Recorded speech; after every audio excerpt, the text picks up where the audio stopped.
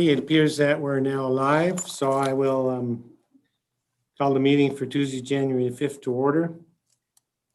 And looking to the agenda, are there any changes or additions to the agenda? No, Mayor Borman, none from administration. Thank you. In which case, I'll move the agenda be approved as presented. Those in favor? Okay, it's approved. We have a public hearing to begin the meeting today, the public hearing on Land Use Bylaw Amendment 2020-29 Tourist Home Density Subdistrict C. And just for those that are taking part here from the public in the public hearing, I'll review the process. Some of you have certainly been involved with public hearings and some may not have been. So given that this is in regards to a motion from Councillor Seeley, there isn't going to be an administrative briefing because the administration is not involved in this item, nor is there an applicant, so there won't be an applicant's presentation. There is an opportunity for questions of clarification, but typically that's aimed at either administration or the applicant. If there are people attending the public hearing that do have a question of clarification around what's on the docket today, then we can certainly try to address that. And then we'll get into the public verbal submissions. And after that, and we have, I think, 12 speakers registered to speak today. Typically at a public hearing, I'll try to alternate between those that are for the issue and those that are opposed, and if there's neutral opinions, mix those in as well. The majority of people registered are speaking in favor. So I'll start off at the beginning of the public verbal submissions by alternating between opposed and in favor. And then once the two who are speaking in opposition have had their say, we'll just run through the list that's been provided for people who are wishing to speak in support. After that, there'll be an opportunity for the municipal clerk to read into the record the names of those who provided public or written submission.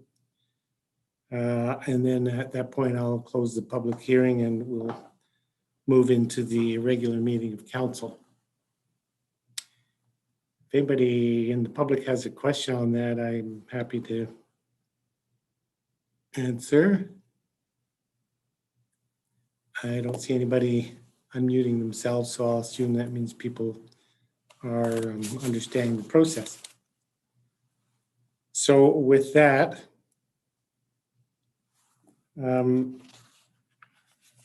I will look for questions of clarification. So is there anybody here from the public who needs some clarification on what council is discussing today? And I see nobody lighting up, so we'll move right into the public verbal submissions then.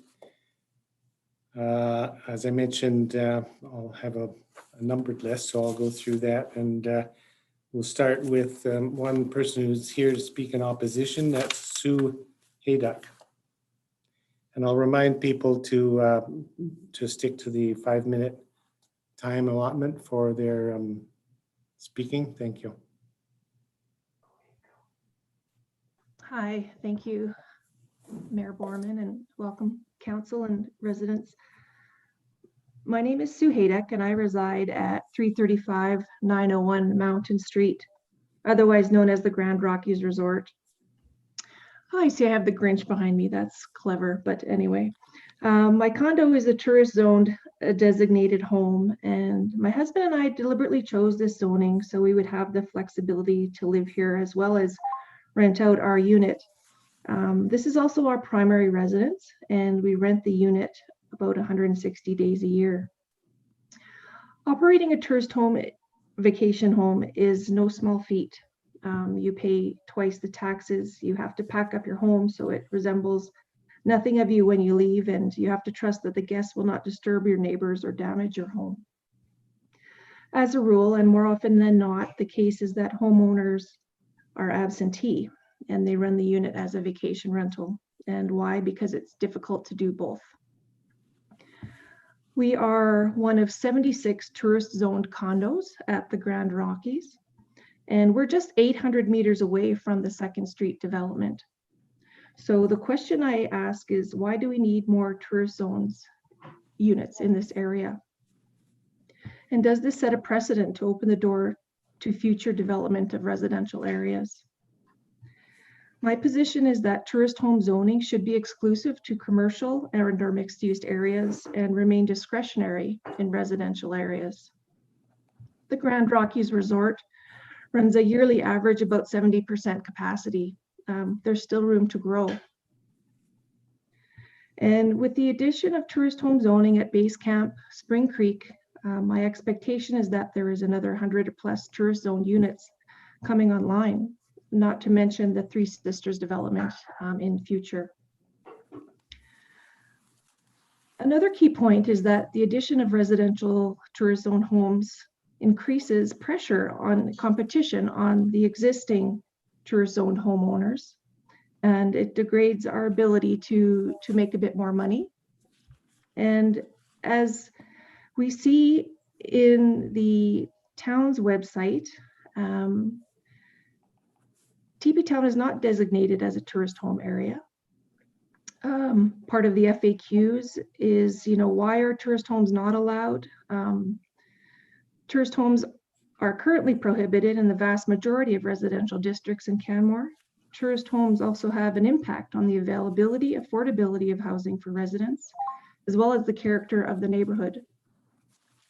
To that point, I live in a building of 200 plus units, and only 15 owners who live here are permanent.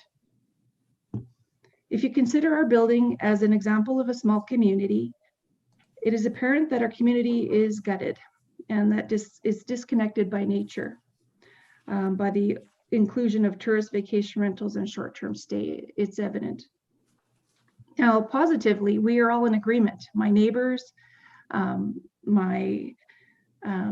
individuals in this building, we all signed the contract to live in this zoning. We understood the lifestyle. We understood that we didn't expect that we would be seeing the same people on a day in, day out basis. Our expectations were clear. I don't think that's the case of TP Town residents and new home buyers purchasing in a residential neighborhood.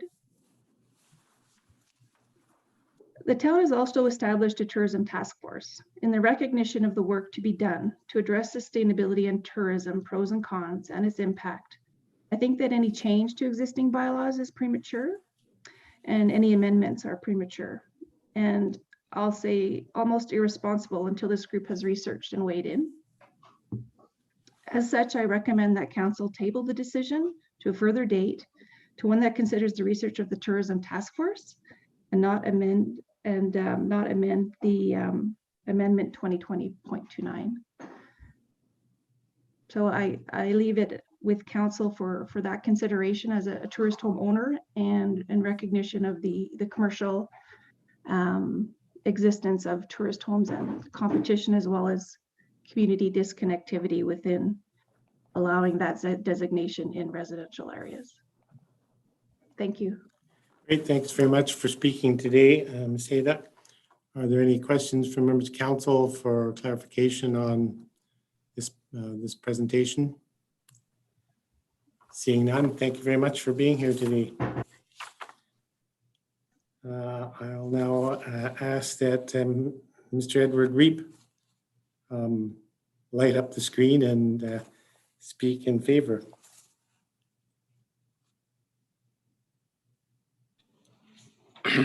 Good morning, Town Council. My name is Edward Reef. I'm a full-time resident on 2nd Ave for 20 years. I support the motion to increase the number of tourist homes for land parcel. 2nd Ave. I also ask that you guys consider the grandfathering in of the existing units that have been zoned for that for the past 15 years. with no restrictions. For the past 20 years, TP Town has been stagnant for development, and the town and task force has worked hard to try to encourage development, redevelopment. The spark in tourist home interest has created a demand for redevelopment in TP Town, and I suggest that we continue to encourage it and not discourage it by taking away and handcuffing and micromanaging. So thank you for listening to me. I live in the midst of tourist homes. I don't have a problem. I think if they're properly managed, there is room on 2nd Ave for more tourist homes. Thank you. Mr. Reep, I just have a question around your what you've just said. You suggested that the existing units be grandfathered in, but I expect to understand that they continue to be permitted use as a legally non-compliant use. So in effect, they're grandfathered in that way. Okay. I'm not sure on the exact details, but my understanding is some of the homes that are to be built along 2nd Ave are going to be, there's going to be some challenges for them to get their tourist home. So Right. Yeah. It's just in the case of those that have been approved and are operating, those are legally non-conforming and will continue to operate on that basis. Councillor Seeley, did you have a question for Mr. Reeb? I did. Mr. Reep, thank you for your presentation. Can you speak on your property? How many tourist homes do you have and how is it working? So we have, I live in a fourplex, one unit. The unit that I live in, we have tourist home zoning. We are full-time residents here, and we rent our home out when we go away on holidays.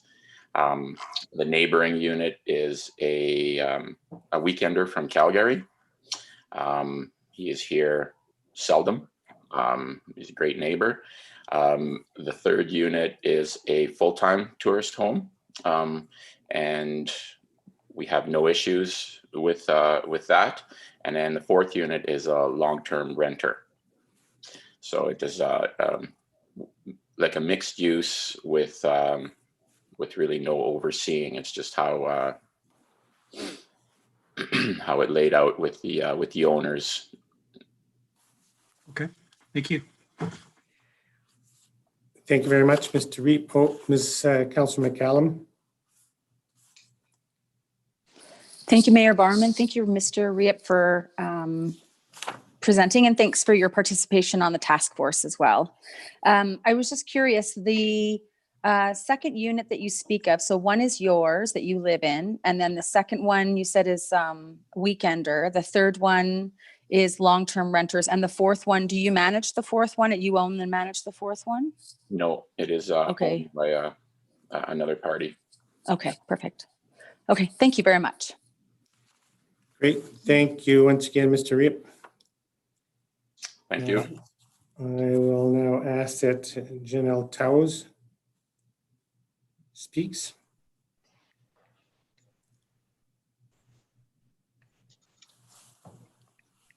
Hello. Good morning. I'm a homeowner on 2nd Avenue, and I'm no stranger to town council. I've been fighting for residential homes on 2nd Avenue since May 2020, when the new ARP came out. I have read the written submissions and talked to a variety of people on this topic, and have come to the realization that this is a lose-lose situation for everyone involved. It is not fair that the property owners in the 14th block 2nd Avenue have to change their plans when they bought property using the old ARP. It is also not fair that I bought in a residential only area to have it be changed into mixed use. We need to reach a compromise, a balance for 2nd Avenue redevelopment. As I see it, this is what the future will probably hold. If we only have one tourist home unit per development, property owners and developers will most likely redevelop the other 3 units to be more expensive townhomes that will entice second homeowners. These properties will sell for probably over $850,000 in order to get back the money they were expected to earn on tourist homes. The same thing could occur if this bylaw is approved, where there are now 2 tourist homes and 2 expensive residential properties on a lot. Both of these situations are missing something very important: entry-level homes. I am sick of seeing families and friends need to leave the valley because of affordability. Most of these people don't want to live in condo apartments anymore. They simply want a home with their own private entrance. In the last 2 years, I've heard of more and more workplaces where people are choosing to commute from Cochrane or Calgary. My own workplace has 2 to 3 people a year commuting from Cochrane, where 5 years ago, we all lived in the Bow Valley. This is the direction that our town is heading in because it is so hard to find entry-level housing. We need to take action to stop this. I propose that council do the following. Get rid of the number focus on tourist homes in the bylaw, because that is not the issue here. The issue is in creating entry-level homes that residents of Canmore that want to settle here can afford. Make tourist homes discretionary based on property owners or developers, providing opportunities for affordable living on their lot. This could look like a variety of situations. You could have 3 units be tourist homes and 1 home be a virtual affordable housing unit. Another way is to have the first floor long-term affordable renters for locals, because short-term rentals don't really need garages, and then have the upper 2 floors be the tourist home with a set of stairs leading to their front door. Another possible way is to have 1 unit be staff accommodations to help our business owners find homes for their staff. There are many ways that we can balance tourist homes and entry-level or affordable rentals if we are creative and think outside the box. In order to do this, we need to look at each property on an individual basis and see how we can balance both.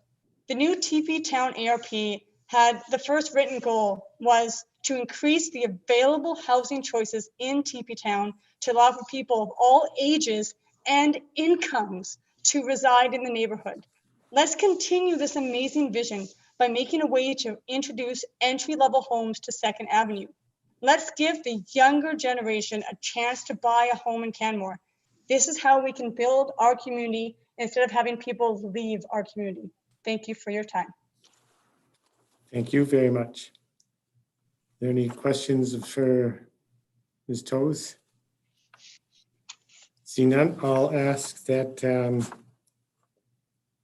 Okay, we'll move to a list of speakers that was provided by McElhaney. The first speaker on that list is Marie McNamee. Your worship, councillors, my name is Myra McNamee. Myra. I'm a planning consultant with McElhaney. Today I'm representing 4 property owners on 2nd Avenue in TP Town. We support the motion to change the tourist home limit from 1 unit per 570 square meters to 50% of the development area. However, we also request that you consider providing an exception to those lots located within the previous sub-district E.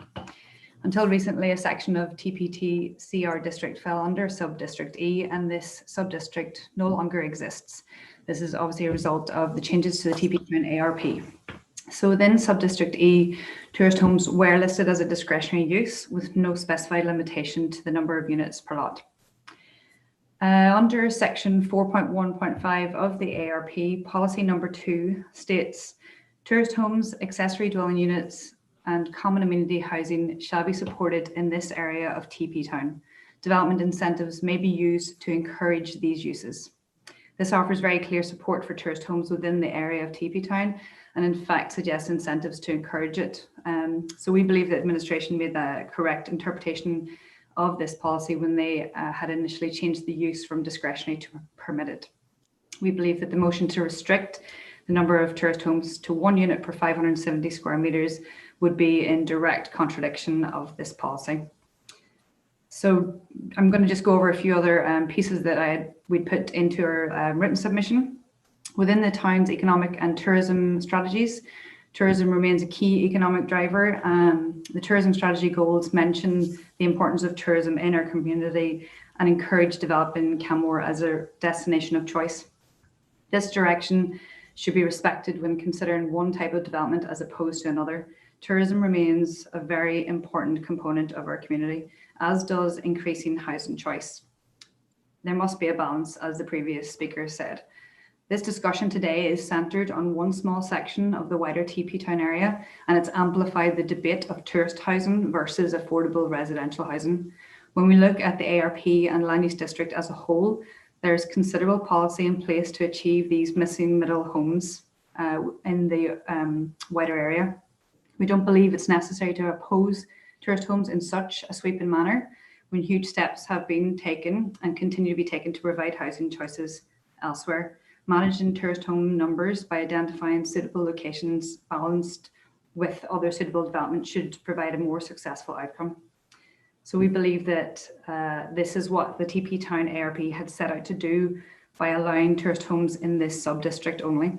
We believe and we ask Council to consider that sub-district C has been identified as the location to allow and provide incentives for tourist homes in balance with the residential nature of the remaining TP Town area.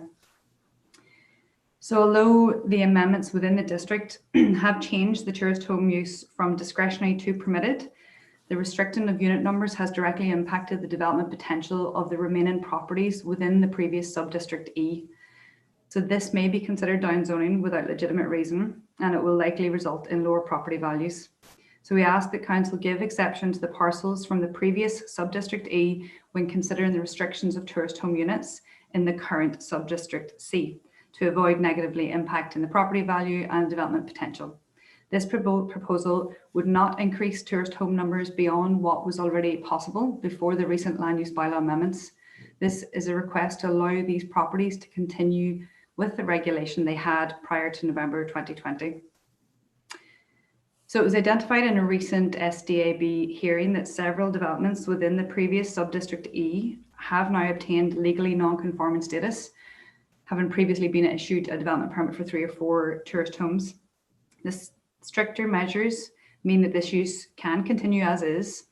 However, there are serious implications for future development. And to paraphrase the MGA, a non-conforming use of part of a building may be extended throughout the building, but the building may not be enlarged or added to, and no structural alterations may be made to it. Further to this, the MGA states that no additional buildings may be constructed on the lot while the non-conforming use continues. So essentially, any property owner wishing to extend, structurally alter their building may not do so while there are non-conforming uses within the building. And additionally, no new development on the lot, for instance, garages or sheds. Our proposed exception to the properties from the old sub-district E would remove these challenges. So to quickly conclude, and this is not a request to increase the unit numbers beyond what was previously possible for these properties. Our recommended wording would help avoid any possible downzoning, non-conformances, and will align the land use district with the policy of the ARP. Thank you. Thank you. So if I understand, you're suggesting making another amendment to change the ARP at this time? Correct. So I'm just going to bring up exactly our wording that we have submitted.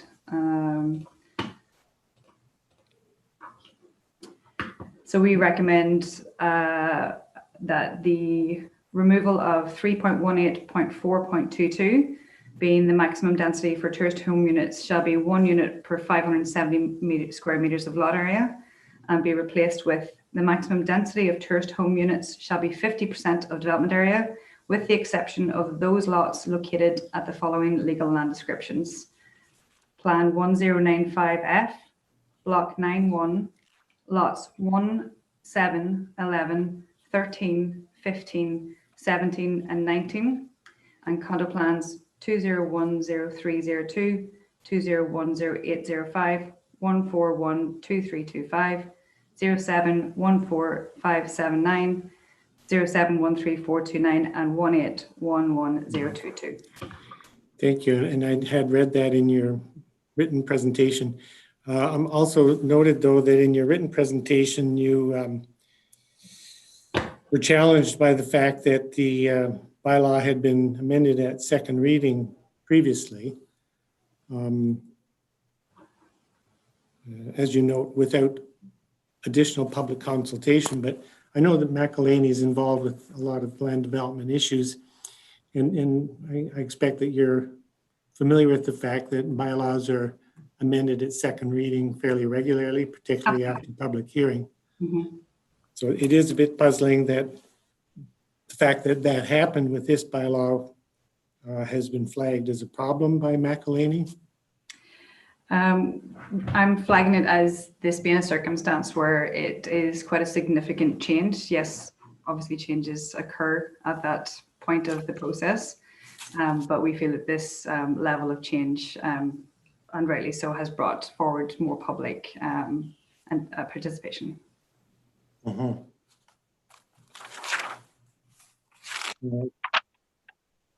Okay, thank you. One other question I have in regards to your written submission. In your closing statement, you suggest that there's been extensive vilification of tourist homes, and that's a pretty strong suggestion to drop. Do you have anything that backs that up? Well, I'm no stranger to social media, and I've, regularly been viewed many conversations on different sites, and this is not a factual piece of information where I can say there's this amount of people for or against it, but it is no secret that tourist homes are not a favorable development. And I myself am currently residing in Ireland, and 3 guesses as to why I left the Bow Valley. But I believe that completely removing tourist homes as a development without providing proper management of it is not the correct way to go. I don't think this is a case for pitting one type of development, I guess, against another. I don't disagree with that, of course. Just in the context of a presentation to council, referencing something that you see on Facebook, clearly council cannot control what people say on Facebook. Mm-hmm. It seems like an odd comment to put in a written presentation at a public hearing. But thank you for speaking. Are there other questions from members of council? Councilor McCallum. Thank you, Mayor Barman, and thank you, Ms. McMamie, for your presentation, which sounds like you're from all the way over the ocean for your presentation. So that's quite a distance to travel. Thank you. Yeah. One silver lining of COVID. Yeah, I can imagine. So I noticed in your submission that you are representing 4 landowners, correct? That's right. And one of the landowners is at 1438 Second Ave.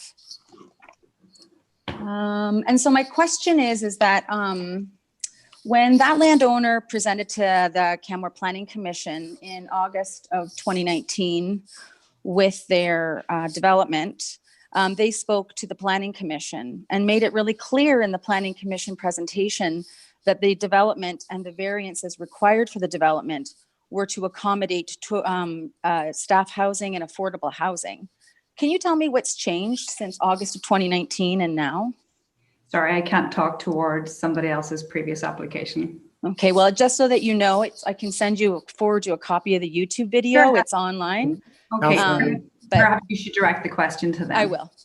I just thought since you were representing them here, you might have represented them. So thank you so much. Thank you. There are other questions this time? Seeing none, thank you very much for being here to speak today. Thank you. And following will be Sylvie Grégoire. C'est le financement. Avant, il faut commencer. C'est à toi. Oh, is it me? Pardonnez-moi. Moi. Sylvie, oui? Yeah. Do you hear me? Yeah. Yes.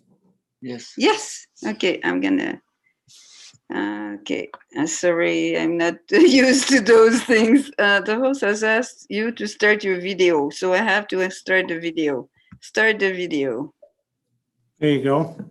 Yeah, I'm there. Yeah. Oh my gosh, I almost have I don't like to present. Well, good morning, Mayor and Councillor. I am happy to be here today to be able to speak of my experience as a long-term residents and business owners in TP Town, and now as a developer for the first time. And yes, I do own the lot that you're just talking about, so you can ask me the question after.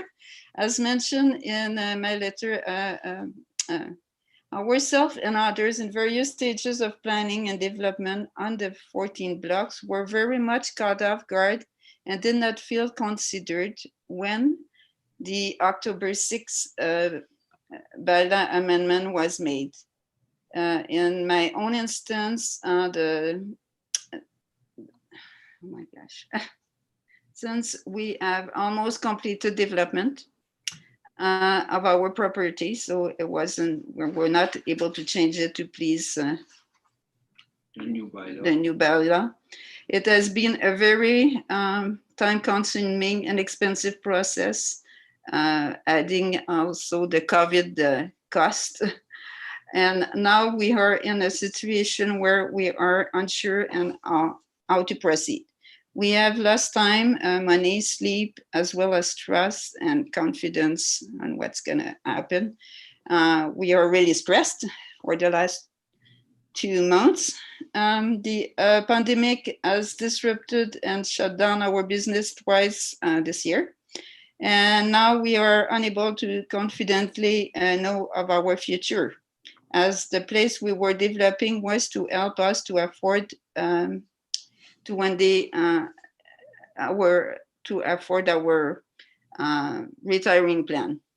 We are Canmore residents and we are business people, and we are proud to be both. I feel that the developer in TP Town have been made out to be especially tourist home as bad investors. I don't know.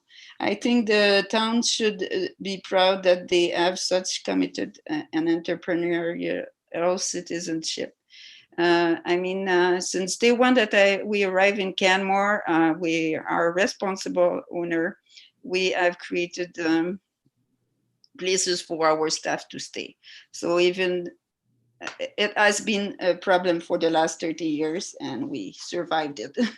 And having lived and paid tax in TP Town for the last 28 years, I did not see much in the way of local improvement during that time. Investment in the area being made by people like us is what we think is driving the improvement now in the streetscape and providing an attractive and welcoming community for residential and visitor alike. The development of Bow Valley Trail has brought amenities to the area, tons of stores, shops, and restaurants, and within walking distance. Residents in TP Town are well served by their location. It's a great place to live. I think unlike other places like Silvertip or Grotto, or other people have to take their cars to get to a restaurant, to go shopping. It is one of the best places in town to live at this time, I believe. I don't know what is more mixed use than what is already in the area and what is closely accessible. I don't think the designation of tourist home will somehow cause business grief or to close, or the contrary will accommodate visitors to help them prosper. I think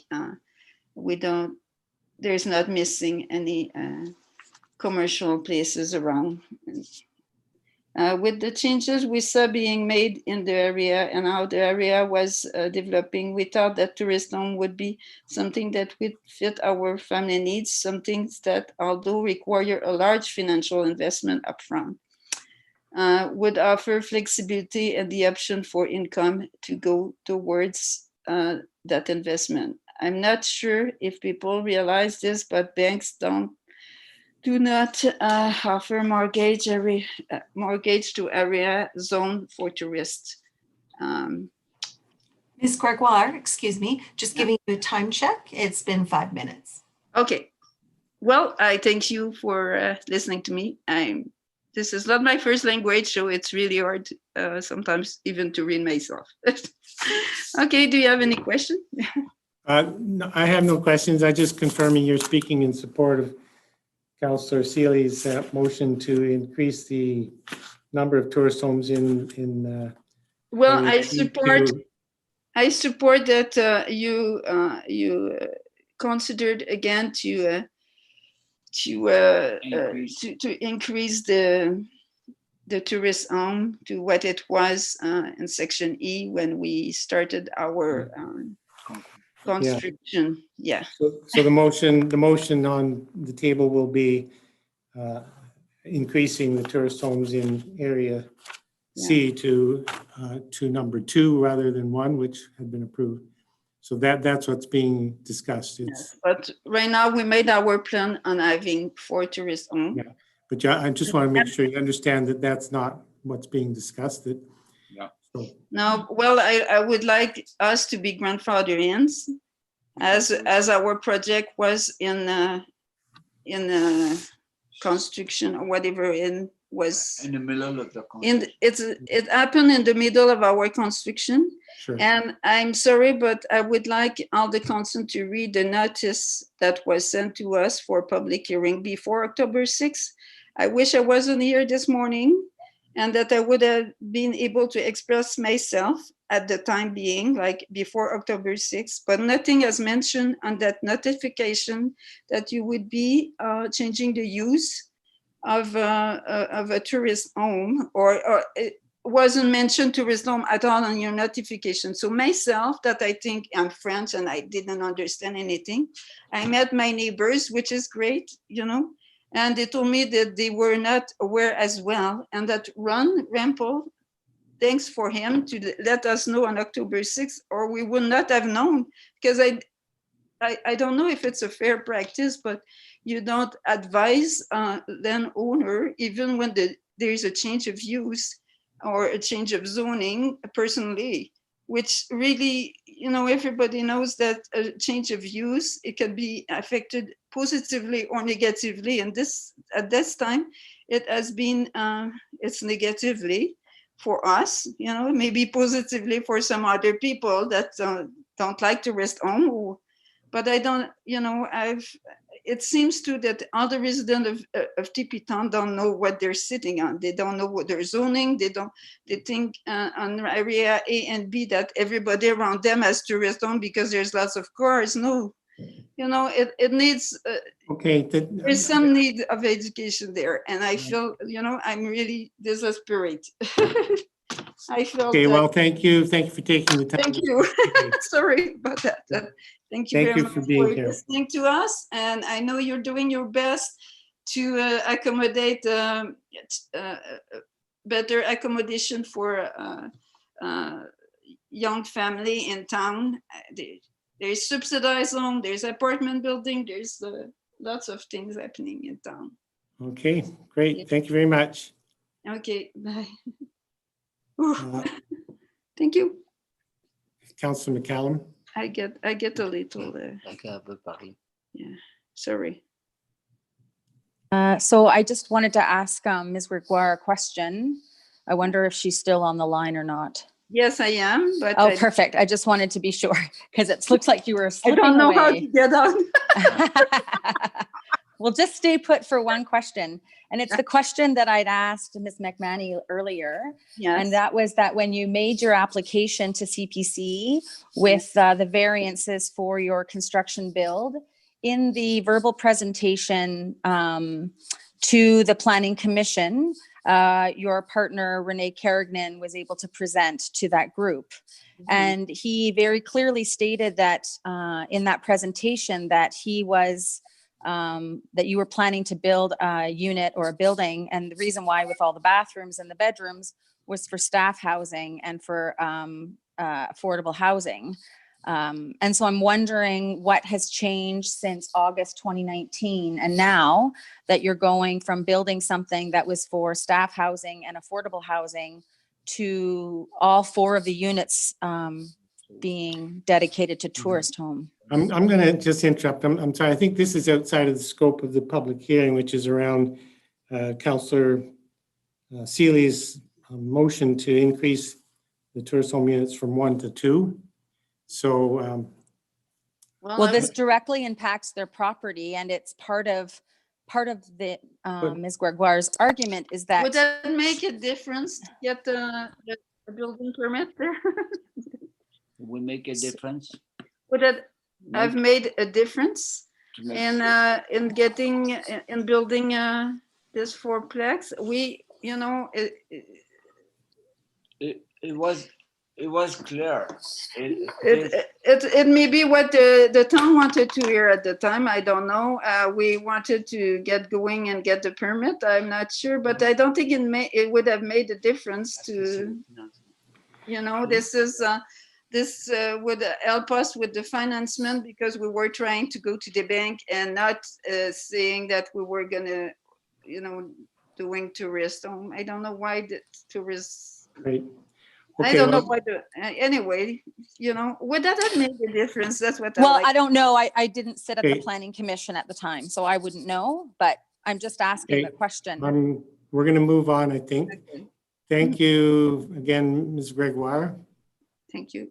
And we'll ask Shannon Carignan, who's here speaking for her father, Renee, I believe, or I think it's Yes. her father. Yeah. Shannon?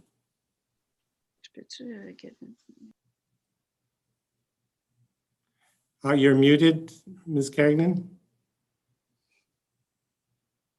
Thank you.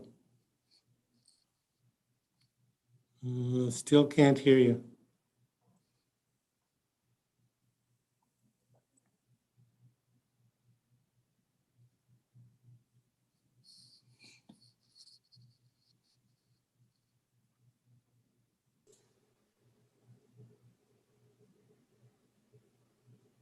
It may be your earphones. You may want to try to unplug them and just speak to the speaker of your laptop. We can't hear you now.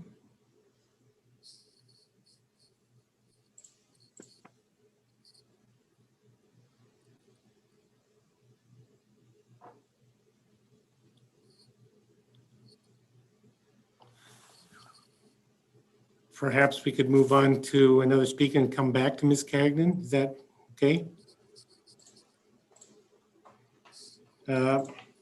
We'll go on to Mike Buhler. Mr. Buhler.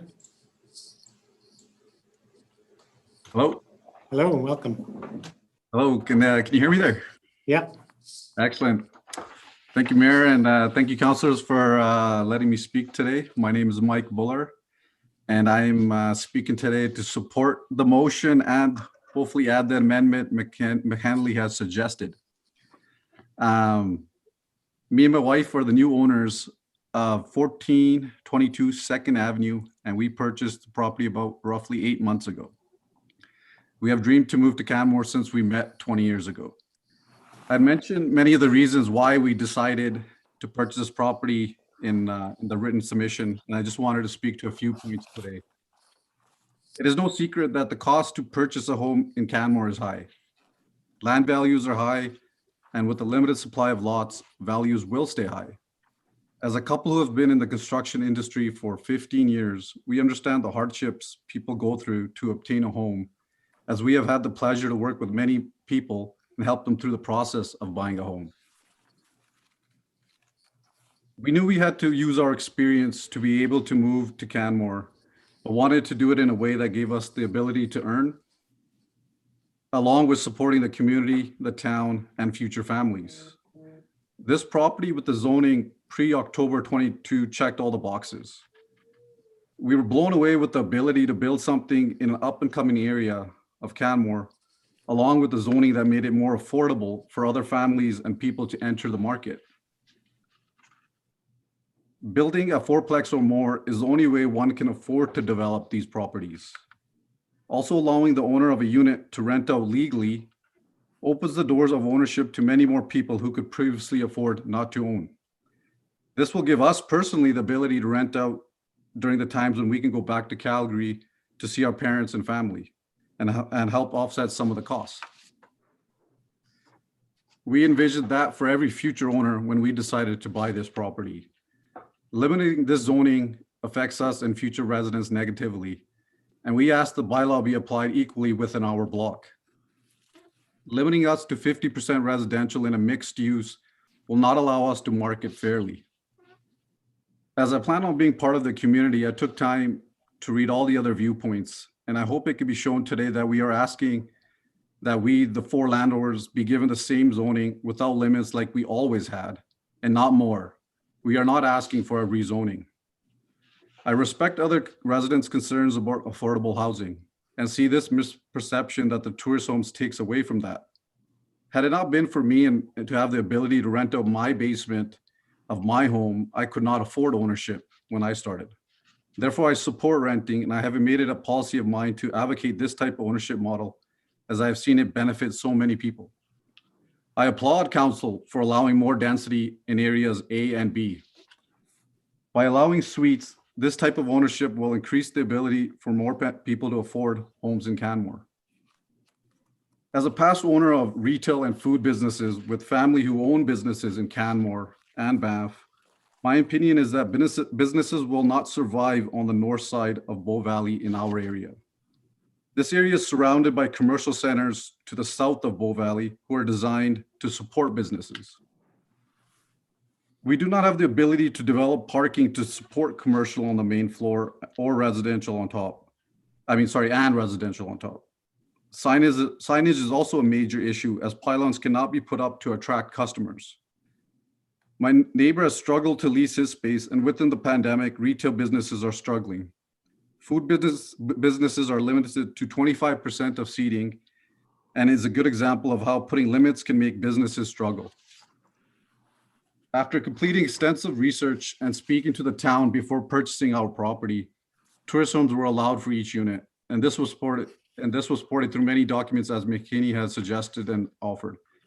But now we have had to put everything on hold, limiting created an outcome of uncertainty. We could not morally look to engage with people without telling them exactly what they would be buying. Till this is figured out, we cannot make plans for development and have to be put on hold. It has been a pleasure meeting many residents and my neighbors, and their support for the town's success is extremely encouraging. I hope you can support our request to change and lift this restriction. Thank you again for letting me speak, and I look forward to meeting you all once we move in. Thank you very much, sir. And I just want to be clear. So what's before council today is only the suggestion or the motion to increase tourist home units from 1 per lot to 2 units. That's all that's going to be discussed today. And the other matters that you and others have included in your presentation would require another process. Okay, thank you. Thanks for being here today. I understand, and our hope is just maybe some language to them or to the amendment could be added, but I understand, and yes, we support the motion. Thank you. Moving down the list, I don't know if Ms. Carrignan's. She's ready to go. Okay, great. We'll hear from Ms. Carrignan now.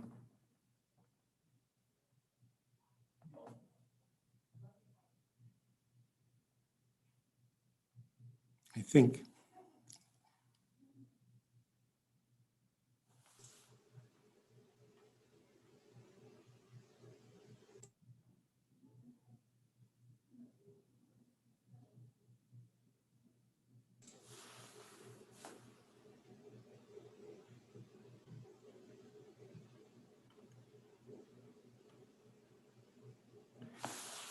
We can see you, but not hear you.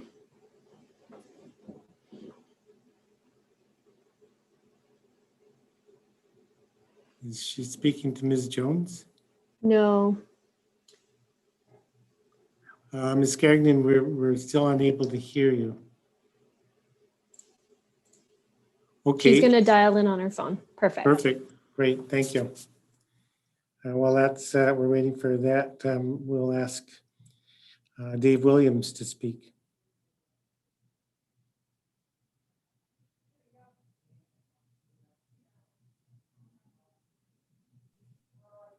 There we go.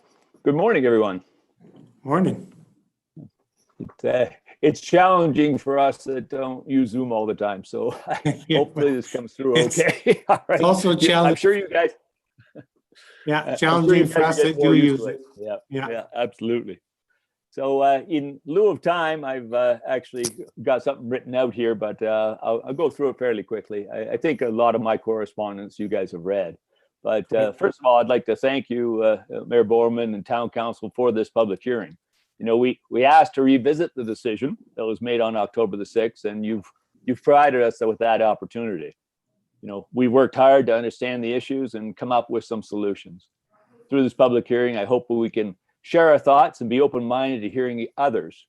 Right? We're looking forward to the new year and an opportunity to finding a solution for 2nd Avenue. I think everyone knows me, but just for those who don't, I'm Dave Williams, and I've lived in Canmore since 1994. So even though it's over 25 years, sometimes I hope to be considered a long-term resident. I know there's others who've been around for longer than I have. I'm presently in the middle of redeveloping 1414 2nd Avenue, which I purchased, and I lived in the house back in 1997. So I've had it for quite some time. I was active participant in the development of the previous ARP, and that was completed in 2004. And around that time, I was also involved in the vacation rental business. You know, I'm very familiar with Teepee Town, the tourist home business, and long-term property rental. And I also am getting to know a little bit about property development. Okay? The redevelopment of 1414 was started back in 2018. When I inquired to the town about how the new ARP and land use bylaw would potentially change and how that would affect the direction of the design of the new building that we were looking at. I could talk about how difficult that process has been and how it's affected my situation, but I don't think that's the best use of our time today because you guys have got that in writing.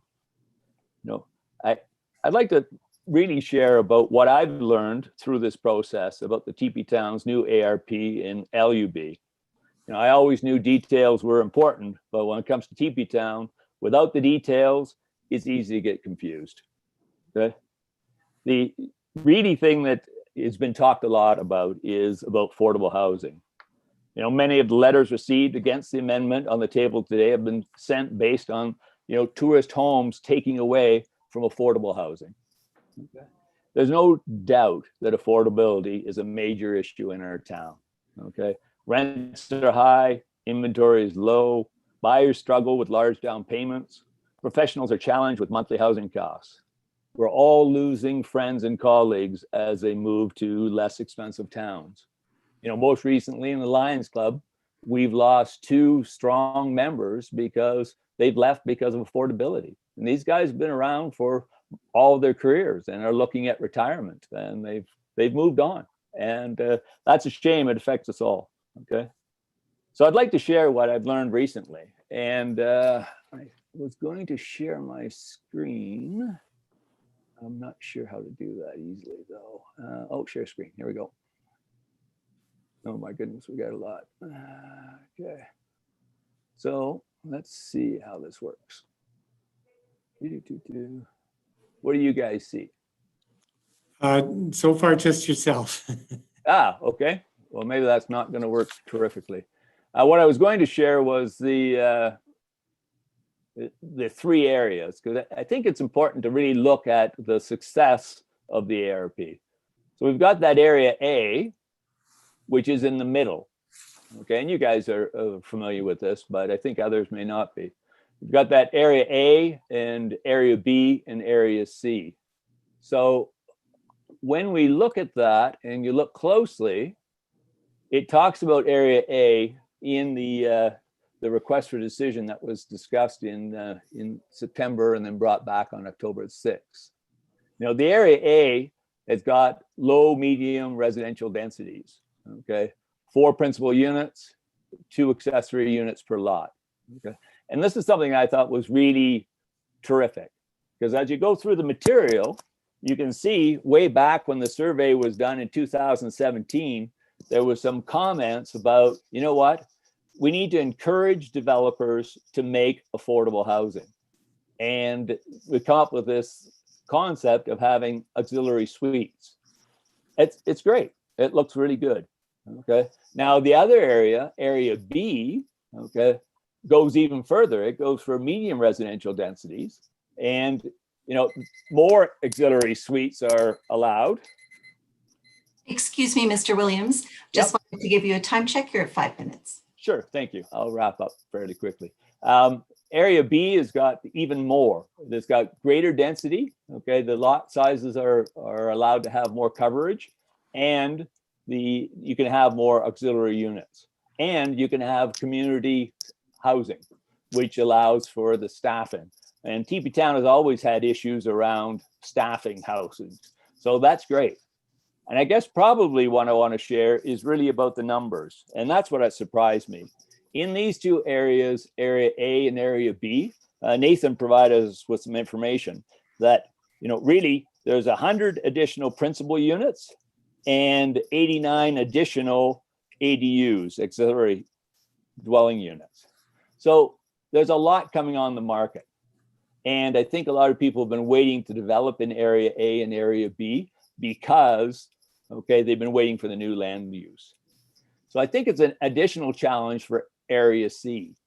For us to build things that have residential as the focus, we're going to be in competition with area A and area B, and we're really not that suited for it.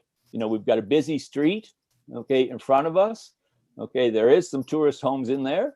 There really is a challenge with getting that sense of community. So it's difficult. So I think in some ways, area C is designed for the mixed use. Some of those areas down at the other end of the 1200 block are residential. They remain residential because they're good houses, but let's not stagnate the opportunity for the development to make it a better gateway to the community. So thanks, and looking forward to working to find a good solution. I support the McElhaney amendment to the motion that's on the table. Great. Thank you very much. And again, to be clear, McElhaney can't make an amendment to the council motion. So, but thank you very much for being here and presenting your perspective. Okay. Happy for questions. I have no questions and I see none. Thank you very much, Mr. Williams. Wade Downer is on the list next. Mr. Downer. Good morning. Can everybody? Yeah, you're good. Good to go. Oh, good. Well, good morning, Mr. Mayor and Council. And thanks, Rob Seeley, for putting this motion forward. I'm in support of the motion for 2 units or 50% for the existing lots in this area. I'm just sort of happy that the other owners are coming to the table being solution-minded. Not everybody has the same opinion, but everybody seems to be solution-minded. I think at the end of the day, for myself, I would just like have the option to have tourist homes there. Whether I use it or not, I think that should be a decision that will come out, in the next couple of years as we develop that property.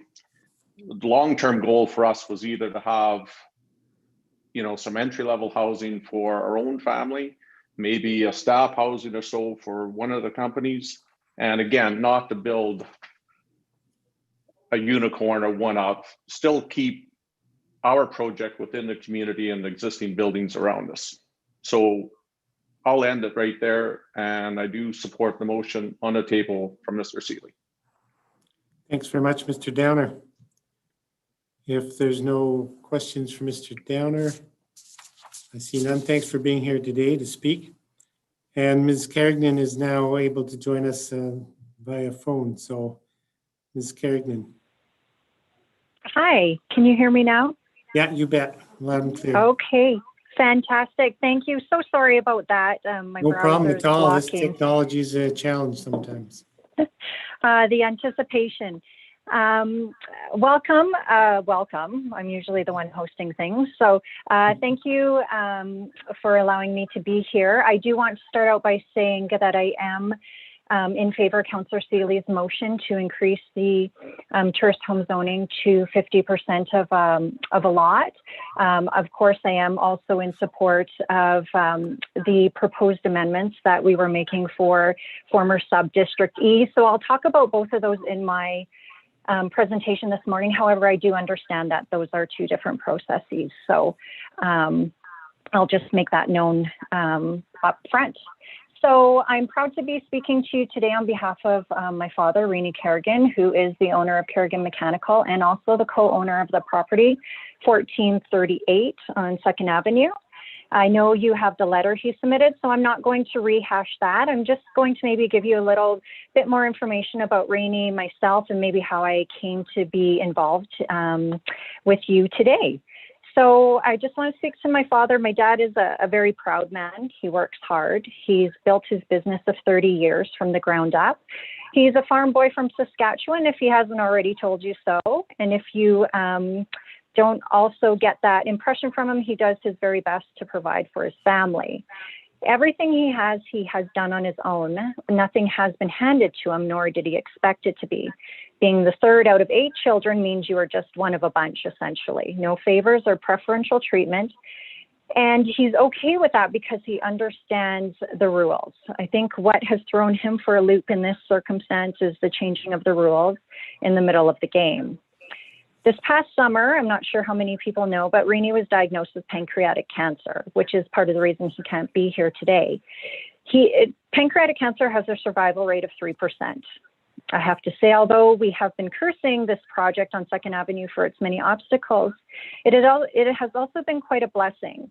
Because of the tens of thousands of dollars required for asbestos abatement to take down the existing bungalow to redevelop, he decided to get his lungs checked. Noting that he'd been working on job sites since the 70s, it gave him pause to consider the seriousness of such a material. However, when they did do an x-ray on his lungs, what they found instead was a tumor on his pancreas. That was in August. In September, he had surgery where they not only removed the tumor, but his spleen as well. So welcome to a pandemic with no immune system. While he was recovering from surgery and getting all his immunizations and working out a chemo treatment that didn't wipe him out, this restriction of 1 tourist home per property was put into place. And that's when he reached out to me. My dad's never asked for anything more from me other than helping to pick a gift out for my mother. So when he reached out for help, I decided to carry that ball.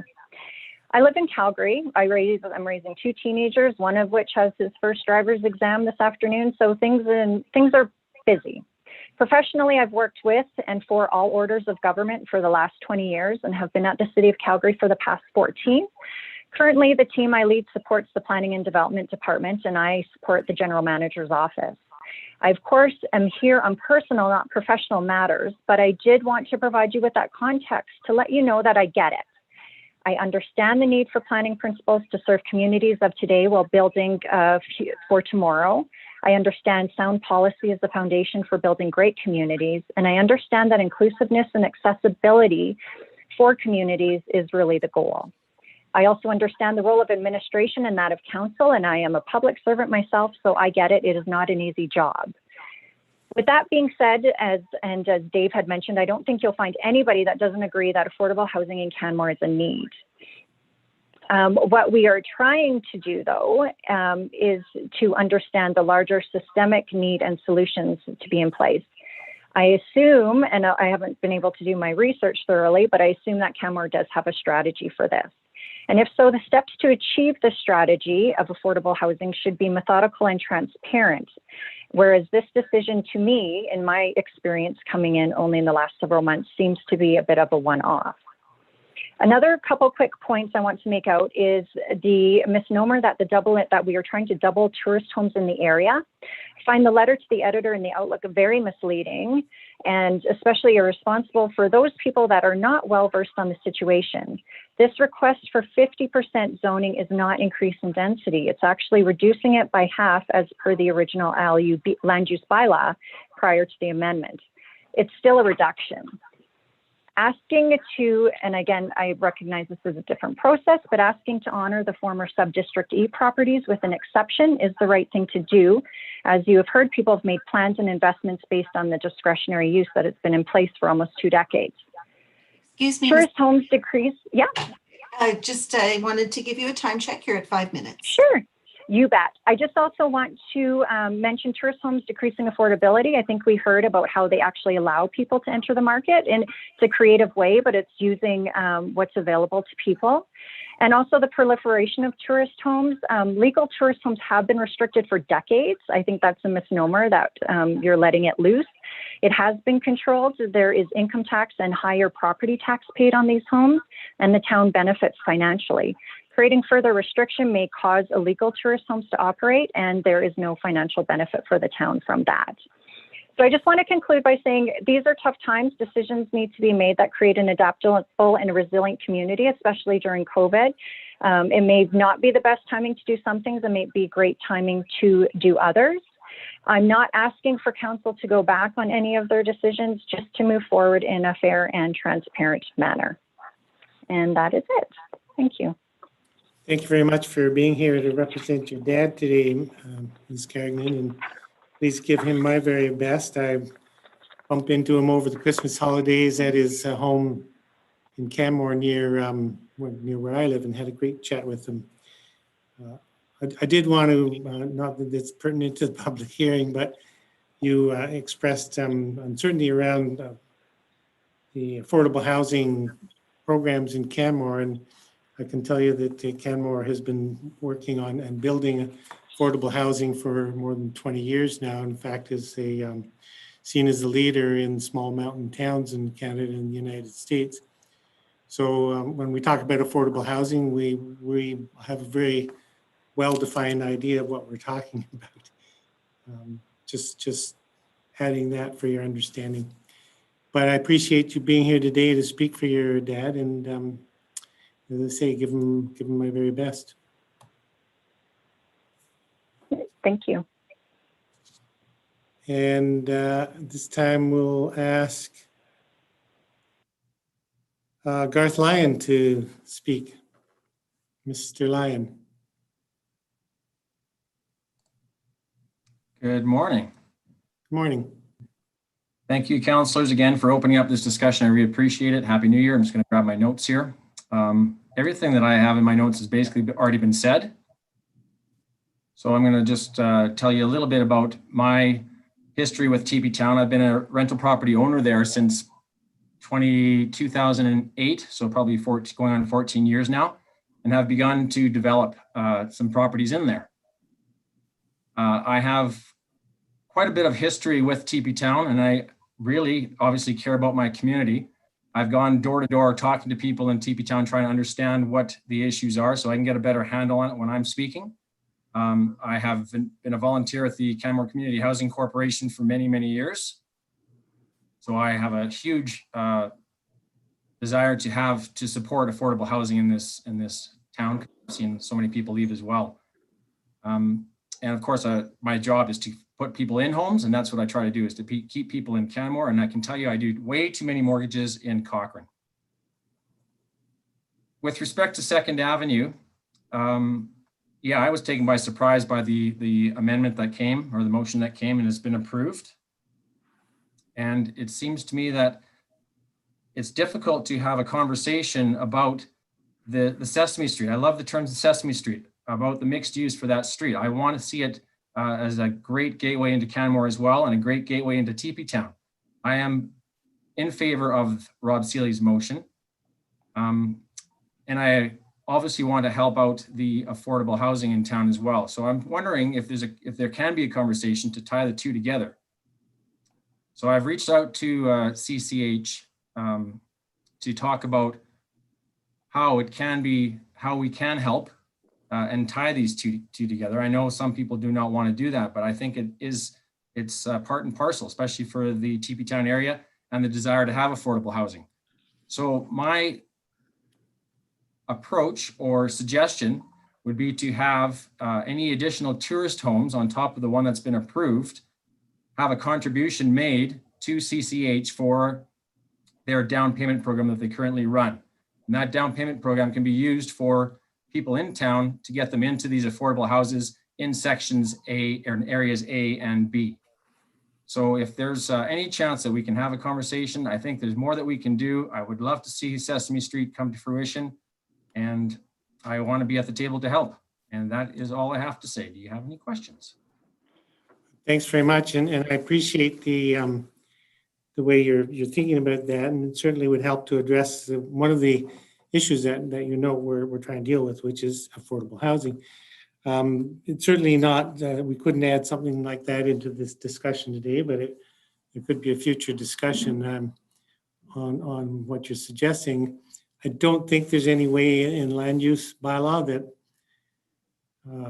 municipality can force a builder to contribute funding to program like CCHC, but there may be other ways in which we can explore basically what you're looking for, which is some contribution towards PAH or affordable housing. It can't be part of the discussion around Councillor Seeley's motion, but it could certainly form a future discussion. So thank you for bringing that forward, putting it on the table. Thanks for all your work. If there's no questions for Mr. Lyon, we'll move on to lucky 11, Mr. Rempel from Boda.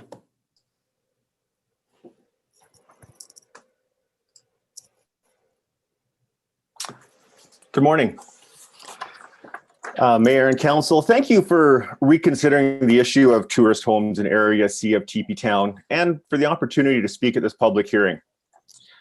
As you know, my name is Ron Rempel, and I am the Executive Director of Bow Valley Builders and Developers Association, BODA.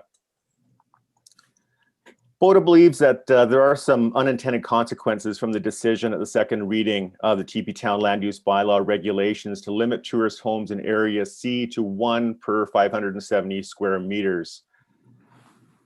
As you know, the updating and revising of the TP Town ARP and LUB have taken many years. And so I really do want to thank you for reopening this discussion, reconsidering this change in an effort to make sure that you get it right. So thank you for doing that. BODA issued a letter to Town Council on October 15th, indicating our concerns with the decision, which included that one, other options to limit tourist homes along 2nd Avenue may not have been considered or vetted by administration. And two, that property owners on 2nd Avenue who had previously been allowed to have tourist homes as a discretionary use suddenly had their properties downzoned without any notice or really without any expectation that that was what was going to happen. At that time, BODA made a couple of recommendations for your consideration. However, we feel that the recommendations put forward today by McElhenney Consulting meet the needs of the community and the impacted property owners. In short, we think it's a good compromise. While it has become evident that council was made aware in advance of the amendment that was passed at second reading, the industry, the public, the impacted property owners were taken by surprise.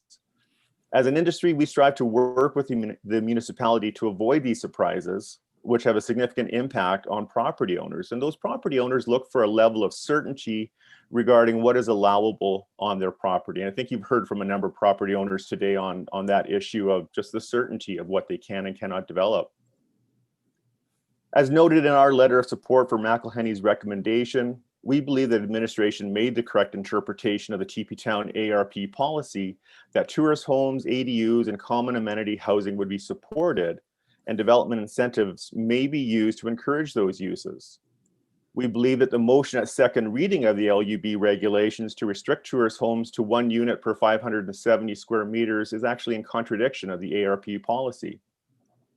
Rather than encouraging the uses as the ARP recommends, the LUB regulation actually downzoned a number of properties and placed the remaining properties in the old Section E of TP Town in a legal non-conforming status, which further restricts them, as Myra has noted. We believe these are unintended consequences of the amendment made at second reading.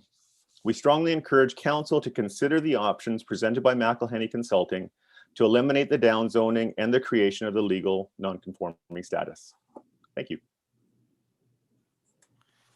Thank you, Mr. Rempel. I won't bother repeating what I've said to previous speakers, that of course McElhaney doesn't have the opportunity to propose an amendment to council motion, but certainly members of council could pick up on that and see where it goes.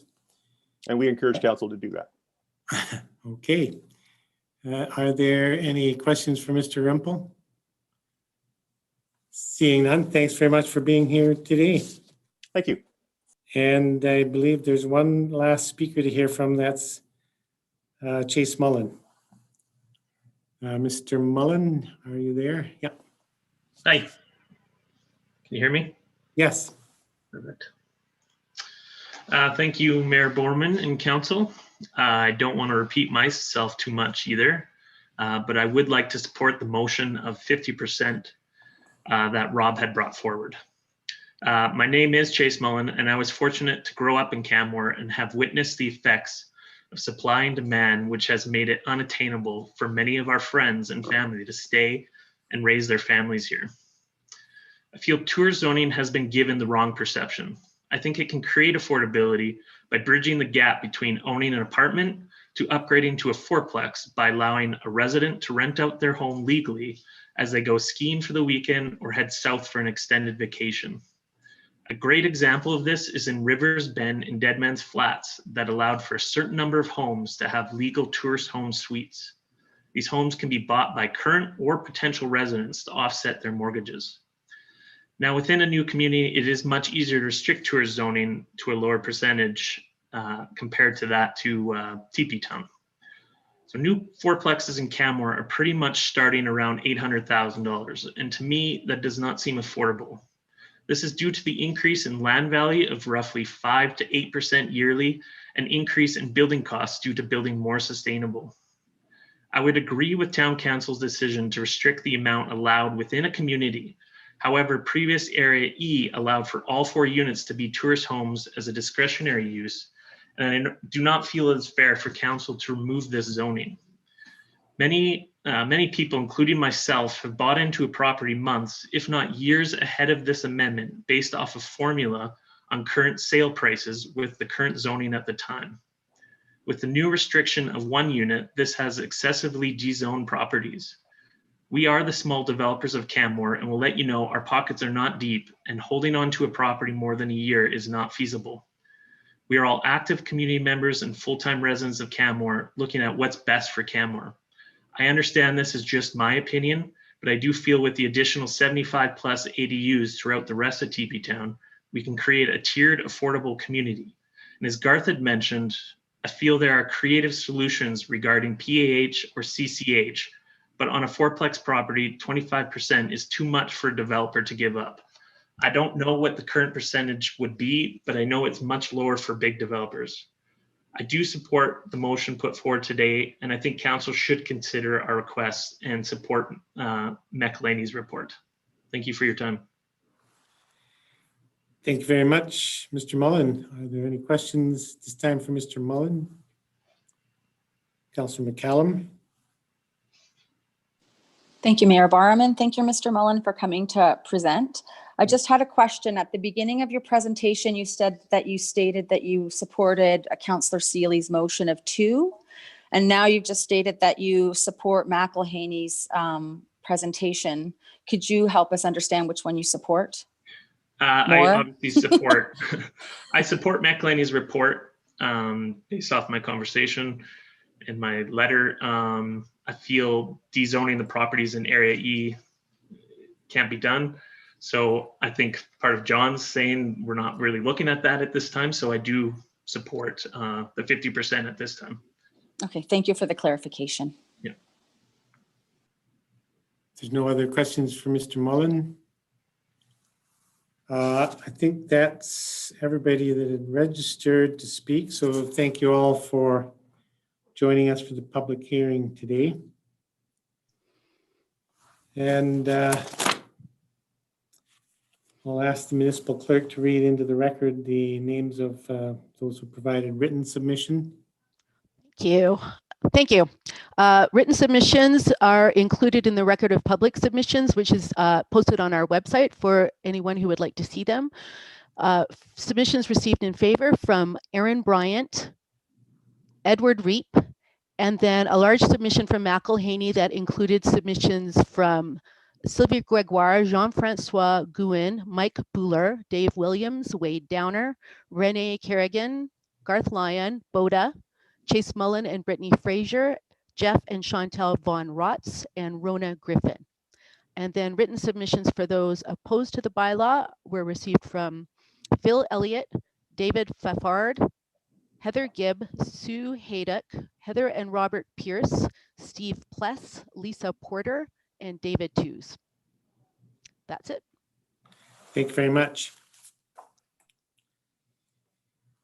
There won't be any final administrative comments. So at this time, I will close the public hearing and thank everybody once again for. Mayor Bowman, can I ask some questions of administration, just some clarification about the non-conforming use? Okay. You won't wait for your own presentation in about 10 minutes. No, I just wanted to clarify what it meant so I could prepare for that. So I think Ms. Miller would be a good one to answer. Just what about the legal non-conforming uses is not ideal zoning? So can you, I guess, speak to a scenario, illegal non-conforming, if one person owns it and sells it, what happens? I just want to understand what this non-conforming zoning might lead to in the future. Ms. Miller? Thank you, Mr. Mayor. So the question is, if someone were to sell a property that currently has a tourist home approved on it, if they would be allowed to continue that use after the sale, so the new owner would be able to continue that use? Is that the question? Well, I guess I'm trying to understand non-conforming. It's obviously not ideal. So if someone has, say there's a property has 4 units, who gets the conforming unit? And then if it is sold and the purchaser decides they don't want the tourist home designation, how cloudy can that get in the future? Does it stay with the property, or will it flip over after a certain amount of time and then they're not zoned for tourist home zoning anymore? Okay. I just want to confirm, can you hear me clearly? Yes. I can. Okay.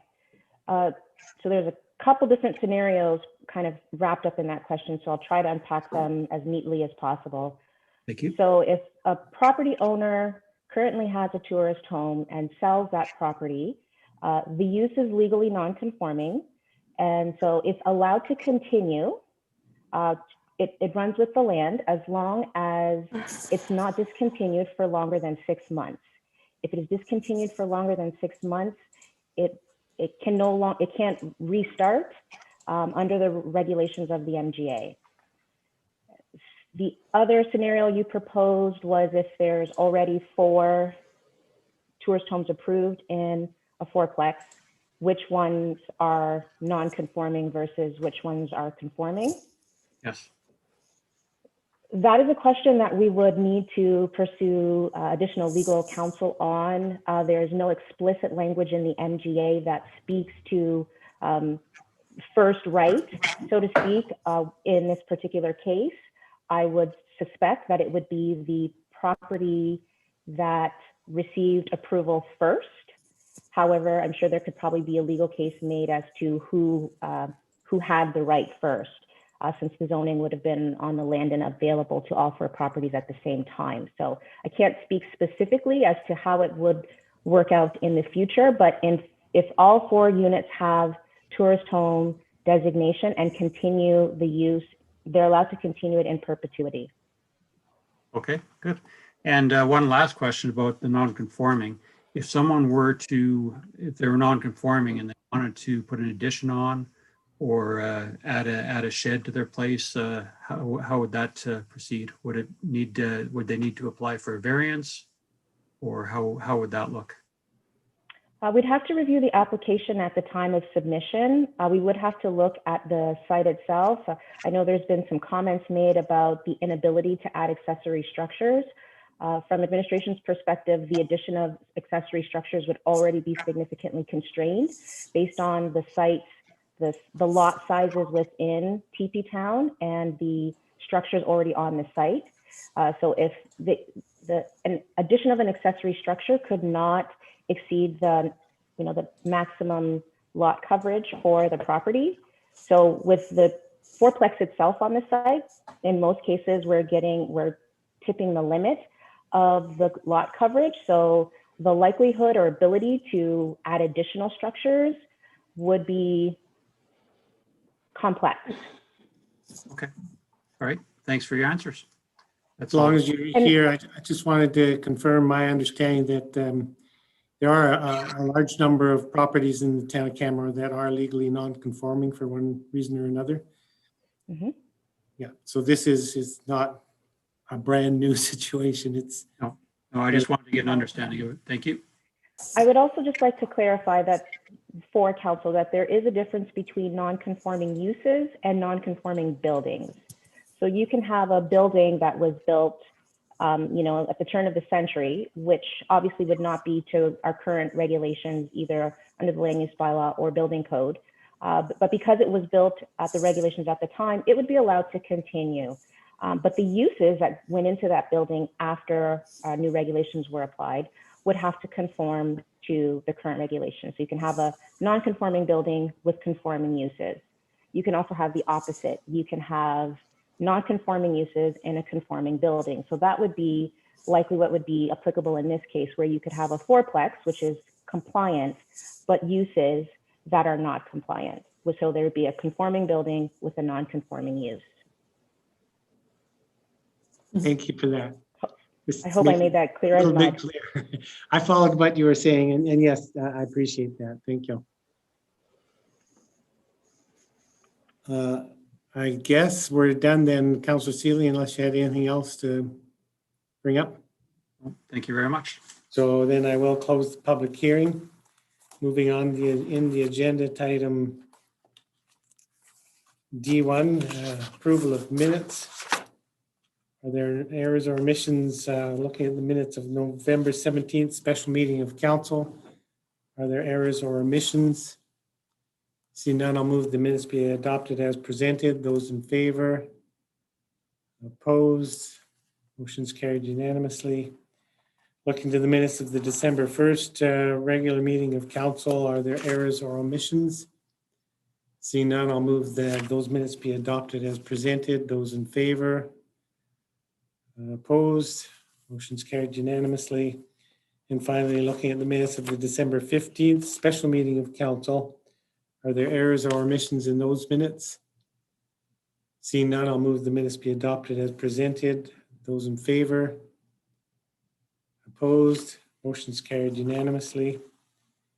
Moving on then to Councillor Seeley's report, item G1, the land use bylaw amendment 2020-29 tourist home density sub-district C. Councillor Seeley, would you speak to your report and request? Would you like me to put the motion on the table? Or just speak to it? Just speak to it, right? Well, I'll speak to it, and then once we've done had the discussion, you can put your motion on the table. Okay. All right. So thanks for everyone for your input today, the submissions, and to this important land use bylaw. Area C of TP Town is well situated for visitor accommodation. The 2020 TP Town ARP states that the purpose of this district is to create a mixed-use area that accommodates a range of residential development and higher density, as well as small-scale commercial developments that meet both the local and visitor needs. Given the tremendous work done on the ARP and feedback today on the new proposed bylaw, we have better information. Fronting Bow Valley Trail and the visitor accommodation area, tourist home zoning is appropriate.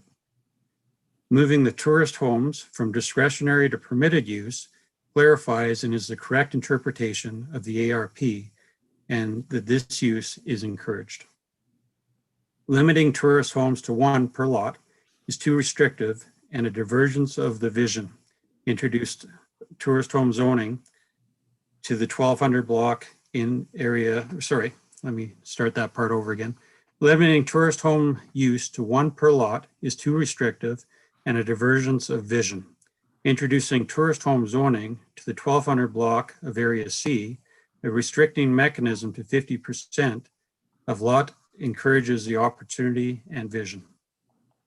I'm asking my colleagues to support this bylaw and inspire development and creative, attractive product to this important community gateway.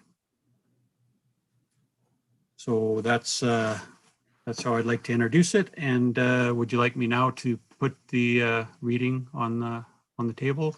Well, if there's questions regarding the body of your report, then we'll deal with those now. I do have a question. Sure. So there's been quite a bit of discussion, certainly through the public hearing, about the possibility that a tourist home unit could be seen as affordable housing for young family in town of Canmore. Could you speak to that and tell me how you, or A, if you support that suggestion, and B, how it would be that you would see a tourist home unit as being affordable housing for young families? Well, a lot of young families spoke today at the public hearing, and they are their own property, and they're suggesting that it will work, that they could purchase a place, a tourist home, and go skiing or go away for a holiday and support that. So it does have some good potential, I think. So Councillor, I'm curious, because I honestly don't know what the price point is for a tourist home unit. Could you do you have a ballpark on that you could share? I don't know. I would think it would be 700, 800,000, somewhere in there. For a tourist home unit? For a tourist home unit, for a fourplex, but I don't know. Okay.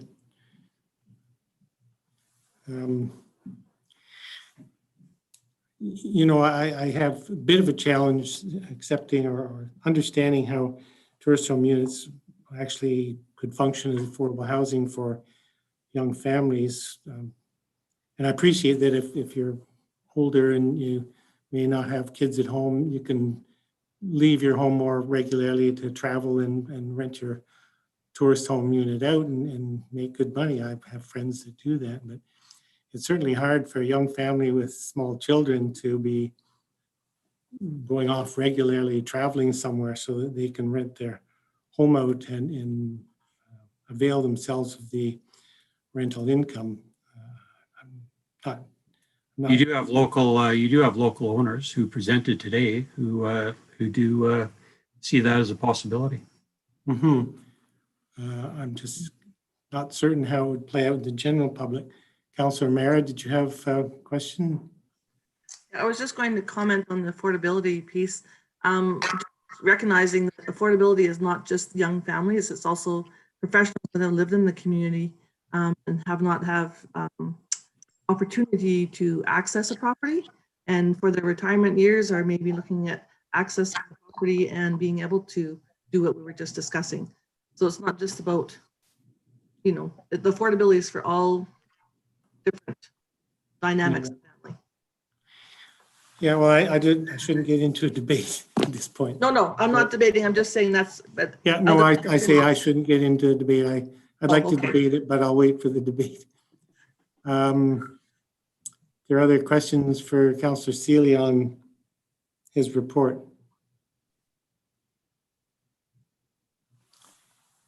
Councillor McCallum. Thank you, Mayor Barman, and thank you, Councillor Seeley. I'm just curious if you actually just wanted to clarify something within your report. You state that TP Town is the gateway into Canmore, And an actual fact in the Bow Valley Trail ARP, the northern, or sorry, the western end of Bow Valley Trail, where the Visitor Information Center is actually included in our statutory documents as the gateway to Canmore. TP Town is actually excluded from commercial development in any of our MDP maps as well. So I just don't know if you had a chance to look at the Bow Valley Trail ARP or read I'm it aware before, of that. but- okay. My statement is it's a community gateway. It is, Oh. it's a gateway. To TP Town itself. The gateway to Canmore. Yeah. I never.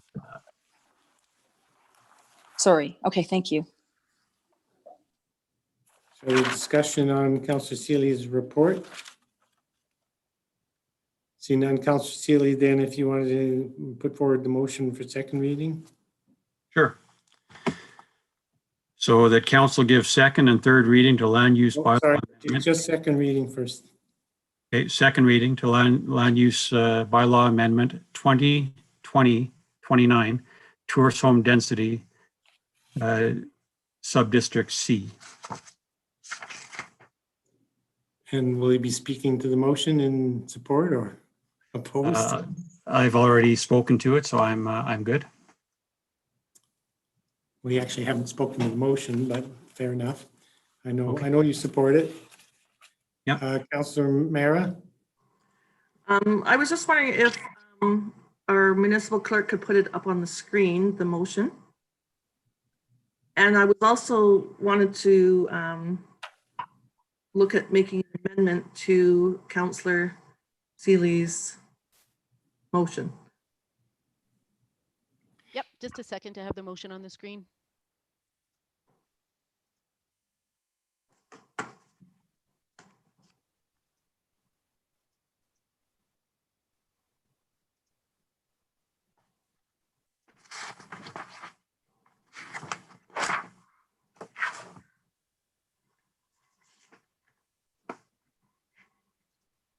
I'm sorry, I've got it wrong.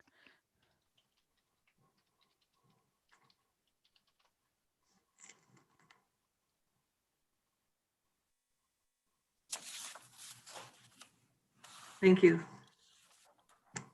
I would like to speak in support of Councillor Seeley's motion, but I would like to add, just for the reason, exception for properties located in block 14, which I'll just read out to you. Would you like to list it as block 14, or would you like the plan and lot numbers? 1400, I guess it would be. Well, should be as accurate and specific as So, possible. okay, I would put it as properties located with a description of Plan 1095F, Block 91, lots 1, 7, 11, 13, 15, 17, and 19, including condo plans 201-0302, 201-10805, Oh, sorry. What was the second one? 201-0302, which you have correct. Oh, yeah. Second one is 201-0805. 141-2325, 0171459, 714579. Yep. and 0713429, and 181-1022. And I'll speak to that if that's okay, Mayor Borman. Yes. Okay, and the reason for the addition to this amendment is that these parties have gone through discretionary use, permitted use, and now that would not limit the units numbers for tourist zoning. And now they have been, in my opinion, and from what I've heard, limited to 1 or possibly 2 units, that will impair their already process of building and zoning and plans that are into the town. I think this is a good compromise for this area, and I'll leave it at that because I support everything that Councillor Seeley has already done in the previous part of the motion amendment. So the amending motion, of course, you appreciate that if the primary motion should fail, then your intent to make a change as you've described would also fail. Correct. So it's tied to the main motion. Just a possibility that if it was a separate motion, okay, then one motion could pass and the other could fail. Okay. But so I could make it a separate motion then? you could, I believe. I would prefer that, Councillor Mayor. Okay, I'll make that a separate motion.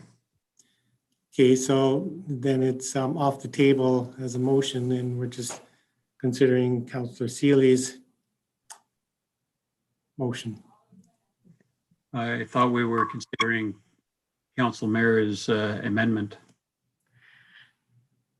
And Councillor Mayor, did you want to put that forward as an amending motion or as a separate motion? I'll put it forward as a motion. Pardon me? I will put it forward as a motion. Separate motion to this one. Correct. Right, so Sorry, that Mayor would be, Borman, So does it go? hold on, Ms. Hyde. Thank you. I just wanted a little clarification. So you would be giving second reading to the land use bylaw and then making another motion for really the only thing on the table is second and potentially third reading. That's correct. So I'm a little confused about what we're doing. So am I, to be perfectly honest. So there's motion for second reading of the land use bylaw amendment. And Councillor Mayor, you want to? Well, I think they go hand in hand. So I would maybe I will stick with my original. Adding to Councillor Seeley's motion, if that's all right with him. Sorry to cause confusion. Mayor Okay, Borman, so, yes. perhaps I can assist. If you, can I? Yes. Make a comment? Okay. So on the table is bylaw 2020-29, right? Yep. So what Councillor Mara is wishing to do is to amend that bylaw, not amend Councillor Seeley's motion.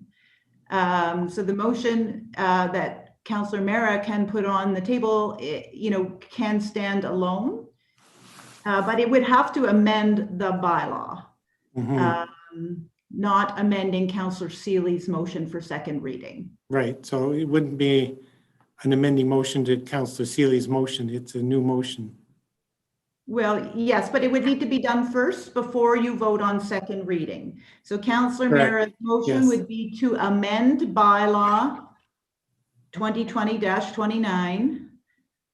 Yeah, I think that was the point I was trying to make. It doesn't work as an amendment to Councillor Okay. Seeley's motion for second reading. Okay. So this works for me. And then if I could just ask further clarification on Councillor Mara's motion, is the exception, what is the exception you're requesting? Is it accepting out of the 50?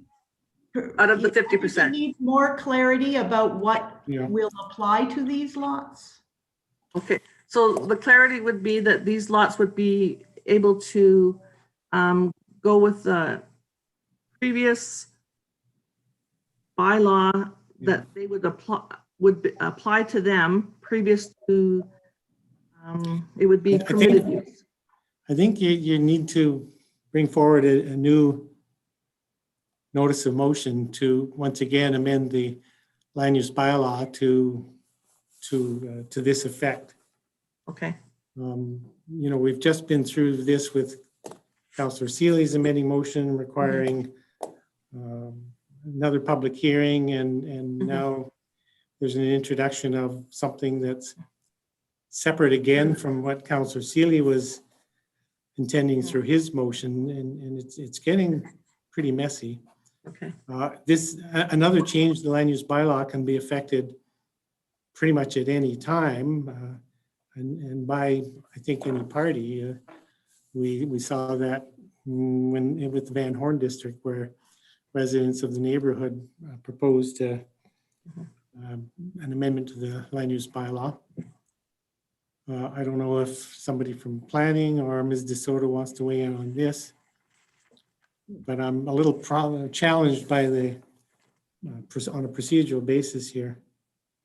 Well, I'll speak first, and then certainly if Ms. Smithers or Ms. Miller would like to add in. If council believes that you are responding to what you've heard at the public hearing today with this amendment, then I think it is a reasonable amendment to put forward. But I'll let others speak to that if they have any concerns.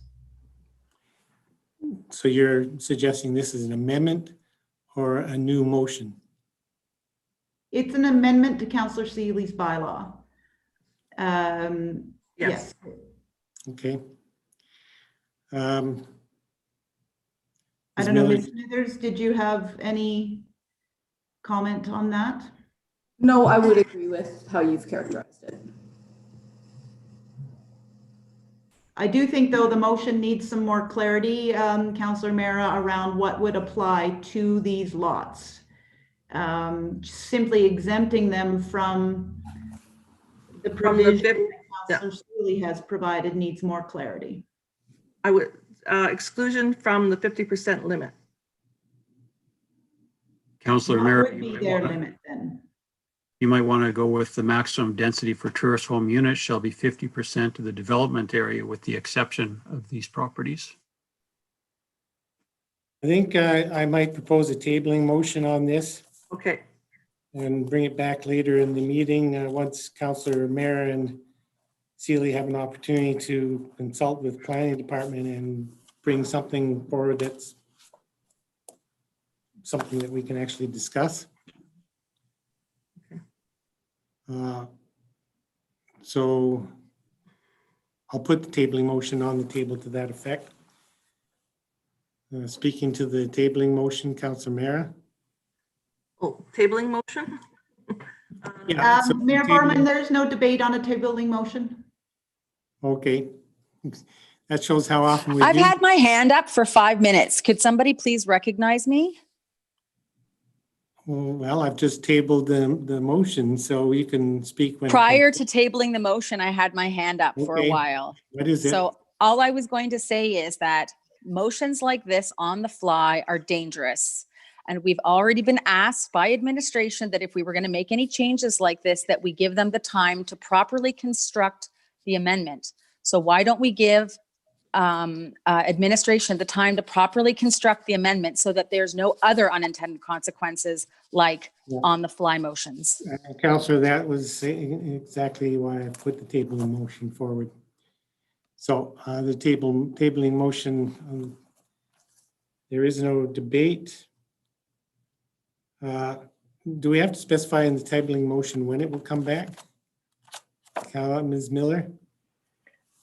I have just a clarifying question since the motion is being tabled. Can Councillor Mera please provide us with some greater clarity on, as Mr. Soto was referring to, what exemptions you're looking to apply or not apply to those properties? And I would suggest that Councillor Mera speak with you over the first break or the lunch break so that this could come back after lunch break with clarity.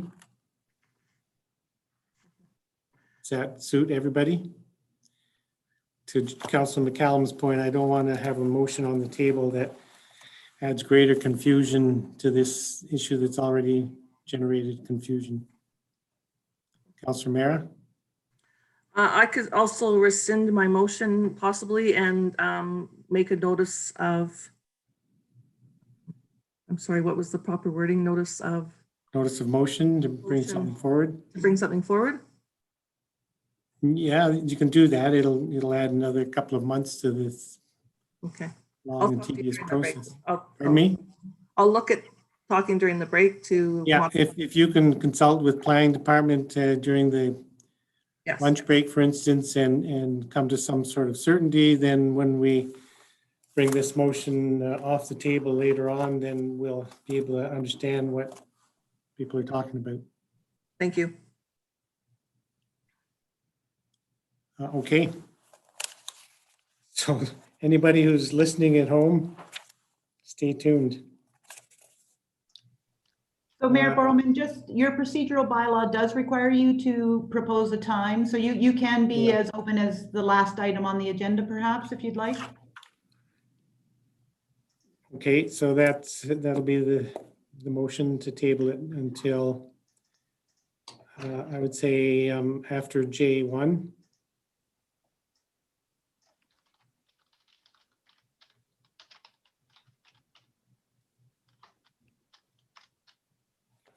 Is there a vote on that motion required? Yes. Yeah, so I'll call the question. Those in favor? Opposed? I think that was unanimous support. Moving on then to item G2, the revised land use bylaw amendment 2020-16 omnibus bylaw. Mr. Henry. Great, thank you, Mayor Borman. Happy New Year, everybody. Happy New Year. Okay.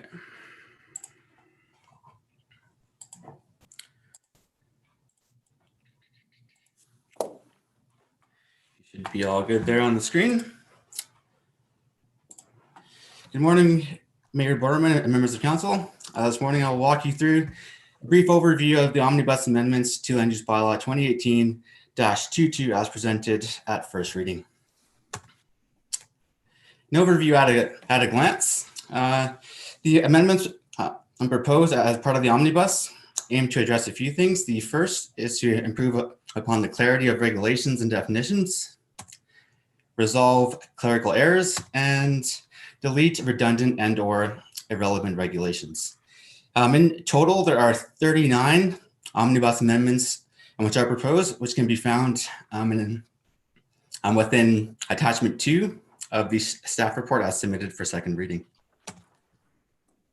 The process we have gone through to help in identifying the omnibus amendments is a result of, first off, working through applications. So we have been working, with the land use bylaw for just around 8 months at the time when this was first brought forth to council for review. And in doing that, our staff has become a lot more familiar with the regulations and identifying, like various problem areas. And secondly, through working with applications, it's actually allowed us to identify unique and challenging situations, which were not envisioned at the time the regulations were drafted. And secondly, through feedback from the industry. As we all know, we have a very active development industry, and they've been really helpful in identifying the various problem areas with the new land use bylaw. With regards to stakeholder engagements, given that the vast majority of the amendments are administrative, there was no public input sought, as this process did not involve the addition of new regulations, but simply focus on providing clarity to existing ones. However, we did seek feedback and consultation with the development industry specific to section 2.3, which relates to vehicle and access driveway regulations, as they had flagged that as being problematic in its application. And this is specifically around the requirement for residential lots to be limited to one driveway only. And that said, given this amendment has received some of the most interest from the development industry, I will give you a quick recap overview of the omnibus amendment. So to recap from first reading, the amendment which is proposed from administration will require a residential lot to be limited to one access still, except for when it is to accommodate on the parking for a suite when there is access from a rear lane, or when a townhouse or a townhouse stack development is designed to enhance design and shares the driveway access between units similar to that of a duplex development. That said, there is one administrative correction I would like to present to council, and you can find this in attachment 2 of the omnibus summary table under item number 6. And this makes reference to section 2.6.1, but should actually read as 2.5.1. So moving forward, should the omnibus amendments be adopted at third reading, administration would encourage council to consider on this motion, which would correct this reference issue. And as you can see up here on the screen, it's a simple text amendment to revise it from reading as 2.6.1 to 2.5.1. And that concludes my presentation. And I'd open the floor to any of the questions from councilors. Thank you very much. And that recommendation would be an amending motion, the second reading, then. Correct? Yes, correct. Great, thank you. There are questions this time for Mr. Henry?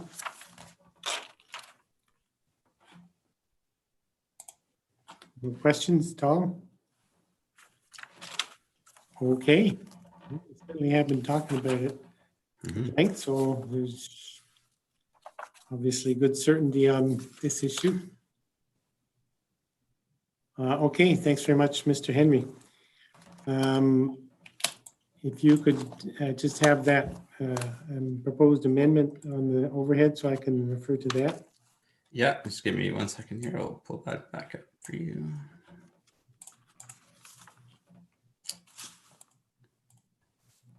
There we go.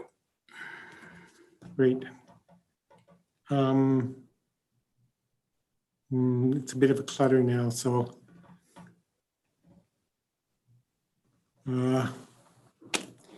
sorry, maybe remove that for now and okay.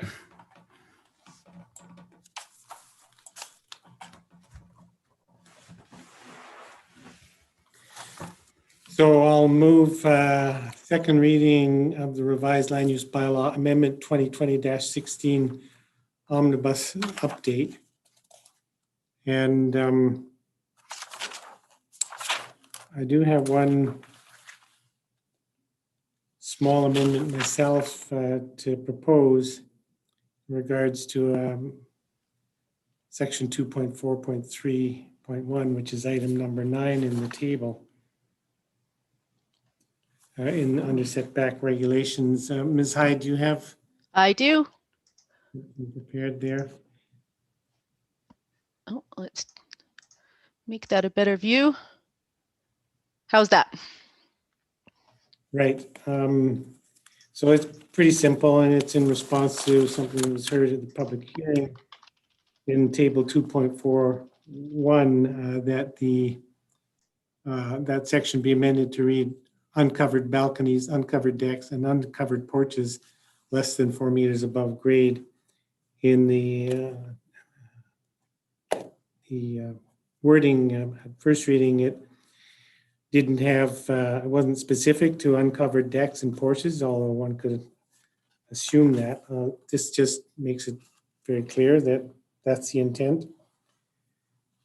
So very simple amending motion on the table. Is there discussion on that amending motion? Seeing none, I'll call the question. Those in favor? Opposed? Motion's carried unanimously. Are there other amending motions from Councillor Hillstead? Thank you, Mayor Borman.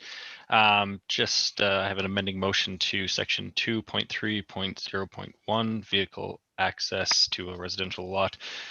Ms. Hyde, I think, has the amendment? Yes, I do. So just to show you the top, but here's the amending Yep. piece. So the amending piece is at the bottom. It's for specifically section H.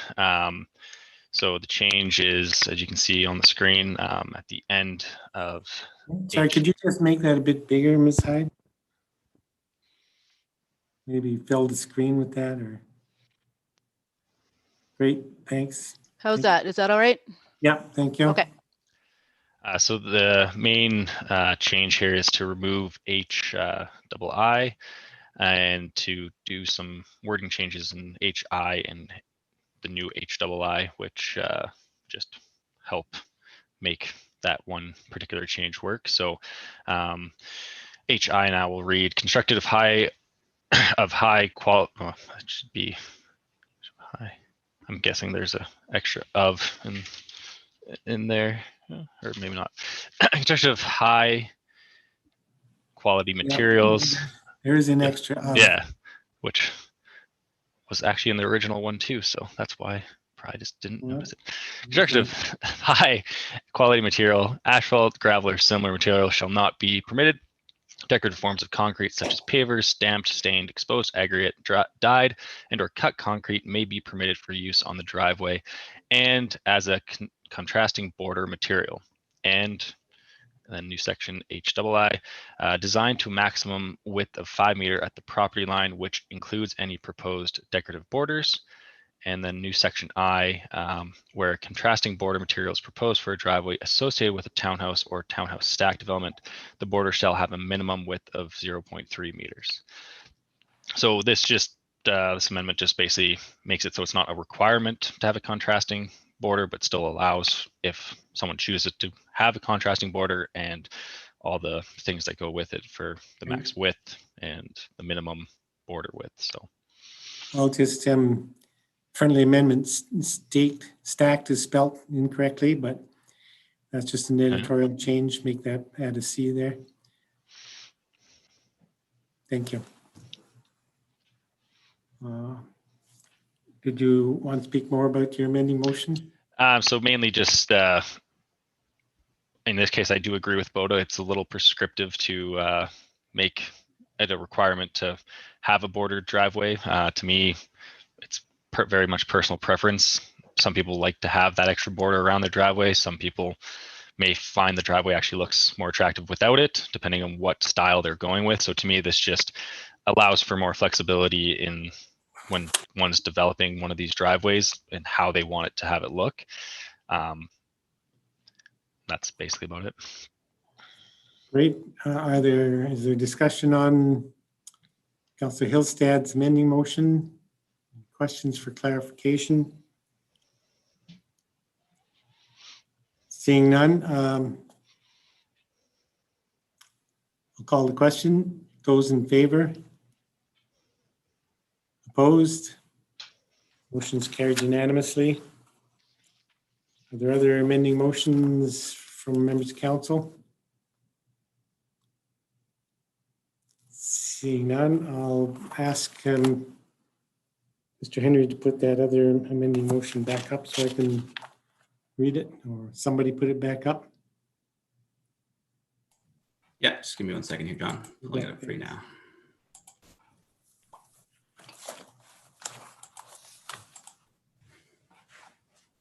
Thank you. So I'll move that section 1.14.2.2 be revised to reference subsection 2.5.1. Is there a discussion on that amending motion? Seeing none, I'll call the question. Those in favor? Opposed? Motion's carried unanimously. Are there then any further amending motions to this motion? I'll just speak. No, if there are no other amending motions, we're back to giving it the bylaw second reading as amended. I'll speak in support of that motion. I recognize or I acknowledge there were a number of other suggestions that were provided at the public hearing on this matter, both from Aboda and from others in the community. Many of those suggestions have been identified as the planning department for future review, with the intent to be bringing omnibus review bylaws back fairly regularly. So some of the suggestions that were received were far too significant to deal with in this bylaw. And for instance, there were suggestions to revise the setbacks from creeks and waterways received, but that's a very complex change to make the land use bylaw. I understand it may affect 500 or 600 different properties in town. So I understand the planning department has already intended to bring forward at some point in the future a review of that specifically.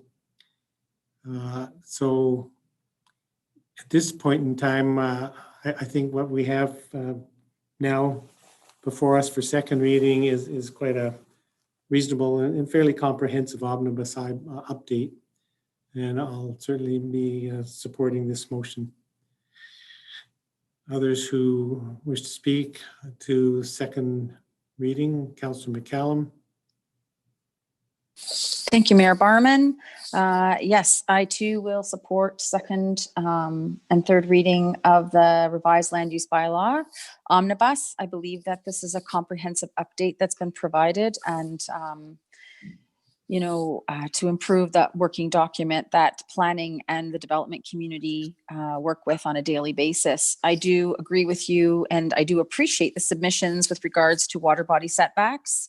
But I feel that that feedback was outside of the scope of what planning was asking the community for feedback on with regards to the land use bylaw. And I look forward to having that important conversation in the future with the next omnibus update, because I do believe it's both interesting and important. And it's interesting even just to know that there's 500 properties that would be affected right off the hop. With regards to that, certainly water runs through our community and it doesn't always just touch public spaces. So, but I'll be happy to provide second and third reading. Second at least. Other discussion on second reading? Seeing none, I'll call the question. Those in favor? Opposed? Motion's carried unanimously. And I'll move the council then give third reading of the revised land use bylaw amendment 2020-16. The omnibus update. Discussion on that motion. Seeing none, I'll call the question. Those in favor? Opposed? Motion's carried unanimously. And we'll move on then to item G3, which is the asset management or the offsite levy bylaw 2020-27. And Mayor Barman, is it not time for a break? I think the agenda has a break at 11:20. Oh, okay. Usually we do it within the first 2 hours, but. Yeah, I'm just going by the agenda. Okay. I don't know how long this item will be. It's suggested it could be. Just a reminder that some of us are supervising education while they're also working too. Well, it's meant to be 10 minutes, according to the agenda. So let's go ahead and try to keep it brief. And then we'll take a break in 10 or 15 minutes. Okay, so Mr. Hinsberg.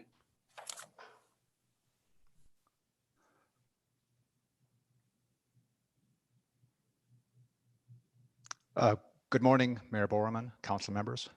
Thank you for your time. This is the offsite levy bylaw 2020-27. Can everyone hear me okay? Yeah, you bet. Fantastic. So our recommendation for today is that council give a second and third reading to the offsite levy bylaw 2020-27.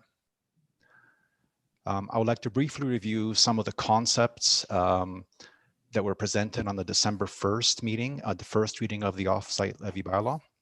So to begin with, what is an offsite levy bylaw? It is a legislated method of repayment by the development community of costs incurred by the town of Canmore in providing supporting infrastructure for future development. Why do we need one?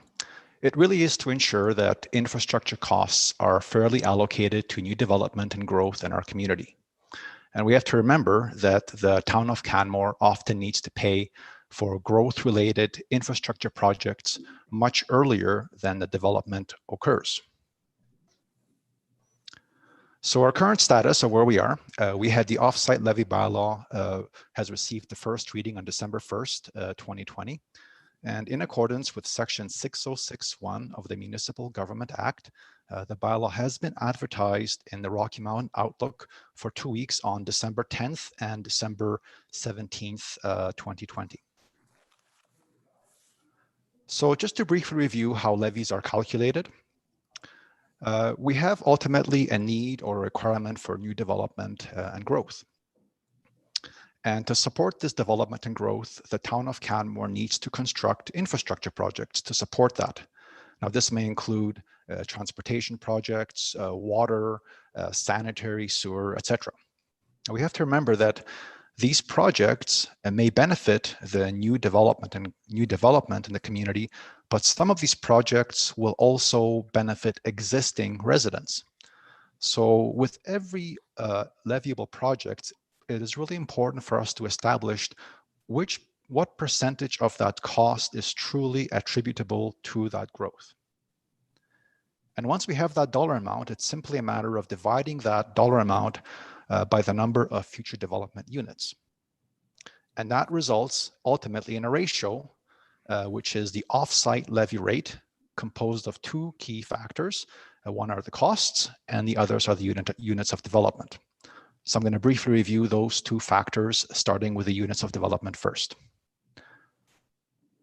The town of Canmore has 17 off-site levy cost recovery zones, and each of these units has unique planned number of units of future development.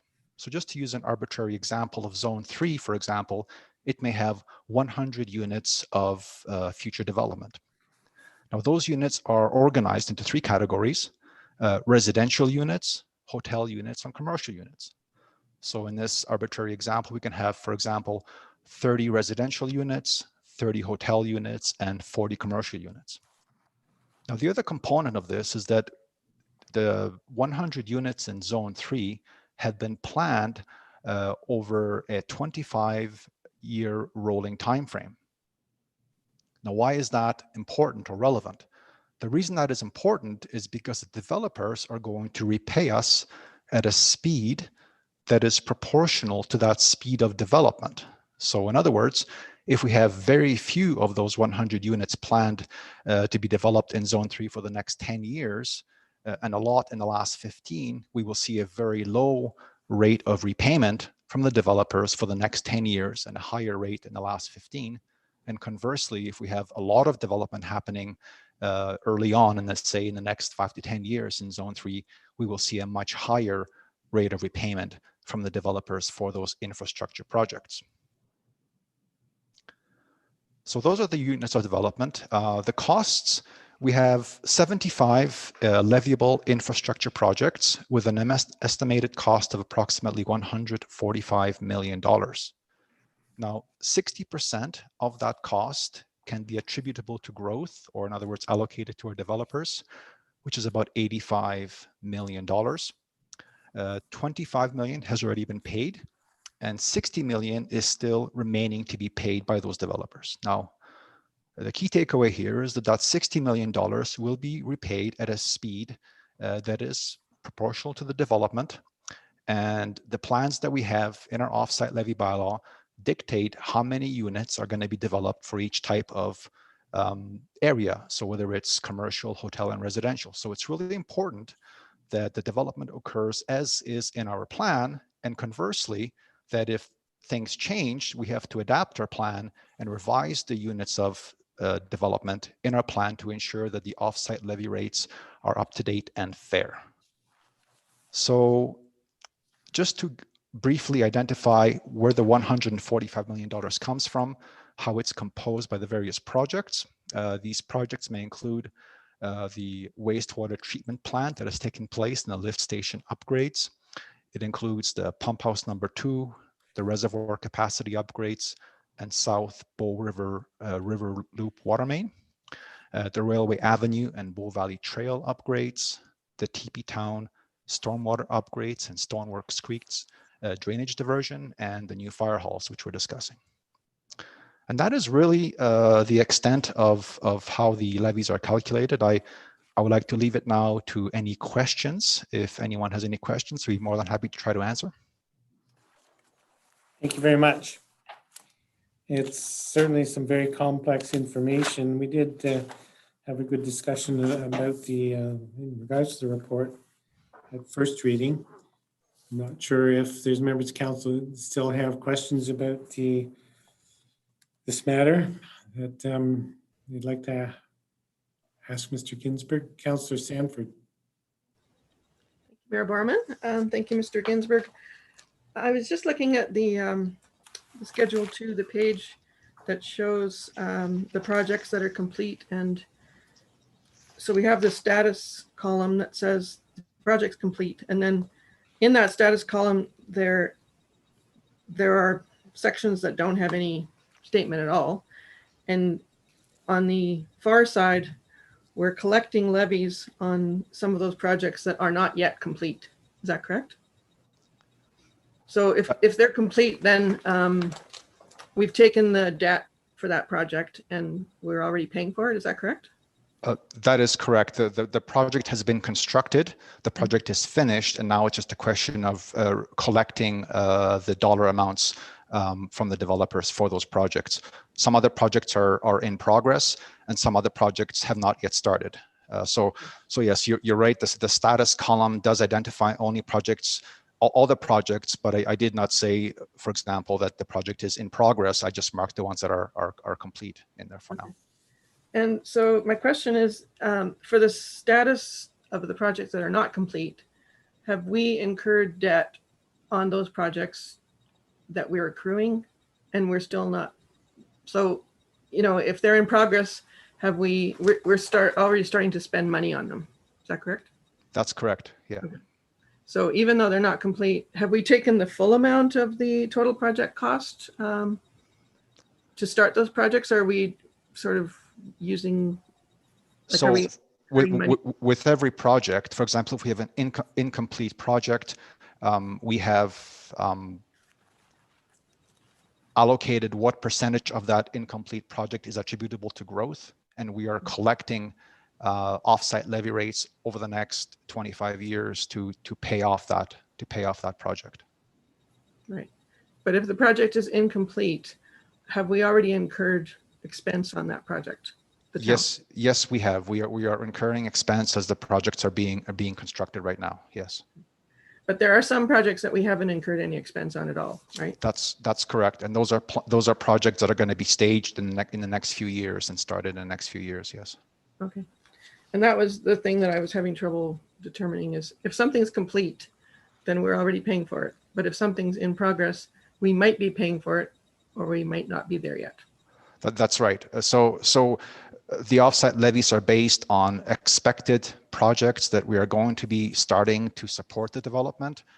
Just because we haven't started them does not mean we're not going to be, collecting on them ahead of time, because they have to be done. They have to be done. It takes a long time to organize a project and get it started. So they're on the list right now as being planned. The offsite levies are based on projects that have been finished, projects that are in progress, and projects that are still yet to start. Okay. Great, thank you. I think in the context of this conversation, it's important to note that the offsite levy bylaw is reviewed fairly regularly, and those project lists are part of that review. So, for instance, this bylaw will be replacing one from 2 years ago.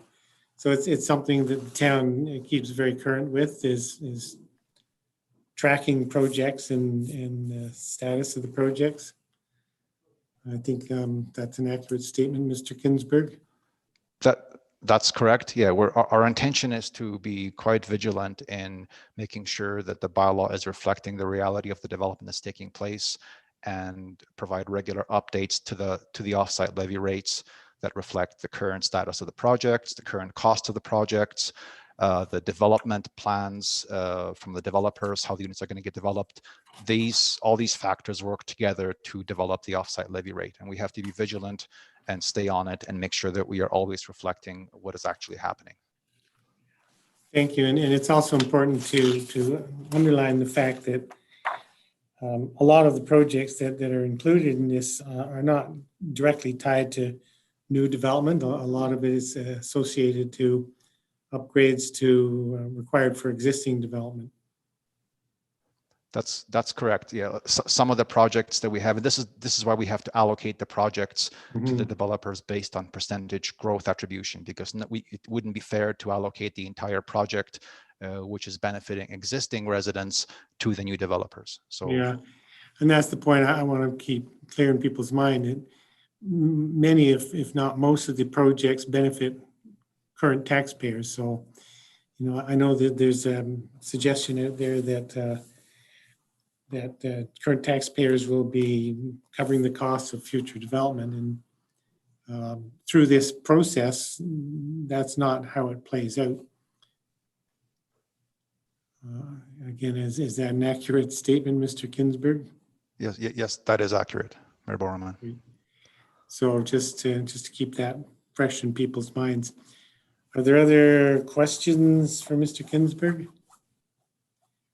I have one question, or perhaps an amendment, small one. In Section 5, Table 1, Zones 6 and 7 there's shorthand there referencing BVT rather than spelling it out, Bow Valley Trail. Is that, typical to use an acronym in a bylaw like this? Seems to me that it might be clearer if that was Table 1 was specific in item 6 to say Bow Valley Trail North. Yes, yes, we can revise that wording to get rid of the acronyms for that. Do you want to accept that as an editorial change, or do you want me to make an amending motion? I can make an editorial change right away. Yeah, I think it's helpful if we spell it out. So I'll leave that to you. Yes, it's noted. Thanks. Are there any? Clarify, sorry for interrupting. I'm just wondering, given that the bylaw has had first reading already, can I just get confirmation from the clerk that can be an editorial change? Yes, I don't think it changes the intent of the bylaw at all to spell out the acronym. So we're happy to make that editorial change before the bylaw gets signed. Okay, thank you. Thanks.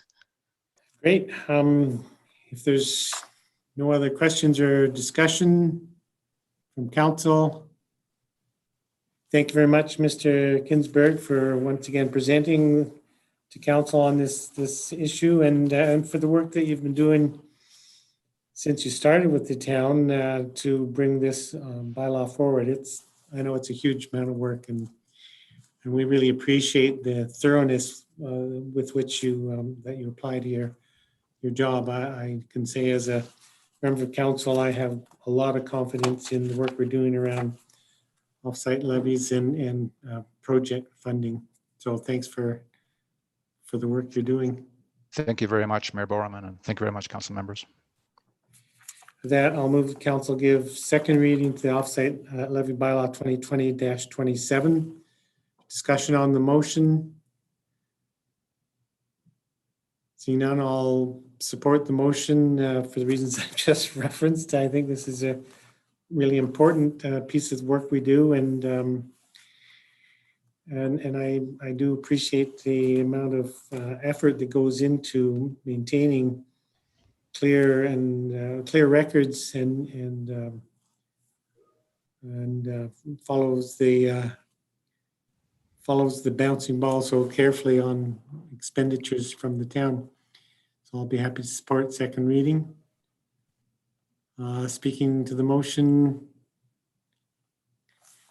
seeing no other councillors wishing to speak, I'll call the question. Those in favor? Opposed? Motion's carried unanimously. And I'll then move that council give third reading to offsite levy bylaw 2020-27. Discussion on the motion. Seeing none, I'll call Councillor McCallum. Phew. You just seem to be fishing for one of us to speak. So the invitation. I would be happy to support third reading of the off-site levy bylaw, Your Worship. This bylaw is a really important part of our asset management, as well as project budgeting for the community. And it really does ensure that growth pays for growth within our community, and that current taxpayers are not on the hook for future growth that happens in our community. It is quite detailed, as anyone who's read the attachments, and it's more detailed than I've actually ever seen it. And I'm really pleased with the product that has been brought to us from administration. And again, would be happy to support third reading. The discussion on the motion. Seeing none, I'll call the question. Those in favor? Opposed? Motion's carried unanimously. At this point, then we'll take a 15-minute break. Let's say we'll be back at 20 to 12, so 11:40.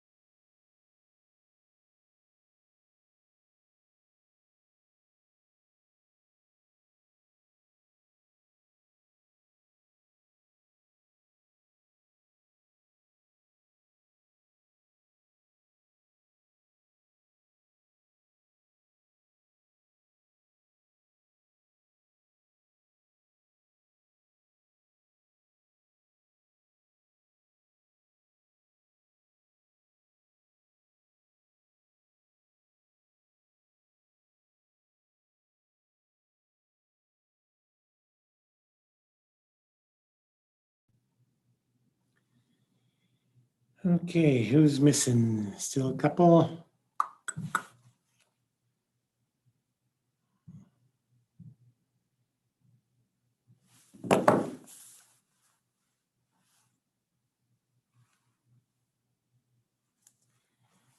Who's missing? 1, 2, 3, 4, 5. Just Joanna. Allison McCallum. Well, let's we'll give her one more minute.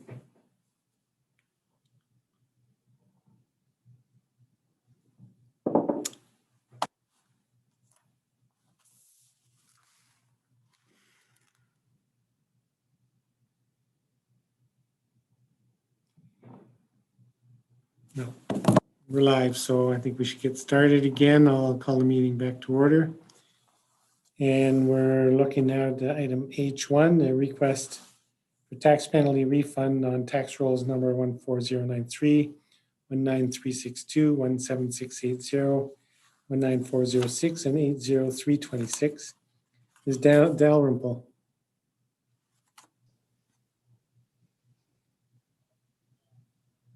Okay.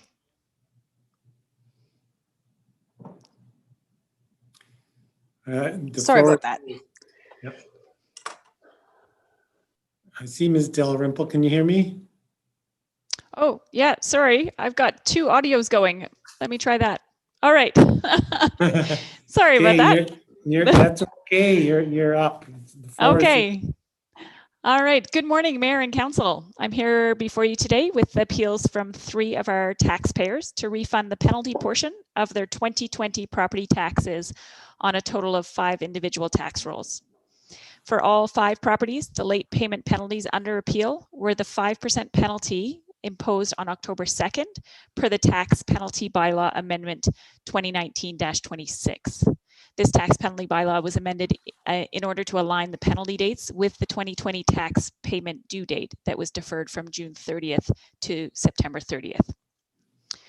It has been confirmed that for each of these 5 tax rolls under review, that all tax notices were mailed on June 23rd to the property owners at the mailing addresses as were registered with Alberta Land Titles. In the case of tax roll number 14093, the property owners had registered with a mortgage company to pay their property taxes from 2005 to 2019. In December 2019, at the request of the mortgage company, the town of Canmore released the mortgage company's interest on the account. And in June 2020, the tax notice was mailed to the property owner, as in years past. However, this notice did not list a mortgage company as it would have in previous years.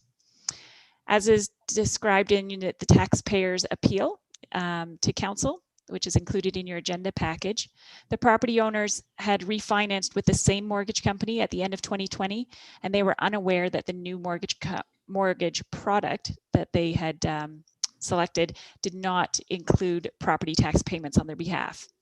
So that was a change to their product, but not to the mortgage company. And as a result, the owners were unclear as to their payment responsibilities to the town of Canmore until they received a past due notice in October. The owners made payment in full, including the penalty amount, promptly upon receiving the past due notice.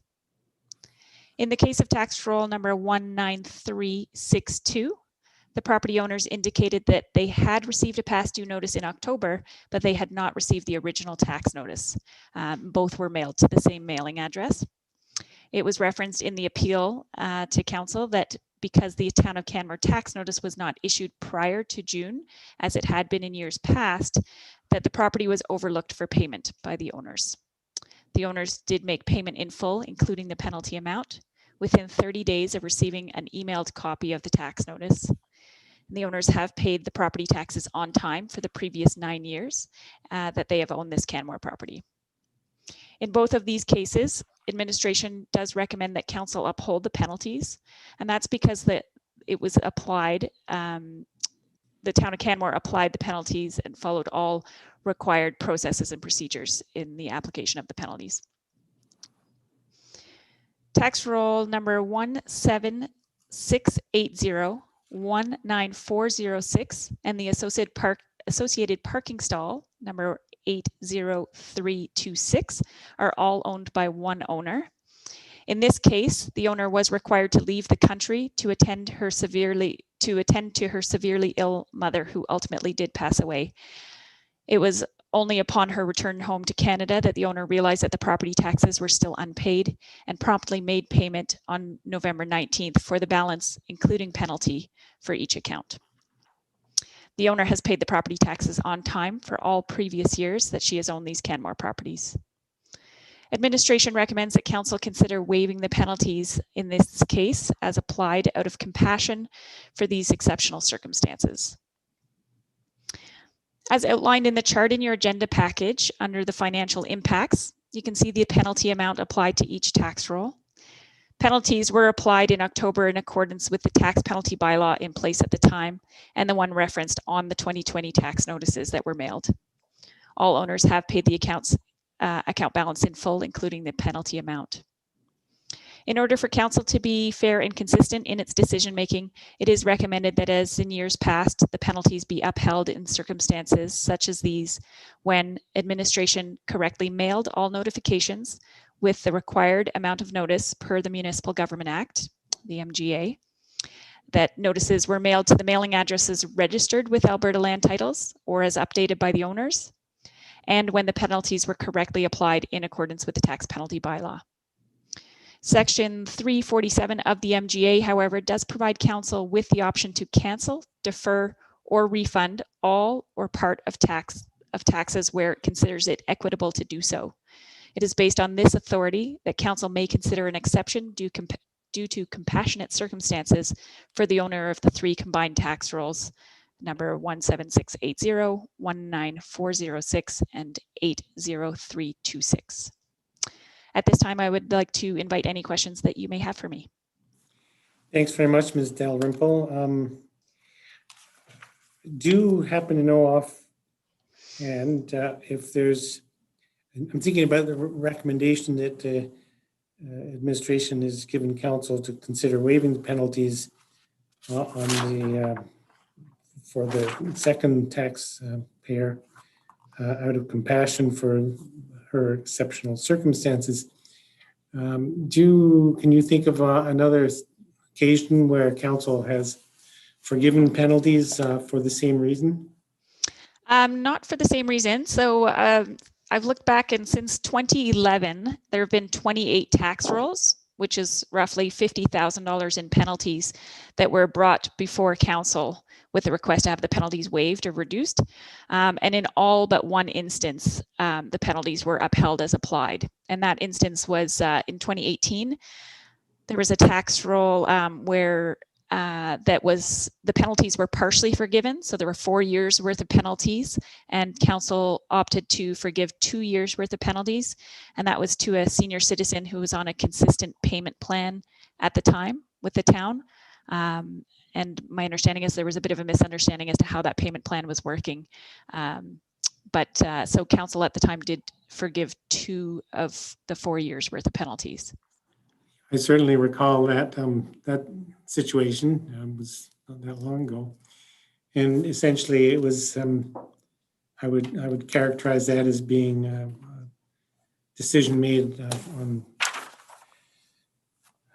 compassionate grounds. So, but I was just curious if there'd been other situations more directly similar to this one particular tax holder, and that's fine. You can't. Yeah. Rid of it. Not that I have seen. So in reviewing the Council presentations of the past, I didn't see any that were medically related or death in the family. There was one that referenced it, but it was sort of the payment was made on time, but there was insufficient funds in the account at the time, but those penalties were upheld. Okay, thanks very much. Are there questions, Councillor Sanford? Thank you, Mayor Barman. Thank you, Ms. Dalrymple, for your presentation. I think you did mention that the tax notices were mailed on June 23rd. Is that correct? Yeah. On September 30th? Due on September 30th, yes. We have 3 appeals here. Were there any more? Like how many penalties have been applied to tax accounts that are now late.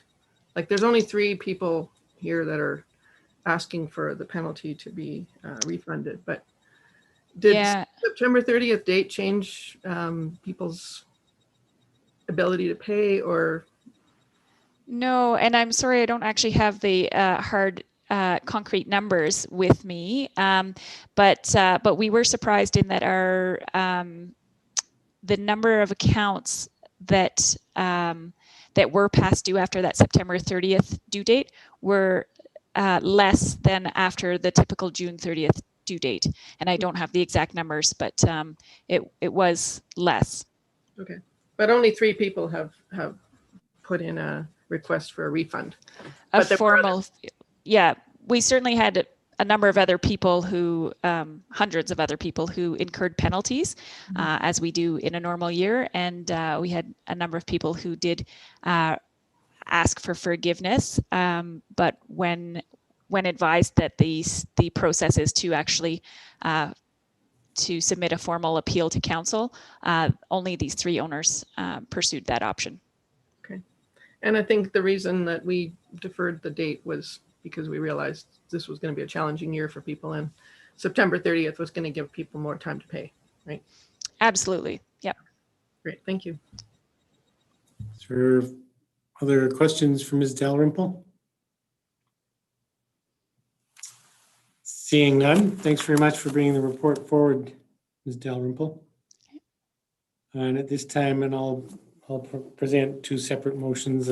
Firstly, move the council uphold the property tax penalties for roll number 14093 and number 19362 in the amounts of $252.36 and $240.15 respectively. I'll speak in support of this motion. It's been noted that our normal procedures were followed, so to the point, we were following our procedures. I believe that the tax penalties are reasonable and should be asked for. So the discussion on the motion. Further discussion on the motion. I'll call the question then. Those in favor? Opposed? Motion's carried unanimously.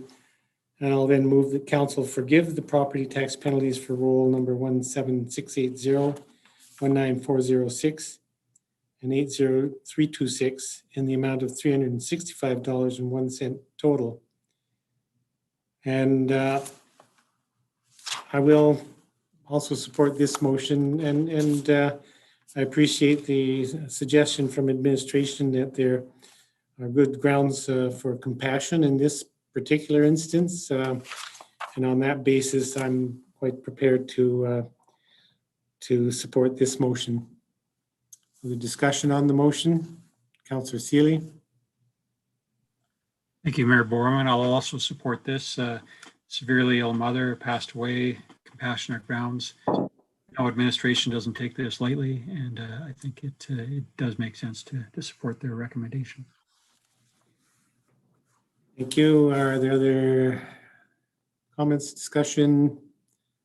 Seeing none, I'll call the question. Those in favor? Opposed?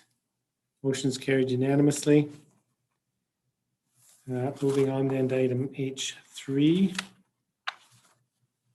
No, H2. The amendment to assessment appeal fees. Again, Ms. Dalrymple presenting.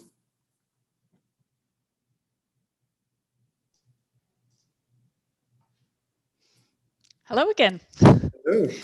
Hi. And now I can now say just about good afternoon, Mayor and Council. Just right on the cusp there. I'm here before you with a recommendation from administration to amend the complaint fee schedule for assessment appeals. The recommended simplified fee schedule is intended to streamline the application process for taxpayers as well as the administration of assessment appeals. The simplified structure would also align the Town of Canmore fees with neighboring municipalities. The current complaint fee schedule was approved by Council in 2017, at which time the recommendation was to adopt a tiered fee structure for non-residential properties based on assessed values. The intent was to accommodate the wide variety of assessed values of non-residential properties in Canmore, from, for example, a commercial parking stall to a multi-million-dollar hotel. Since that time, the volume of assessment complaints has increased substantially. The tiered fee structure has caused confusion for the prospective complainants. Additionally, it has resulted in increased administrative work for the Assessment Review Board clerks and receipting team to track the payments and ensure the accuracy of the filing fee. The assessment appeal process is heavily legislated and requires a great deal of administrative time from the ARB clerk and the members of the panel required to review evidence, attend hearings, deliberate, and issue written decisions.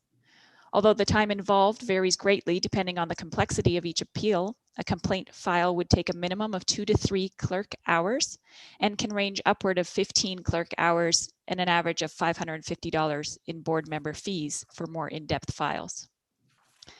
The Municipal Government Act, Matters Relating to Assessment Complaints Regulation, or MRAC, outlines the maximum appeal fees that municipalities can charge. The cap to the appeal fees ensures that the filing fee should not be cost prohibitive to taxpayers that choose to file a complaint.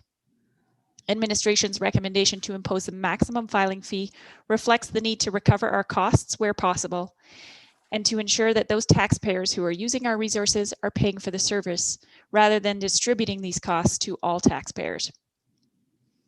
Upon reevaluating our complaint fee schedule, a review of neighboring municipalities was completed. So you'll see that in your agenda package on page 648. As shown in that chart, the majority of neighboring municipalities impose fees equivalent to the maximum as set out in MRAC. The proposed simplified structure would align the town of Canmore with our neighbors and competitors. It should also be noted that appeal fees are refundable to the complainant if the appeal is withdrawn at least 2 weeks prior to the hearing, or if the ARB panel decides in favor of the complainant. So really the only time that, that a complainant would not receive their fee back is if they go to a hearing and they are unsuccessful at that hearing.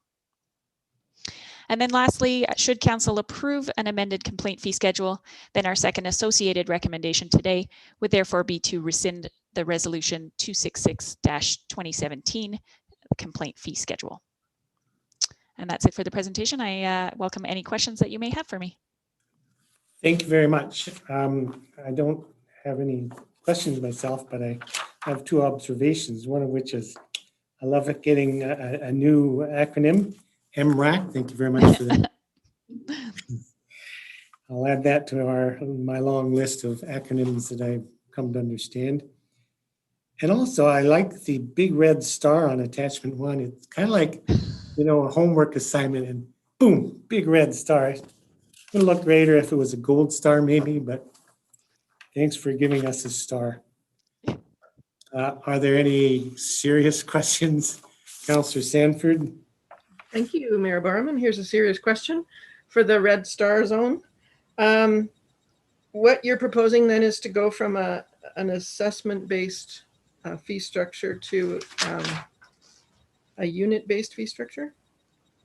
Like residential properties, 3 dwellings or fewer will be $50, and residential multifamily of 4 will be $650. So those definitions are actually the definitions used in MRAC. So MRAC splits it out for residential properties 3 units or fewer. So that the difference between that, a residential structure of 3 units or fewer, or the multifamily is, for example, an apartment building, like one of our buildings on Palliser there, where there are multiple units inside the building, but it's actually only 1 tax roll. So that would be multifamily residential of 4 units or more. So it is still considered residential. And then, you know, if you have a 4-plex, but each tax roll is an individual tax roll, that is an individual unit, a residential property of 3 or fewer properties, because they are individual tax rolls. Okay, so it's not going by assessment, it's going by unit. No.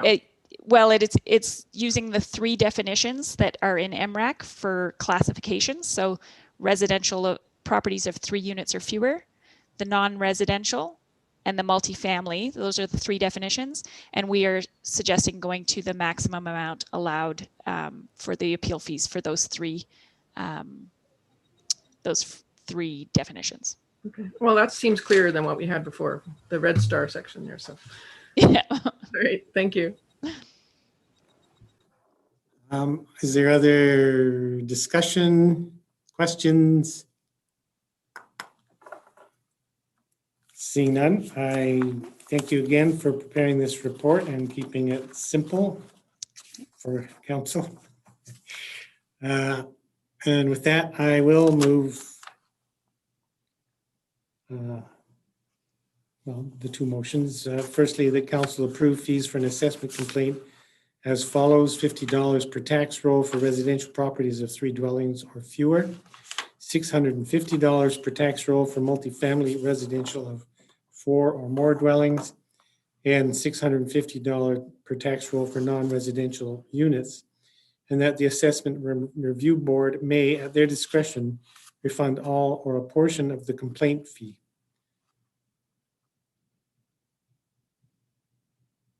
And I suppose that the second motion should be included, that council rescind resolution 266-2017 complaint fee schedule at the same time. So both motions are on the table for discussion. Councillor Sanford. Yes, I would support this recommendation, mostly because I know how much work it is to prepare the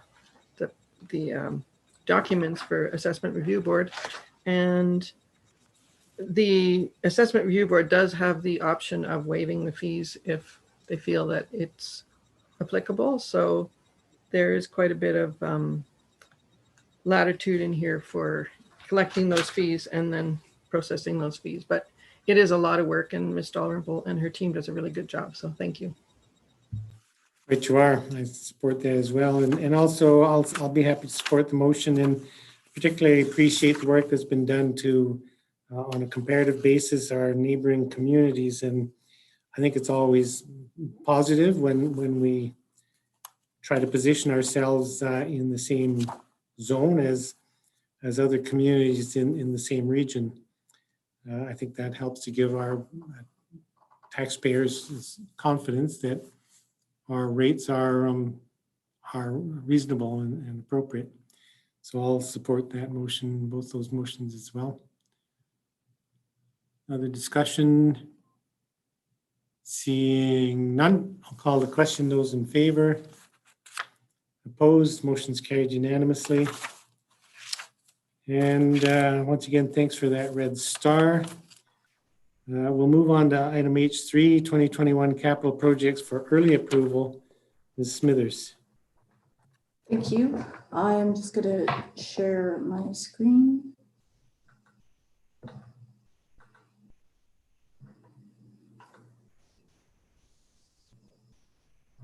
There. Is that up for everyone? Yes. Okay, so I'll be presenting item H3. We have 6 capital projects for 2021 being put forward in advance of the 2021, the remainder of the capital budget. One of those projects is being recommended to replace 3 currently approved projects.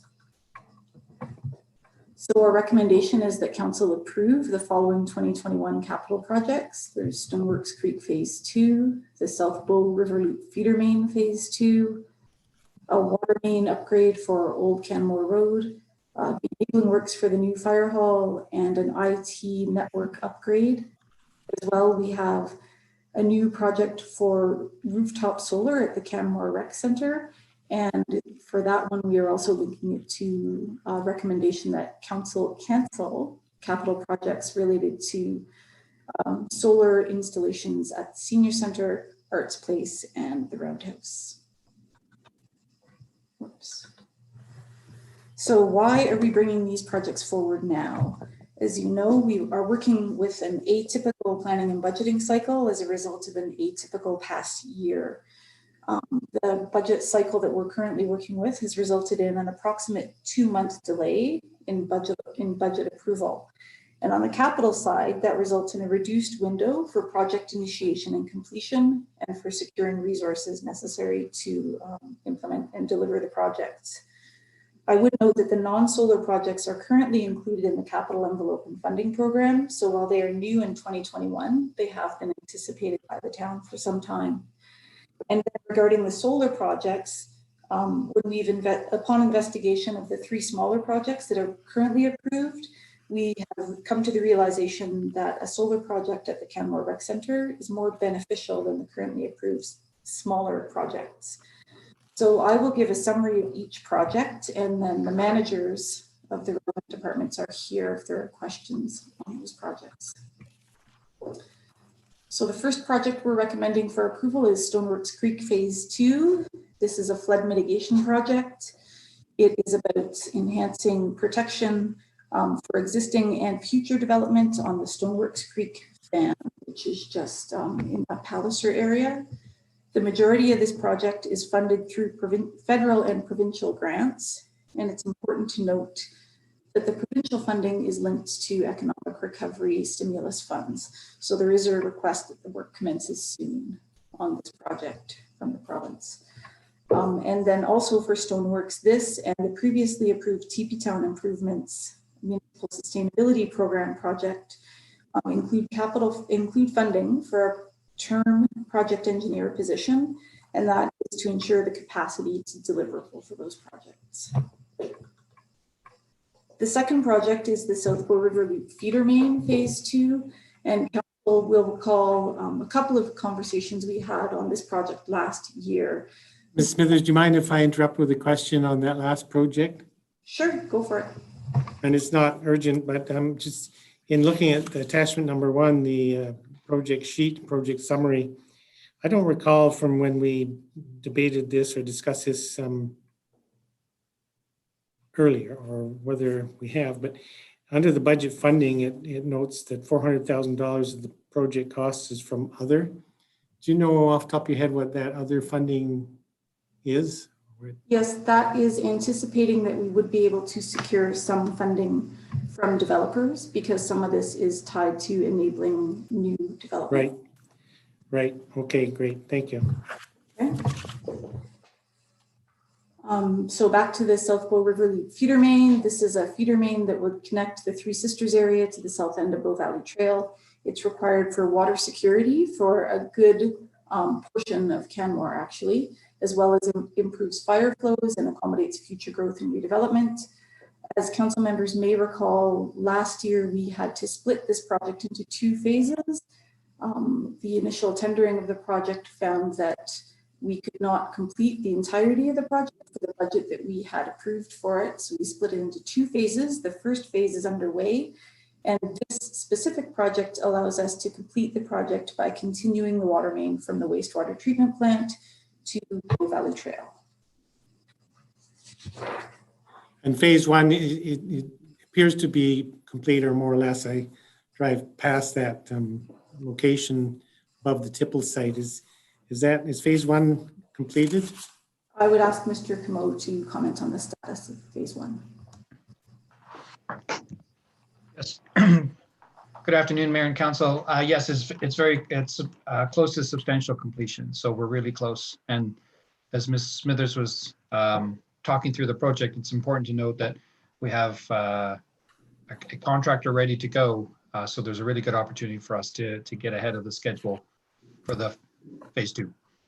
Great, thanks so much. So the third project that we're putting forward for approval is a water main connection upgrade for Old Canmore Road.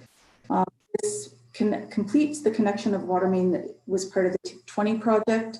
I believe that council had an update on this and the need for this project in October as part of a broader TIP 20 update. This upgrade crosses the CPR line from Bow Valley and then connects into the water line near Pump House 1, which again creates a loop in the system and improves fire flow capacity.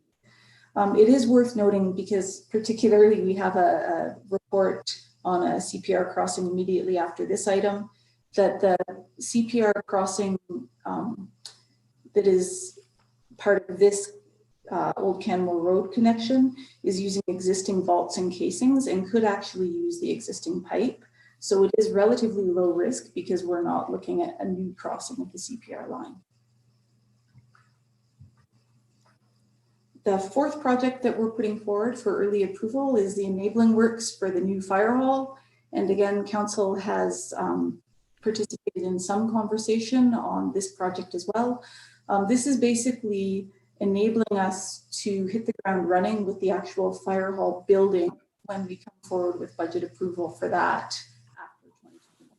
So in 2021, we would be looking at tree clearing, cut and fill, putting in some roads and sidewalks, rerouting the cemetery and parks operations access and parking, and creating a storm retention pond.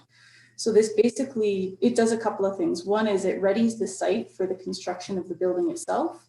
And the second thing it does is enables us to identify any unforeseen risks ahead of time and mitigate them prior to fire hall construction so that that building itself can move ahead a little more smoothly.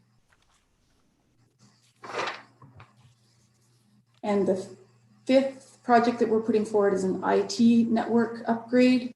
This would be about the networking and internet access for Civic Center, Elevation Place, and Public Works. It improves connectivity and capacity across the town network, so the town facilities would no longer be as dependent on the Civic Center for the wireless and IT. And then it also supports redundancy and backup as we move to continuing with remote working and having more and more services online. So for those first 5 projects, I just have a summary here on the funding side. They come to a total cost of $8.15 million. And I've broken that out into the impact on operating and reserves. The reserves are mainly coming from the general capital and utility reserve. Some of it is funded through debenture. The other, as I'd mentioned, is anticipated private sector funding for new development. And then the grants are the, in the case of Stoneworks Creek, the federal and provincial grant. And then with the enabling works, we're looking at MSI grants for those. So again, all of these projects are currently included in the town's capital envelope. Just to be clear, these projects would show up as a part of the 2021 budget? Correct. Yeah. Yeah. We're putting them forward in advance of the rest of the capital budget, but yeah, they are part of that 20. And when we get into the discussion of the full 2021 budget, we'll see a reference to these 5 projects in the capital budget side of things. Yes. Yeah, we would put it in that. Yep, thank you. So in terms of solar projects, as I've referenced, our initial investigation revealed that there is a limited ability to achieve the desired solar output on the 3 smaller buildings. So the Senior Center, Arts Place, and the Roundhouse. At the same time, we realized that the Canmore Rec Center has the highest rooftop solar potential of all the buildings in Canmore. In part with its size, in part because of the location and orientation of the roof, and then also limited obstruction to the roof. And also solar installations are more beneficial where there's higher power consumption. So when we look at those 3 already approved projects, they together only represent about 15% of the power consumption at Canmore Rec Center. So when we consider that, and we consider the scarce capital dollars that we have available in our 2021 budget, we believe it's of more benefit for the town to proceed with a solar project at the Canmore Rec Center rather than those 3 smaller projects. And then the last point before I see Councillor Seeley has his hand up, the last point on that is another benefit of going forward with the Canmore Rec Center is the reduced energy costs will accrue to the town and not to tenants as it would happen with those smaller buildings. Can I just sorry, Councillor Seeley, one clarification.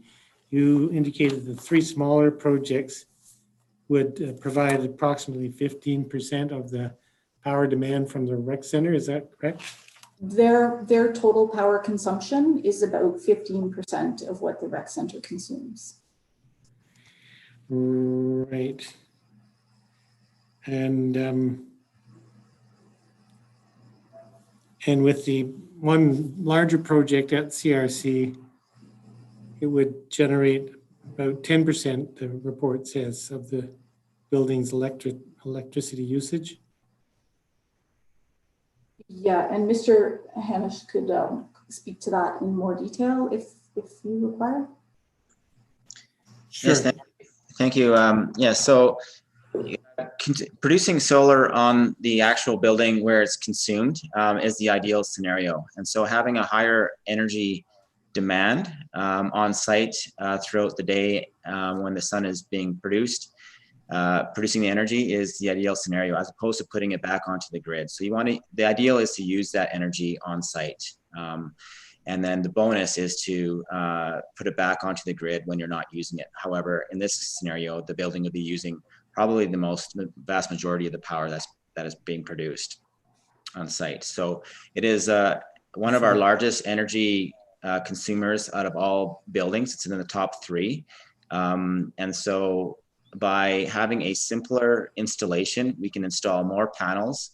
It'll be a faster build, and we'd get more benefits from installing these on this site. So in overall, we would achieve more solar energy on this site and higher GHG reductions. Okay, so that percentage number that's referenced is a bit misleading then. I shouldn't put all the apples in that one basket.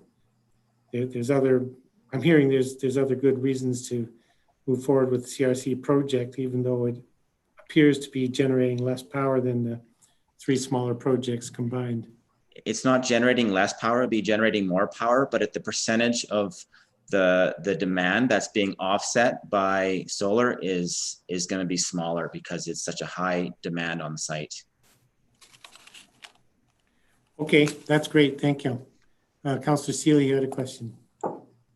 Thank you, Mayor Borman. Just the other 3 projects, we were applying for Alberta Municipal Solar Program rebate. Is that in the mix for this project? Is that still possible? It is. It would be on this one new project, though. So it just shifts to this. Okay, thank you. And on that note, what we're asking for here is in recommending canceling those 3 smaller projects. In total, they amount to $365,000. And we would use, so the recommendation for this new project is we apply that $365,000 just to the Canmore Rec Center. So it's not new funds, it's just moving funds from those 3 smaller projects to this one bigger one. And are we confident that that's how it'll play out, and that the amount that's already been approved for solar at 365 will certainly suffice for the CRC project? Or is there a possibility that that could come in higher? We're confident we can work within that budget. Great. If I can interject, so the building itself is the largest building in Canmore, and so this project would allocate solar over the Alex Kalita Arena only. So this would be the first phase basically. So in future budgets, we would, when there's additional funds available in the overall capital portfolio, we would present projects for other phases of the building. So Thelma Crow would be the next natural choice. And we are conducting a structural assessment over the rest of the building, over the gymnasium side and the main lobby flat roof area this year to determine if that phase of the building can accept solar as well. Okay, that's helpful.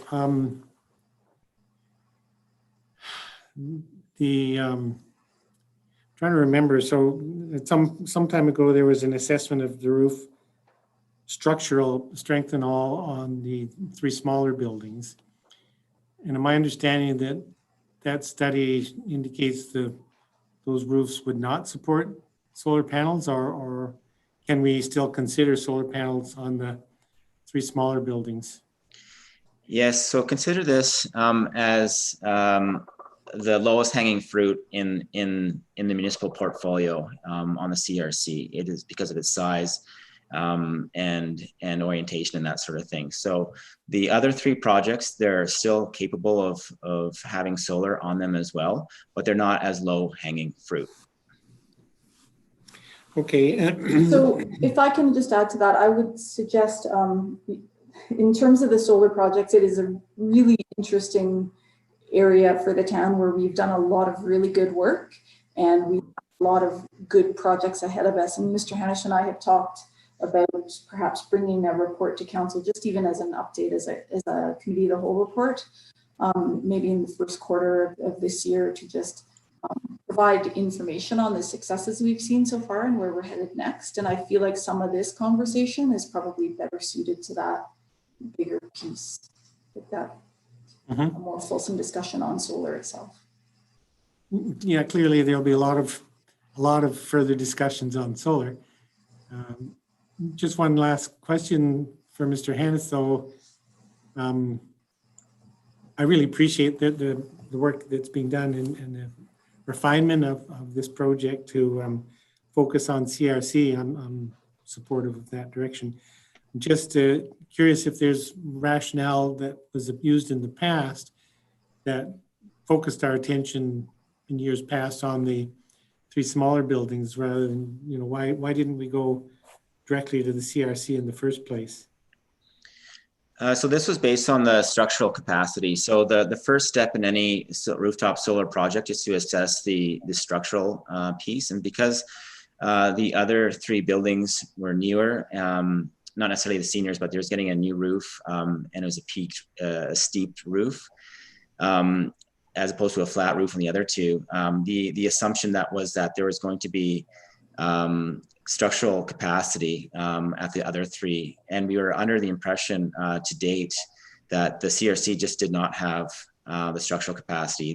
They are built in 3 phases as prefab buildings and they are typically built with very minimal or no extra structural capacity in them. And so the code has changed a number of times since the building was built. And so with the structural enhancements at over the Alex Kalita Arena with the life cycle project that's just wrapping up here, that basically provided extra structural capacity in the roof that we didn't have before. And so we needed to run that study last year to determine that in fact it just had enough capacity.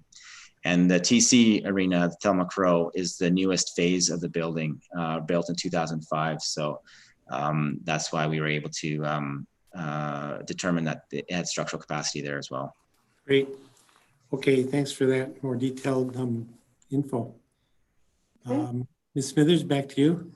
Yeah, thanks. And then just so the last slide then is just coming back to our recommendation that council approve those 6 2021 capital projects in advance of the rest of the 2021 budget coming forward at the end of February, and at the same time that council cancel the 3 solar capital projects that have already been approved: 7133, the Senior Center Solar, 7134, Arts Place Solar, and 7135. Right, you're sort of fading in and out, but I'm catching what you're saying. So the recommendation to cancel those 3 projects, I understand the rationale for that now, but knowing that we're about to start on the budget discussions at the Finance Committee this afternoon, is administration anticipating more discussion in the future to inform 2021 budget around the possibility of bringing those 3 projects back into a funded budget?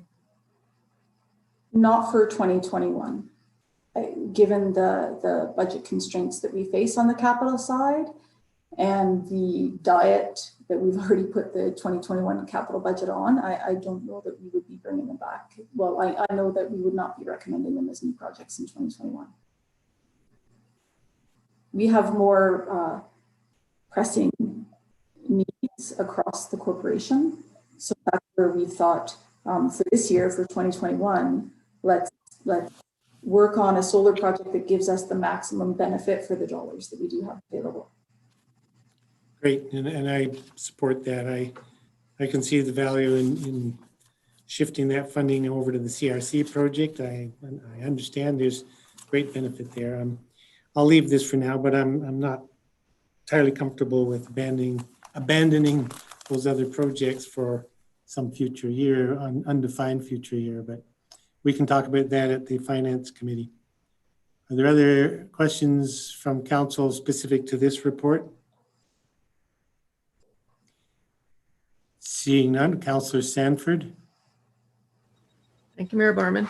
I had a question for you, Ms. Smithers, about the IT. I have to find the page. The network upgrade. Does this in any way enhance our broadband capability? I will get Mr. Reid to answer that, as it would be dangerous for me to. Good afternoon, Council, Mayor Borrowman. The network upgrade we're planning is specifically targeted at the facilities, the town facilities, the administration facilities and the buildings. So it does not directly deliver anything on that broadband front, which is the broader community front. However, I would caveat that with saying that what we are doing is running high-speed fiber to some of our buildings, such as Public Works, which that's a whole neighborhood of town which has not been well supported in the past by the vendors. By us running and paying for fiber to be run up there, it should dramatically reduce the cost of bringing houses and businesses up there onto fiber and the broadband mode. However, again, just to be clear, that's not been part of our objective for this project. Okay, thank you. Thanks very much, Mr. Reid. Are there other questions from members of council? Seeing none, thanks very much, Ms. Smithers and the others for answering our questions. With that, I will move the council approve 2021 capital projects, ENG 21-03 Stoneworks Creek Phase 2, UTI 21-03 South Bow River Loop Feeder Main Construction Phase 2, UTI 21-04 Water Main Connection Upgrade Old Canmore Road, FAC 21-08 New Fire Hall Enabling Works, IT 2106 Network Upgrade 2021 Main, and FAC 21-06 is CRC Rooftop Solar as presented. Discussion on those that motion. Councillor McCallum. Thank you, Mayor Barman, and thank you for administration for bringing this forward. I have to admit, at first I thought it was kind of strange that it was coming before budget, but now that I hear the rounder picture around what it is we're trying to accomplish, I really appreciate it. These are all very complex projects to deliver, and I think it's a great strategy on administration's part to focus directly on these particular projects and get approval for them early so that they can hit the ground running on them when the weather allows. In particular, I actually appreciate the pivot on the CRC rooftop solar as well as the reasoning provided. I also note that it's probably easier to manage one project at one location from a staff resource perspective instead of 3 projects at 3 locations with 3 different stakeholders. So I think that is incredibly wise. In addition, I really appreciate the approach on the new fire hall enabling works. I think identifying any risk we have going into that project while we consider funding sources and funding of that project as well as scope will be key to making sure that that project is delivered successfully in the phase 2. So I will be happy to approve or provide approval to these recommendations. Thank you, Councillor, and I'll ditto you. Captured the essence here. Any other discussion on the motion? Seeing none, I'll call the question. Those in favor? Opposed? Motion's carried unanimously. And I'll then move that we cancel capital projects number 7133, which is the Senior Center Solar, project 7134, which is the Arts Place Solar, and project 7135, which is the Roundhouse Solar.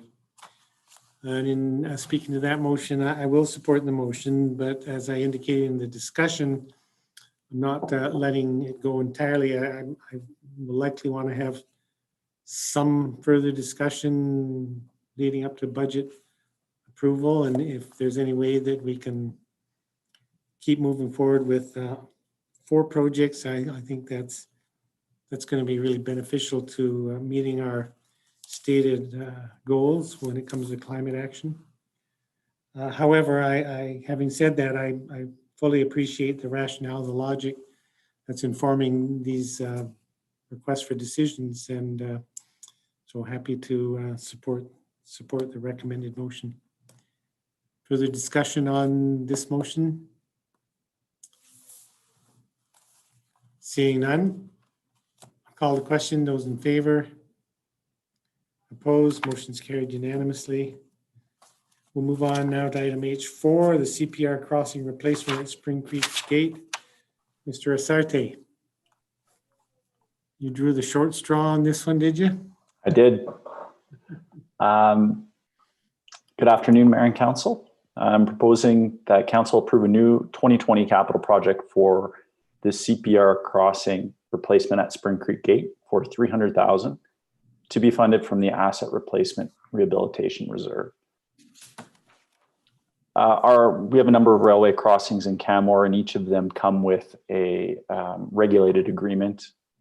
Crossings are regulated by Transport Canada, and they require agreements to be on file. That includes the crossing at Spring Creek Drive, Spring Creek Gate, adjacent to the roundabout at Bow Valley Trail. And this crossing agreement, like the majority of crossing agreements, or all that I've come across, requires the municipality to be responsible for maintenance costs and replacement costs for the vehicular portions of those crossings. We were notified by the rail authority early in 2020, in the first quarter of 2020, that that work was required. At the time, they provided some limited detail as to what that would look like. And it sounded like, due to drainage issues with the roadway, water getting in under the crossing planks, the rubber mats that they had there, that there was some settlement and degradation of the asphalt. And their proposed solution was a complete replacement with concrete mats. This wasn't an anticipated replacement, and one that wasn't budgeted for. The expectation would be typically that there would be a longer life for that crossing. It was otherwise in reasonably good shape, or that some interim maintenance could allow it to continue to operate without major expense. The work was completed over the summer, and we received final invoicing in the fall, which was significantly above the estimated costs. And at this time, we're not satisfied with the invoicing. We've gone back to the rail authority, and with the support of our consultants, we did some close monitoring during the time of the work. And so we're challenging a number of the costs.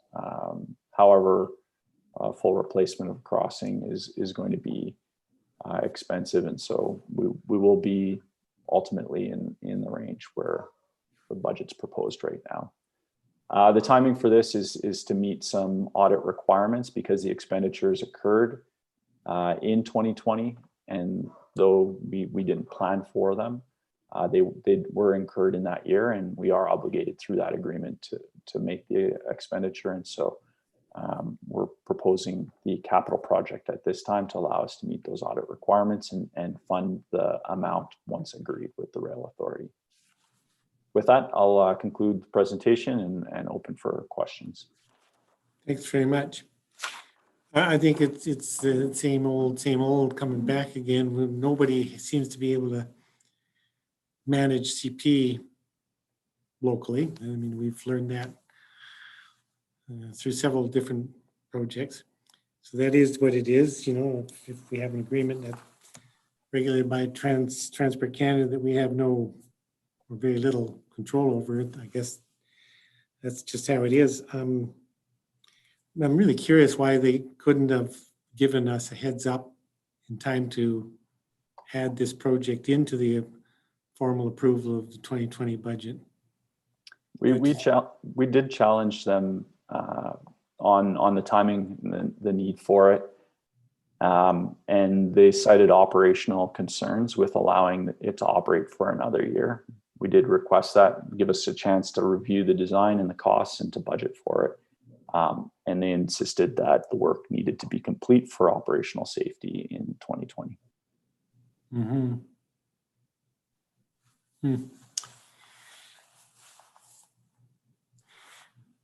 It is what it is. Councillor Sanford.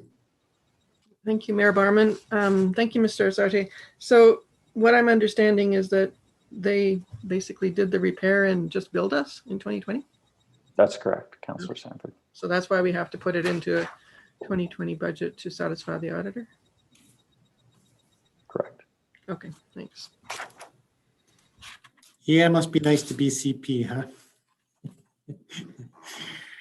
Okay, are there any questions for clarification? I think we all understand what's happened here, and there it is. I have no questions. I see no other questions. Thanks very much, Mr. Asarte. With that, I'll move the council approve a new 2020 capital project for the CPR crossing replacement at Spring Creek Gate for $300,000 to be funded from the Asset Replacement and Rehabilitation Reserve. Discussion on that motion. I'm not going to say what I'd like to say publicly, so nothing to say. Call the question. Those in support? Opposed? Motion's carried unanimously. Moving on to item H5, the corporate digitation 2020 request for budget increase. Ms. Hyde. Thank you, Mayor Borman.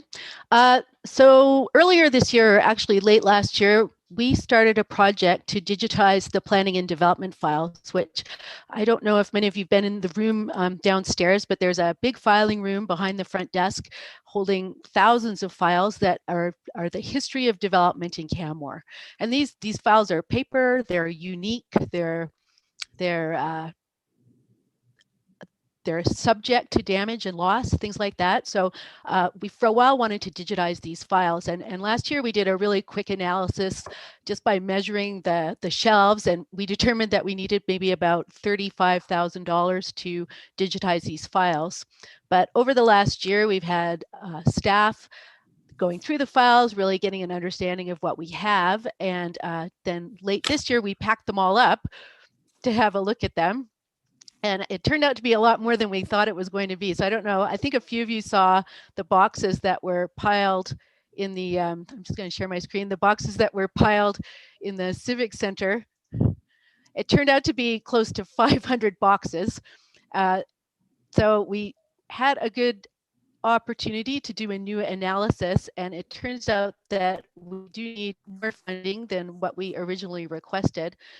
So our request today is to go up by $85,000. So instead of having a $35,000 project, we're looking at a $120,000 project. We've already shipped enough boxes up to our service provider to get to the $35,000.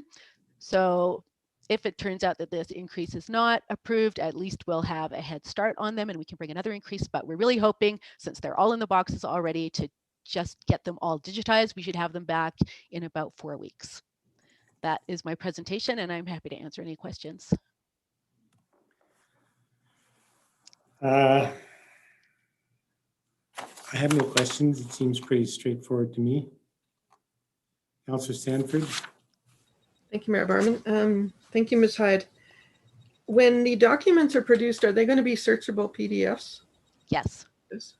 So that if somebody needs to find something quick, they can just go to Yeah, that's really the second most important reason behind preserving the integrity of these documents. Planning and development goes in these files every day to pull something for a request from a member of the public. So now they'll just be able to search for what they want in the tax rolls and provide a clear picture to any person wondering about development at a certain property. And then what happens with those 500 boxes? They'll come back for now. The thing about these records is they're unique.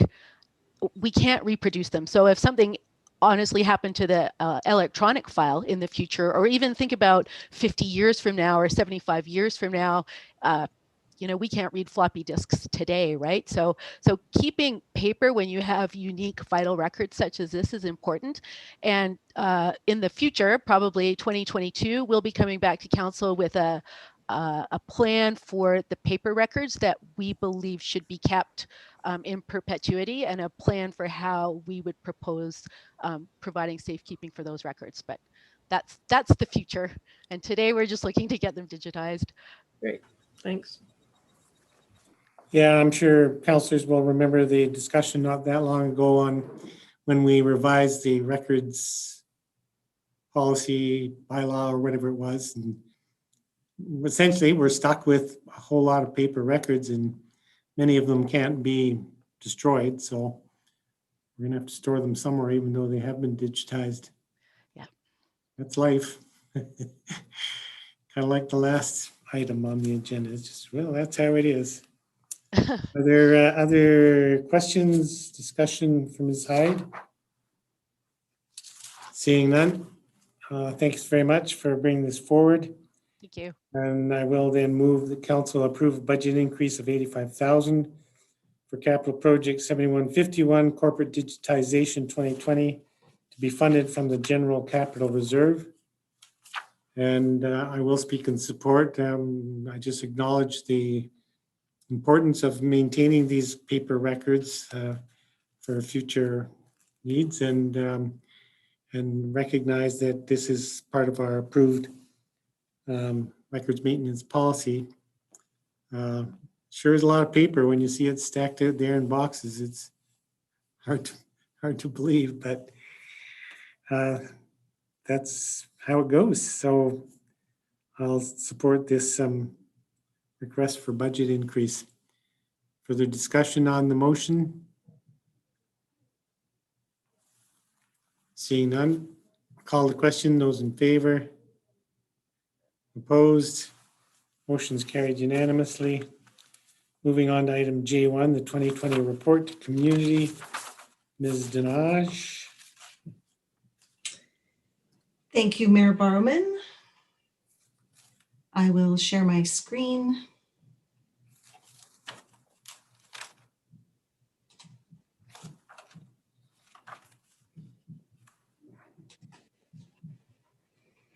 And hopefully you're able to see that now. Yes. Thank you. So today I am here to provide you with the 2020 report to the community, which is a report on the second year of your strategic plan, which covers the years 2019 through to 2022. Please feel free to interrupt me anytime during my presentation. It will be very brief. And also please jump in with any of your questions, as it may be difficult for me to see you with the presentation on my screen. So this year is not only a progress report on the planned work that was accomplished in 2020, but also the town of Canmore's response to COVID-19. But first, here's a little bit of background. At the start of every year, we report to council on the performance of the previous year, because ultimately our success, both as an organization and as a community, is measured by how well the whole organization provides service and moves us towards the vision. As well, it's part of our integrated planning cycle, which is a holistic approach to strategic planning that links the vision, the goals, and the strategic priorities to the annual business plan and budget. And as you know, the strategic priorities that you created in 2018 have guided the development of the annual budget and business plan and the specific actions that were taken in 2020 to move the strategic priorities forward. However, COVID changed so much of that. And while some progress was made on your original priorities, new and emerging priorities were identified last year. And our response to COVID-19 required a shift in priorities as so many projects were delayed or canceled as part of the town of Canmore's budget reductions to avoid the increase to property taxes in 2020. And then a few months ago, on October 13th, you amended your strategic plan with these new priorities to reflect changing conditions due to COVID-19, global influences, and budget constraints. So this report provides an update on the original priorities as well as the new priorities, as they are all important and play a really valuable role in ensuring Canmore is the community that we all aspire it to be.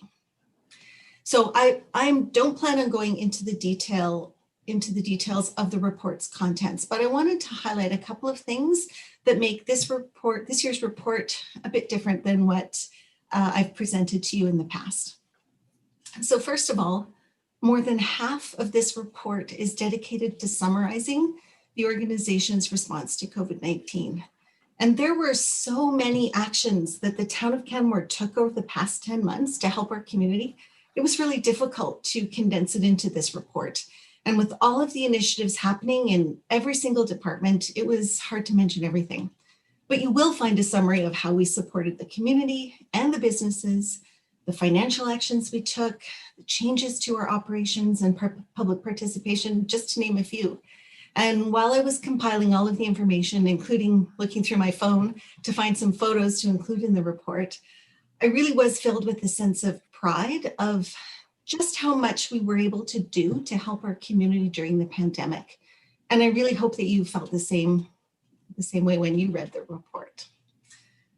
Now, the second half of the report focuses on the progress made on your goals and priorities, and each goal area is separated by color and identifying icon and gives an update on both the original priorities as well as the new ones and any other related initiatives. And while there were a few areas where we weren't able to make quite as much progress as we hoped, plans are in place to address those issues in the coming year or hopefully in future multi-year capital projects.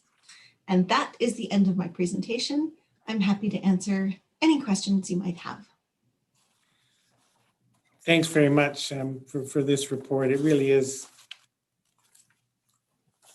overwhelming to think back through this difficult year and dwell or think about all that has happened that's so completely out of the ordinary and unprecedented. And I agree. I think most every community that I'm familiar with has done very similar work, but it is reassuring and I think it says a lot about our administration and council that we did respond in such a direct and meaningful way to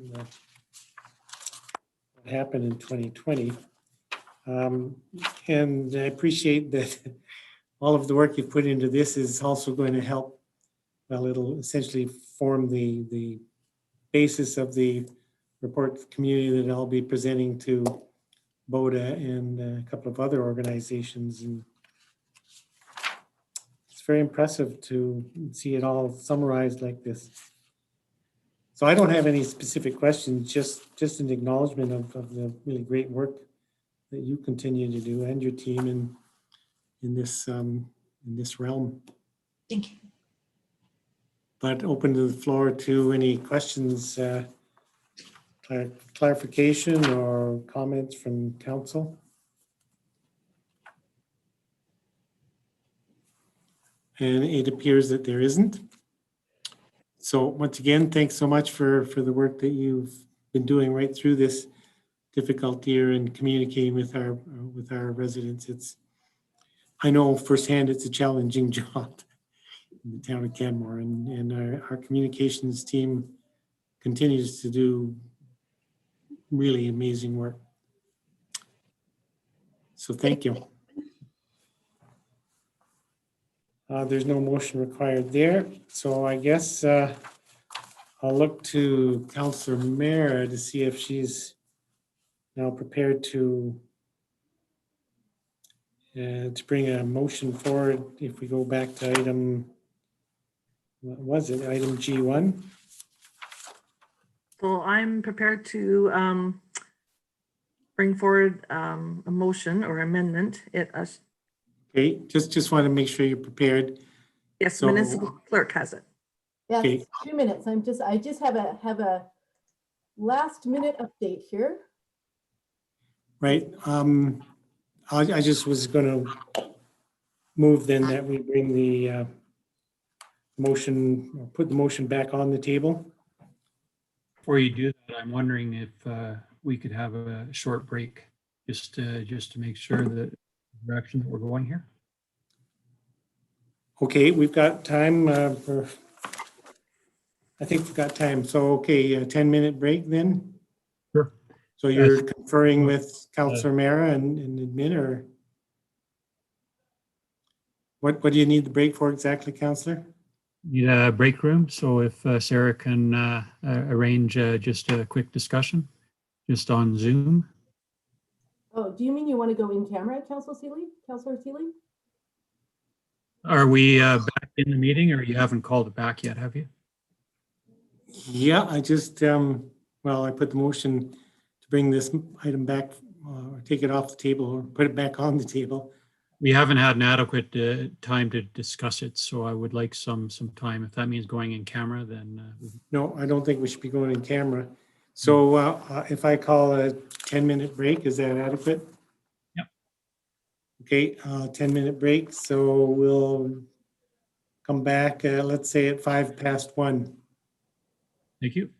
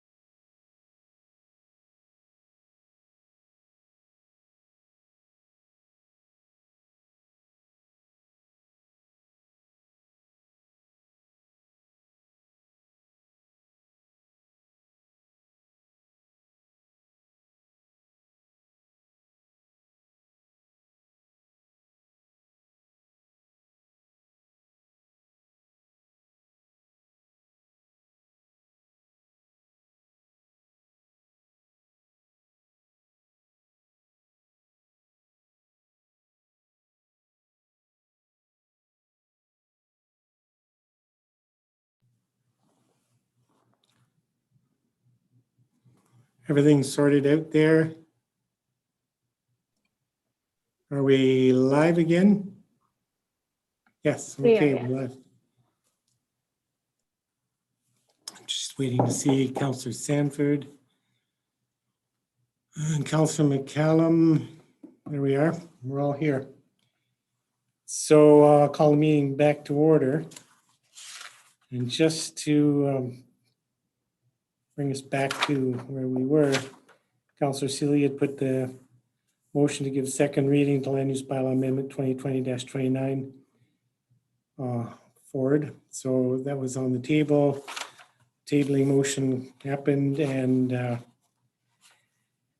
now we'll move that that motion is put back on the table for discussion. So back to where we were, Councillor Sealy, you had moved second reading of the Land Use Bylaw Amendment. And Councillor Mera has an amendment. Yeah, I'm just bringing us up to speed. Yeah. Okay. So second reading is on the table. Councillor Mera. I would like to bring forward an amendment that our municipal clerk, Cheryl Hyde, has. You bet. Just one moment. Thank you. And if you'd like me to speak to it. Yes, indeed. The reason I'm bringing this forward is a result of what I heard at the hearing this morning. And I do hear a lot of support for this. I do feel that there is some compassion for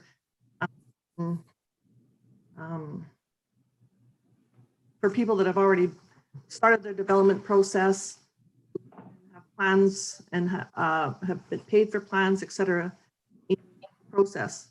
I know that this area, block 14, or at least lot specifically, have moved from discretionary to permitted, now limited to 1, which is to me a significant change that I bring this forward. Okay. I'd like to hear my fellow councillors' opinion on it. Do you know, so basically you're talking about one block of Second Avenue, 1400 block? Yes, yes. And do you know how many of properties on that block have been developed, or how many have yet to be developed? I believe I saw it in one of the reports that there's 7 of 9. I could be wrong. 7 of 9 have been developed. I read it. I'm just trying to find it now. 7 of 12. 7 of 12. So there's 5 properties in that block yet to be developed. Yeah. So this effectively would provide different opportunity for those 5 properties. Yes.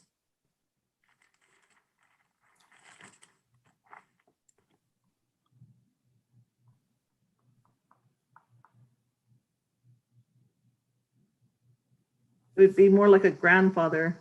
Mm-hmm. Okay, so you're moving to this amendment. And speaking to your amending motion, I did drift over to this thought earlier in the meeting, and I'll just speak to it again, which is that by making this an amending motion to Councillor Sealy's motion to give second reading, it puts the councillor in the position of, if one wants to support the amendment that you're putting forward, but not the initial motion, it's can't be done. Okay, my understanding is that it would stand up. It would revert back to Councillor Sealy's original amendment. Right, if your amending motion is fails, then we're back to the motion as put forward by Councillor Sealy. Correct. But then if Councillor Sealy's motion fails, so does this amending motion. You see where I'm going? I wouldn't correct. be able to support your motion without supporting Councillor Sealy's motion. Okay. So it's tied the two together at the hip. I'm just making that observation. But it is what it is. So look to the rest of council for discussion on the amending motion. Councillor Sanford. Thank you, Mayor Barman. I'm just looking at the TP Town map. So this amendment would essentially cut the area C kind of in half. Effectively. Yes. So area E would be under this proviso, and then area B would be under the 50% if the whole motion passes. I'm just not sure what. Not area B and area A don't come into this? No, sorry. This is in the TP Town map where it shows area E. That's the old land use bylaw? Old land use bylaw. So in the old land use bylaw, these properties are what were called area E. Right. And now everything in that area is called area C. But in the old land use bylaw, there was an area B adjacent to area E, which is now part of area C. Yeah. Okay. Correct. So there would be parts of Second Avenue that would have different provisos to them. So one would be 100% and one would be 50%. So I'm just not sure about chopping area C into two halves. That's the thing, because area C is all one right now.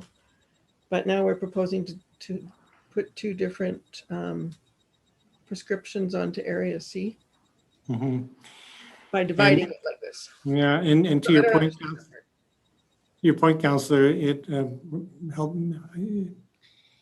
Your point is well taken, and it reminds me of the discussion we had not that long ago at council, last year or the year before, a very similar situation in South Canmore where property owner whose lot was zoned R1 right next door to a lot that was zoned R2 essentially asked council to extend that R2 zoning to include their lot, which council did. So you nibble away at it. I mean, if just thinking about this motion, there would be a line between two lots in what's currently area C that one person could develop 4 tourist homes, and the person next door could only develop 1 or 2 depending.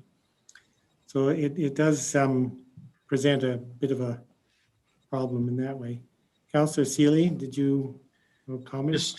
Just to expand on that, area E that it used to be called did have the zoning. That's what we're talking about. The other side, the 1200 block, never had tourist home zoning.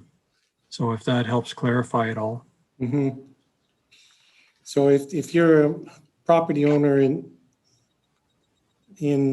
area, what used to be area B. Yeah, okay. If you're a property owner there and your neighbor develops 4 tourist home units and you want to develop 4, you won't be able to, and then you'd likely come to council and ask to have that zoning extended 1 more lot over. It's always been a separate zone, and now we brought it together. So there has been some separation, and it's separated by road, I believe. No, that's my point. It's not. It's separated up property line. Oh, There's okay. 3 lots that are on the 1200 block that are specified in Councillor Mayor's amending motion. If I'm not mistaken. If I'm mistaken, somebody can correct me. But the line of separation isn't up a roadway, it's between 2 separate properties. All I'm saying, I'm flagging the fact that this will come back again, in my opinion, and other property owners in the 1200 block are going to ask to have the same ability as those in the 1400 block. That's the downside to this motion. Councillor McCallum. Thank you, Mayor Barman. I have a question through you to administration with regards to this. And that is, could you tell me of those 5 properties, how many of those folks have tried to apply for tourist home zoning before today? Ms. Miller? Thank you, Mayor Borman. To my knowledge, I don't know that those, it's difficult because we go by civic address, so I'm not exactly sure of what civic address are associated with this, but to my knowledge, and I could go back to my staff and just want to get clarification, I don't believe that we've received tourist home applications for these properties, but if I could have a moment to confer with my staff, I could confirm that. Sure, I think it's germane, so I'll give you a moment. Thank you. Is there other discussion that can ensue at this time, or does everybody want to wait for that information? Just clarification to administration. If this amendment is defeated, then we go back to the original 50%. Correct. Okay. The amending motion is defeated. We're back to the original motion that's on the table. I have another question. Well, sorry. Councillor McCallum. Just for Councillor Mara, since this is her amendment. As you know, and I tried to bring this question up before, there's a landowner there that is partially way through development that presented to the Planning Commission that they were building, and their plans for building were to build affordable housing and staff housing. And now they are upset that they are unable to pivot to purchase tourist home or to, acquire tourist home zoning. Do you not see that misrepresentation as being problematic? I'm not sure when their variances were given to them. And I do know that things change and life changes. I don't know if there's still need for, I know there's always need for accommodation as in staffing, etc. But I do know people can pivot on a dime. Yeah, so just so you know, it was at August of 2019, and there were quite a few variances requested. And part of that exchange, I think, or the explanation was that they were needing those variances so that they could provide staff housing / affordable housing. I know Mayor Borman doesn't think that this is particularly germane, but I do. And I think it's the public. The public has an expectation that something is presented to them. And so they expect that that's what the follow through is, I guess. And so this would encompass one of those properties. I'll be interested to see what Ms. Miller has to say in terms of who has actually applied for them, because applied for the tourist home zoning. Just in the conversation that you started, any lot owner can build to one zoning that they have approval for, and later on decide to apply for different zoning. I'm certain that, or quite sure that happens regularly, and one's assuming, in the case of the developer you're talking about, that, I mean, it is still possible that that landowner, that developer, will take 1 or 2 units out of the fourplex and decide to use them for staff accom or whatever. So we're trying to look into the future, which I don't think is reasonable in discussion like this. I agree. I guess I just think that, just as the development community is looking for security and for, a status in approval, that the community is expecting that in exchange. And so I think that it's a two-way street. When somebody says that they're going to build a certain thing for a certain reason, I think that unless there's a really good reason that that's not happening, that the community sort of expects that. We've had similar discussions about the Catholic Church, Your Worship, about, I believe that we the town ate the building permit cost, and they were planning on building or hosting some housing for homeless people, and we still haven't seen that come to fruition. And I get questions from constituents about that as well. Where's the quid pro quo? So it's just it feels a bit problematic, and the fact that it's not being addressed, it feels problematic as well. Okay, Councillor Mara.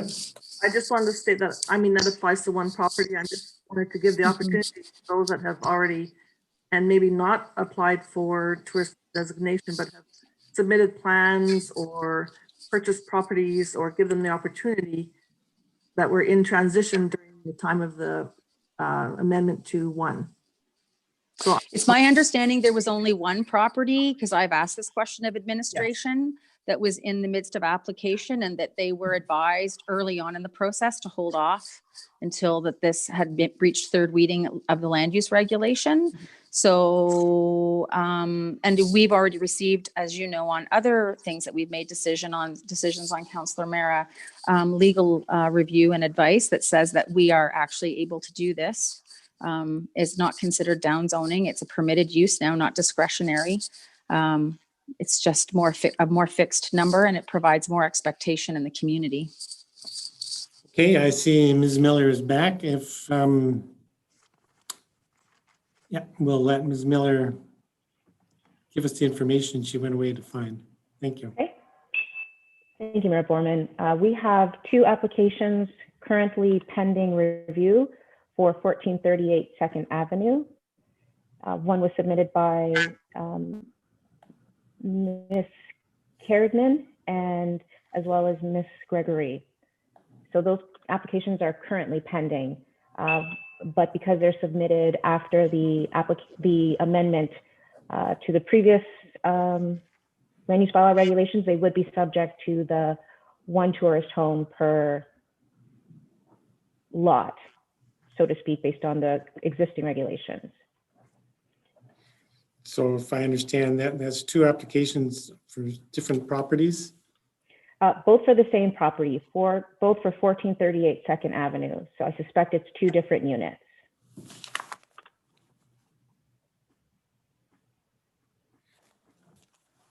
Okay, and other than those 2 applications, which are somewhat in limbo, I suppose, all other projects in that what used to be called Area E have either been approved to move forward, or there is no application in process? Based on the addresses that were listed in the submission by McElhaney, we don't have applications for those properties other than 1438. Great. So that means all of those properties don't have a tourist home zoning or tourist home, permit? They may have had a previous approval, but if we're talking about what's currently in the queue, we only have 2 applications, both located at 1438 2nd Avenue. Okay. Right, so there may be property owners that have been intending to apply for some other use, but that's not in place right now. Correct. Okay, thank you. Is there any other clarification that council needs on this question? Seeing nothing, thanks very much, Ms. Miller. So back to the amendment as proposed by Councillor Mara. Is there more discussion on that amending motion?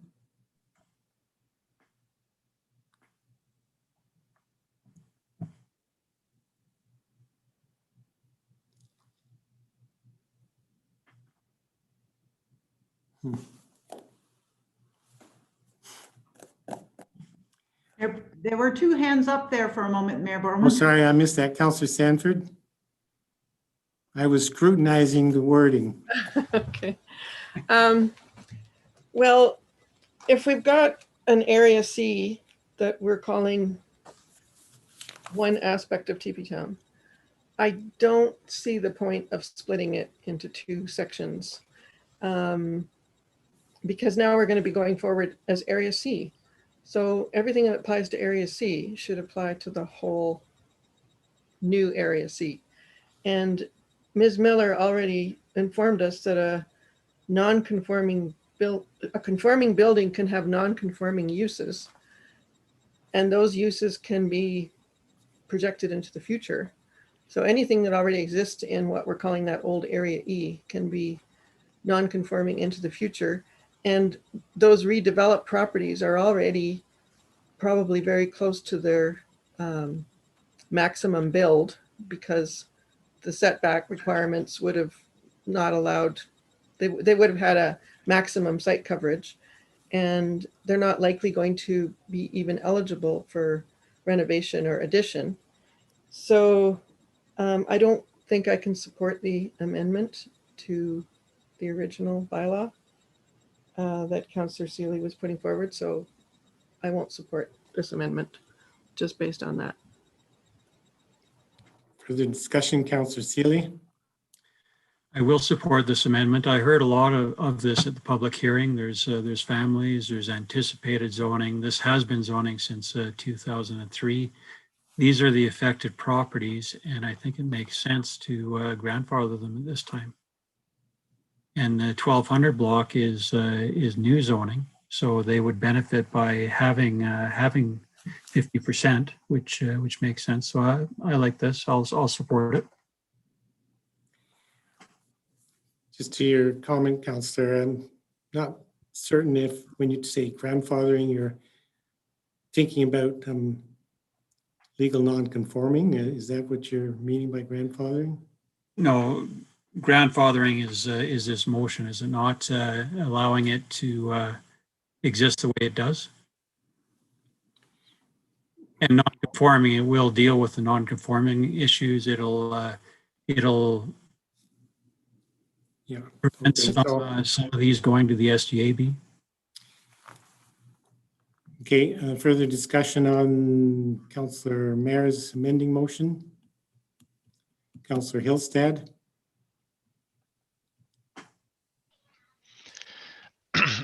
At this time, I think I am leaning towards supporting this motion, again, just because of what we heard at the public hearing. Yes, going back to the previous land use district before the new one came into place, this was what was in place. So for that reason, I think I will support Councillor Mayor's motion, just because that area there, that divide between lots was already in place for years. So I don't see a real issue with that. And to me, it does help with fixing some of the legally non-conforming units, which again, may or may not be an issue currently, but they could be an issue in the future.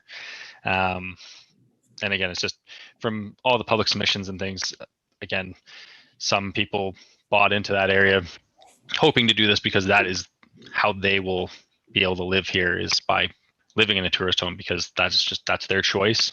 They want to be able to live in one, move. They want others to have that opportunity. So again, everyone is different. Everyone lives differently. You can have, a young professional couple that may travel a lot, and this would be perfect for them. Maybe it's not perfect for families. It's really up to each individual families. I know some families that travel a lot and are out of areas for long periods of time. So that actually might be suitable for a family like that. So it really is just personal preference. So I think I will support Councillor Mara's motion. Ms. Miller? Thank you, Mayor Borman. I just wanted to clarify that by including the proposed wording into the land use bylaw, these properties would not be non-conforming. This language makes them conforming. So I just wanted to make sure that was clear, because I know we've kind of used grandfathering, legally non-conforming, and I wanted to make sure for council and the public that there is a clear definition that these properties would be conforming, not legally non-conforming. Thank you for that. And speaking to the motion, Councilor Mayor's motion, I don't think I'll be able to support it. Firstly, I'm not that concerned about creating properties that are legally non-conforming, which would be the situation that we started with. That's not uncommon across town to have legally non-conforming properties. It's fairly common occurrence. Councillor Hillstead referenced the increased ability for people to buy an affordable housing unit, that is a tourist home unit, as an affordable housing unit. I'm pretty iffy on characterizing tourist homes as affordable housing units, but I'll let that go for now. But with the original motion as approved first reading, there continues to be capacity and legal ability to develop tourist homes in Area C, one per lot for the undeveloped lots. So that ability will continue to be in place. People that do want to buy a tourist home and occupy it as their primary residence and benefit from the rental income to put against their mortgage payments will still have that ability to do so. I'm particularly uncomfortable with splitting a block in two, which is what's being suggested. And I won't repeat what I was just talking about, but that's what we had to deal with in South Canmore. And I know if this amending motion is successful, it'll be a matter of time before somebody else on the 1200 block will be saying, well, extend that line further east so I can get in on it. So for those reasons, I won't support Councillor Mera's amending motion. Councillor Sanford. Thank you, Mayor Boardman. Well, what I understand from this debate is that Area E loses 50%, but Area B adjacent to it, the old terminology of the two split areas, because they were split before, actually gains 50%. So I didn't realize that there were these subsections within Area C, and that now they would be, by treating them the same, we're actually treating them differently by looking at a 50% coverage of tourist homes. Area E loses 50%, but Area B gains 50% of the old. There's only one area in the Yeah. So, but it was split historically. It was split historically, but now it's all one. But applying one solution to the whole area now changes the ratio of what people had before. That's what I'm starting to understand here. So I'm still thinking about it. Councillor Seeley. Councillor Sanford, I guess how I look at it, the 1200 block didn't have a tourist home designation previously. So it's gaining 50%, and the other one had an expectation that's being accepted. So I guess that's how I look at it. Councillor McCallum. Thank you, Mayor Barman. Well, I would just point out that there's actually nothing to lose. These were discretionary uses. The town of Canmore, at their discretion, could have rescinded on providing tourist home zoning prior to the adoption of this ARP. So I don't actually see it as something that's been lost because it's not theirs to begin with. It was discretionary in nature. What they have now is a guaranteed number to their door if they are a fresh building that's being built. I guess I'm trying to understand, if you're going to build a building and it's all going to be tourist homes, and we all wish, want, and hope that it's going to be locals that buy it, but most of the time it's not. And so what's the point of putting a premium on these homes? There's usually, spoken with people that buy and sell these all the time, at least $75,000 to $100,000 per door premium if it's tourist home zone. You're excluding people who live here already, not people that want to come here, but people who live here already, who've been trying to get into the market, not PAH, the market, and they're watching that number grow and grow because we're putting artificial barriers in place by ensuring the zoning continues, proliferates. So like currently right now in that whole 2 block faces, there are 9 out of 24 lots on Second Avenue that have been redeveloped. This accounts for 38% of the lots on Second Avenue. And that's just 9 out of the 24. Of the redeveloped lots, there are 35 dwelling units and 23 of these are approved for tourist home units. So that means that with the original motion, that 66% of the doors on 2nd Street that are developed as residential can or will be tourist homes. That is more than 50% of a neighborhood, of a block, of 2 block faces of that neighborhood. So if your motion is successful, Councillor Steele, not including Councillor Mayor's motion, just yours alone, the remaining 15 lots are developed as 4plexes. That could net an additional 30 additional tourist homes for a total of 53 tourist homes. So once you develop everything out, you're still going to get more than 50% of the doors that are built residentially available for tourist home use. So you're premium still, on 50%. You're speaking, I mean, we should be speaking or debating Councillor Well, I'm Mayor. just trying to provide a larger picture without I even understand. Councillor Mayor's amendment. Okay. This is the But larger to the amending motion that's on the table, I think you've The spoken. amending motion that's on the table, to be fair, when we talked about this very clearly at first reading, we talked about the only thing that we were having a public hearing on was the number 2. I asked that question very clearly. What is it we're discussing at the public hearing? 2. Is it going to be 1 or is it going to be 2? And now we got feedback on a whole other block phase, some grandfathering, there's all this other stuff. I don't actually think that we should be discussing this right after that. I think we should be looking further into this because this isn't even what people were asked to come to the public hearing to talk about. So that's just my opinion. I won't be supporting it. Yeah. And to that point, I share that concern and I referenced it during the discussion. Making a change that may be considered significant at second reading was pushed back on by residents there, and that's how we got to this point.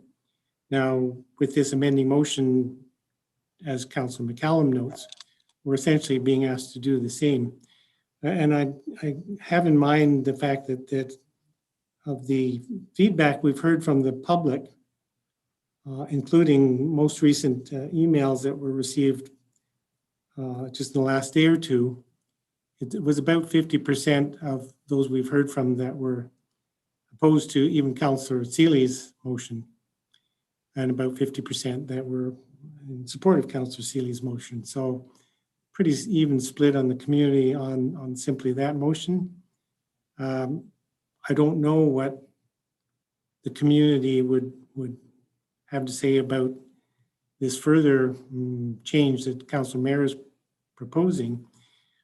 And I did suggest during the discussion earlier that just as occurred with the Van Horn district, neighborhood or property owners can apply to the town to create different zoning potential. So I don't know if this was needed to be put on the table today as an amending motion. Regardless, it is here.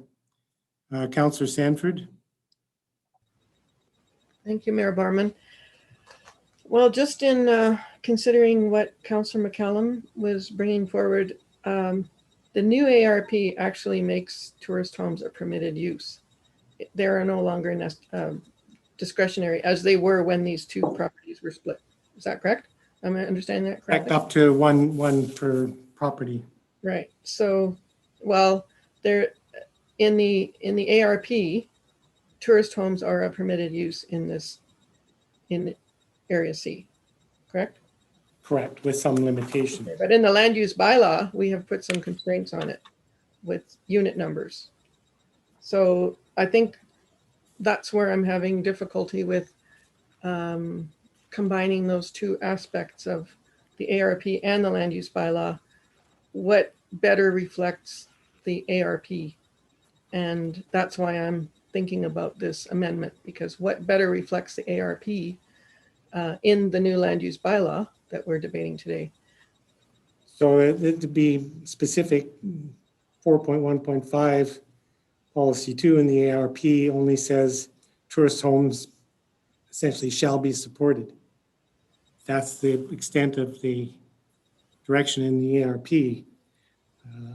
And I would suggest that tourist homes are being supported, even with the limit that was put on it previously by council. So I would suggest that allowing even 1 unit per lot is showing that tourist homes are supported as per the ARP. Ultimately, there could be 25% of the units developed there that would meet that direction in the ARP. And similarly with the MDP itself only suggests that rental of residential dwelling units for short-term commercial accommodation may be allowed in areas identified within an ASP. So I would suggest that any of these opportunities that allow for tourist home development in Area C meets the direction in both the ARP and the MDP.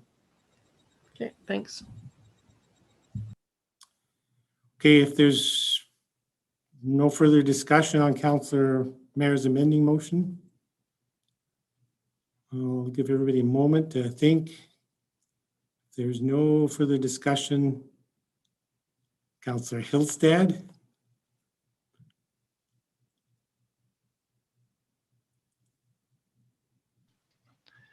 Just going back to the ARP, like the specific thing was tourist homes, accessory dwelling units, common amenity housing shall be supported in this area of TP Town. Development incentives may be used to encourage these uses. So to me, you left out the last bit of that development incentives may be used to encourage these uses. So, and that might be, again, it could be speaking to all of those uses or just one. So it's not to just that they're supported, but they're also encouraged. So again, it depends on how you want to interpret the policy, but it's just wanted to point that out just because they are supported. And before we did changes, they were supported for up to 4. So just wanted to make that clear.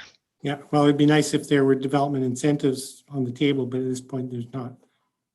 Although Mr. Lyon started to go there, and in fact, I thought about it for the last week as well, is trying to add some incentive to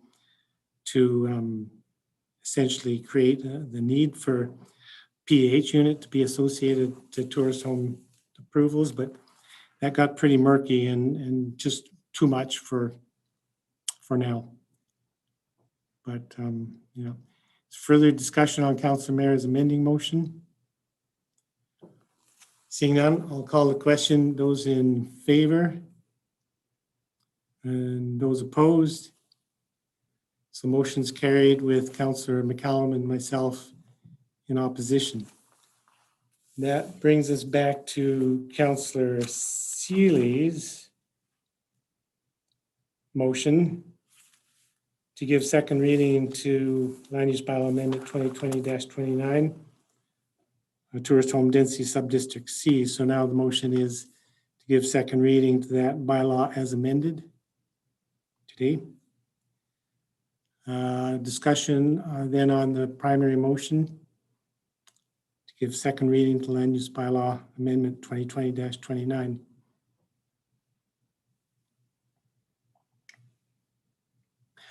Councillor Sanford. Thank you, Mayor Barman.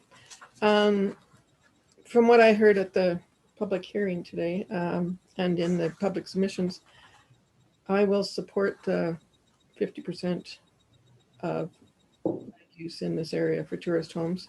And one of the things that really strikes me about Area C that we've designated as that part is that the parking is at the rear, and that the parking was designed, I believe, to support the commercial development of these properties, and it's suitable for short-term rental. There's no garages in this neighborhood, and the parking is all at the rear. They still have a possibility of developing these properties commercially. And then with the tourist home zoning of 50%. So there's a lot of latitude in that. Also, it was pointed out that area A and B of the new land use of the new ARP has no tourist home zoning at all. And I think Ms. McNamee suggested that there's an opportunity there to provide that missing middle and the higher density housing in area A and area B. I also think that that 50% is in of the properties to be developed for tourist homes is in better alignment with the ARP. And the point that was made about the streetscape fronting Bow Valley Trail to be welcoming and pleasant. I think with the redevelopment potential of that area with tourist homes, I think we're going to have a good look to that Bow Valley Trail area sooner rather than later. So I will support the 50%. Further discussion on the Councillor Seely's motion as amended. Councillor Seely. I'll also support the 50% zoning. I think a restriction on the 1200 block makes sense. It can create some variety, and I think there's some good momentum that can happen with that number. So I will support the 50% and the amending motion. Further discussion on the motion. Councillor McCallum. You're muted. Thank you, Mayor Barman, and I thank all my colleagues for their interest in this. It's interesting that you're all interested now. So I'm just going to go back to when I proposed the motion that you all unanimously supported, not 3 months ago.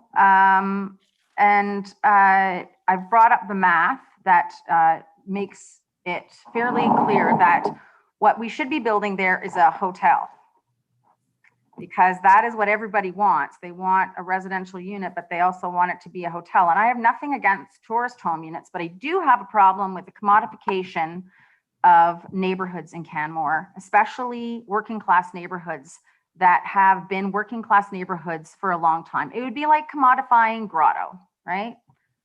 Turning all of Grotto into tourist homes. And I really have a problem with that. But I will speak to some points that I have prepared. Some of them you've already brought up yourself under 2.2 of the ASP vision and goals. The ASP speaks to housing choice, increasing the available housing choice in TP Town to allow for people of all ages and incomes to reside in the neighborhood. But how are we going to increase that housing choice on Second Ave, which is it's housing. It's not mixed use. When you, just because you can rent it as residential or and then as a tourist home doesn't actually make it mixed use. It has to have different tax classes to actually make it mixed use. But keeping the number of tourist homes at 1 per build on 2nd Avenue reinforces this goal and does not commodify housing for tourism. The other thing that's interesting is that with tourist home businesses struggling, why are we putting more business with an industry that is being decimated by COVID? We're just inserting more when tourist homes are already struggling, which doesn't make a lot of sense to me. And allowing the number of 1 per 4, it's not actually been proven wrong. It's just that speculators don't like it because they can't make as much money off of it. And it's okay to make money, but councils are not in the businesses of changing land use to make speculators wealthy. We're in the business of land use to make great neighborhoods. And that is what was intended with the motion of 1 unit per 4, was to continue to keep that residential underpinning, to keep that local feel throughout there, because we know that there are a lot of tourist homes that are operated by owner occupied, but quite frankly, the majority are not. But actually was more important and what was brought up in the public hearing, which really resonated with me, was that the Tourism Task Force is supposed to be working on leading a community conversation on a sustainable vision for tourism in Canmore. And discussing tourist accommodation and short-term rentals is meant to commence after that community conversation is had. So by making this change now, we're actually inserting and circumventing a community conversation that we have promised the community we were going to have for several years now. And that's actually the thing, that and the fact that a few developers could change the head of council so quickly when we have large land use applications coming forward to us, it really makes me wonder what the public is going to think of us as a whole, as a body, that we can have our minds change so quickly. So based on those arguments and a whole bunch more that I have, I will not be able to support your amendment, Councillor Seeley, or your motion rather. Further discussion on the motion that's on the table? I'll speak against. I have a feeling that it's not going to matter, but nonetheless, I'll speak in opposition to Councillor Seeley's motion for many of the same reasons as detailed by Councillor McCallum. I felt that it was reasonable when we first approved the one tourist home unit per lot area that allowed for arguably 25% of units in that area to be tourist homes. And I think that's not an unreasonable number. We are a tourism-based community and we do want to encourage visitors to come and stay in our community. And it's great that if they can stay in an area like Teepee Town, that's part of the flavor of Teepee Town.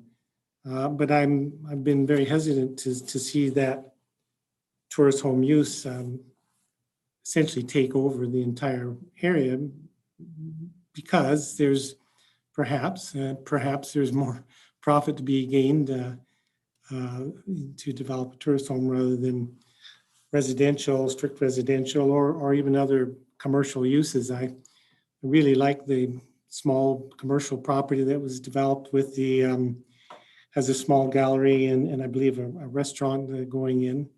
I thought that was really vibrant beginning to the vision of a mixed use neighborhood for Teepee Town.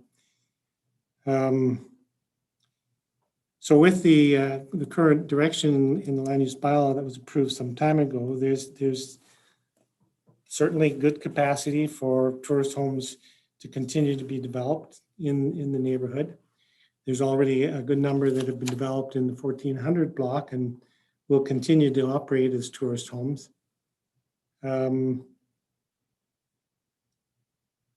You know, and Councillor McCallum also referenced the work that we've started around tourism task force and defining a community vision on tourism and how that fits into our community or how that impacts our community. And I think there's good argument to hold off on this sort of a decision until we've completed that process, which isn't expected to be completed until September, granted. But this direction that's being proposed through the motion, both the amending motion that Councillor Mayer brought forward and Councillor Seeley's original motion, those changes can always be proposed later. Once we have a better vision in place for our community when it comes to the tourism component of our community. And I'm also recognizing that while we heard quite a bit from some of the residents and property owners in Teepee Town, we also that were supportive of allowing for more tourist homes.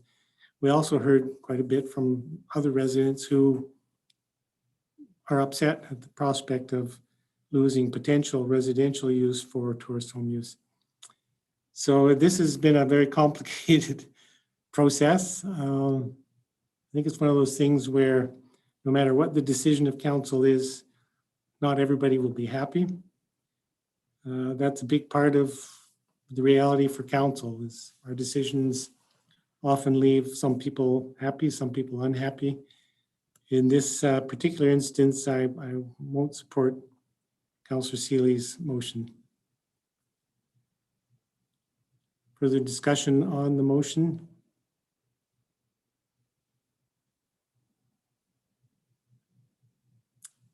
Seeing none.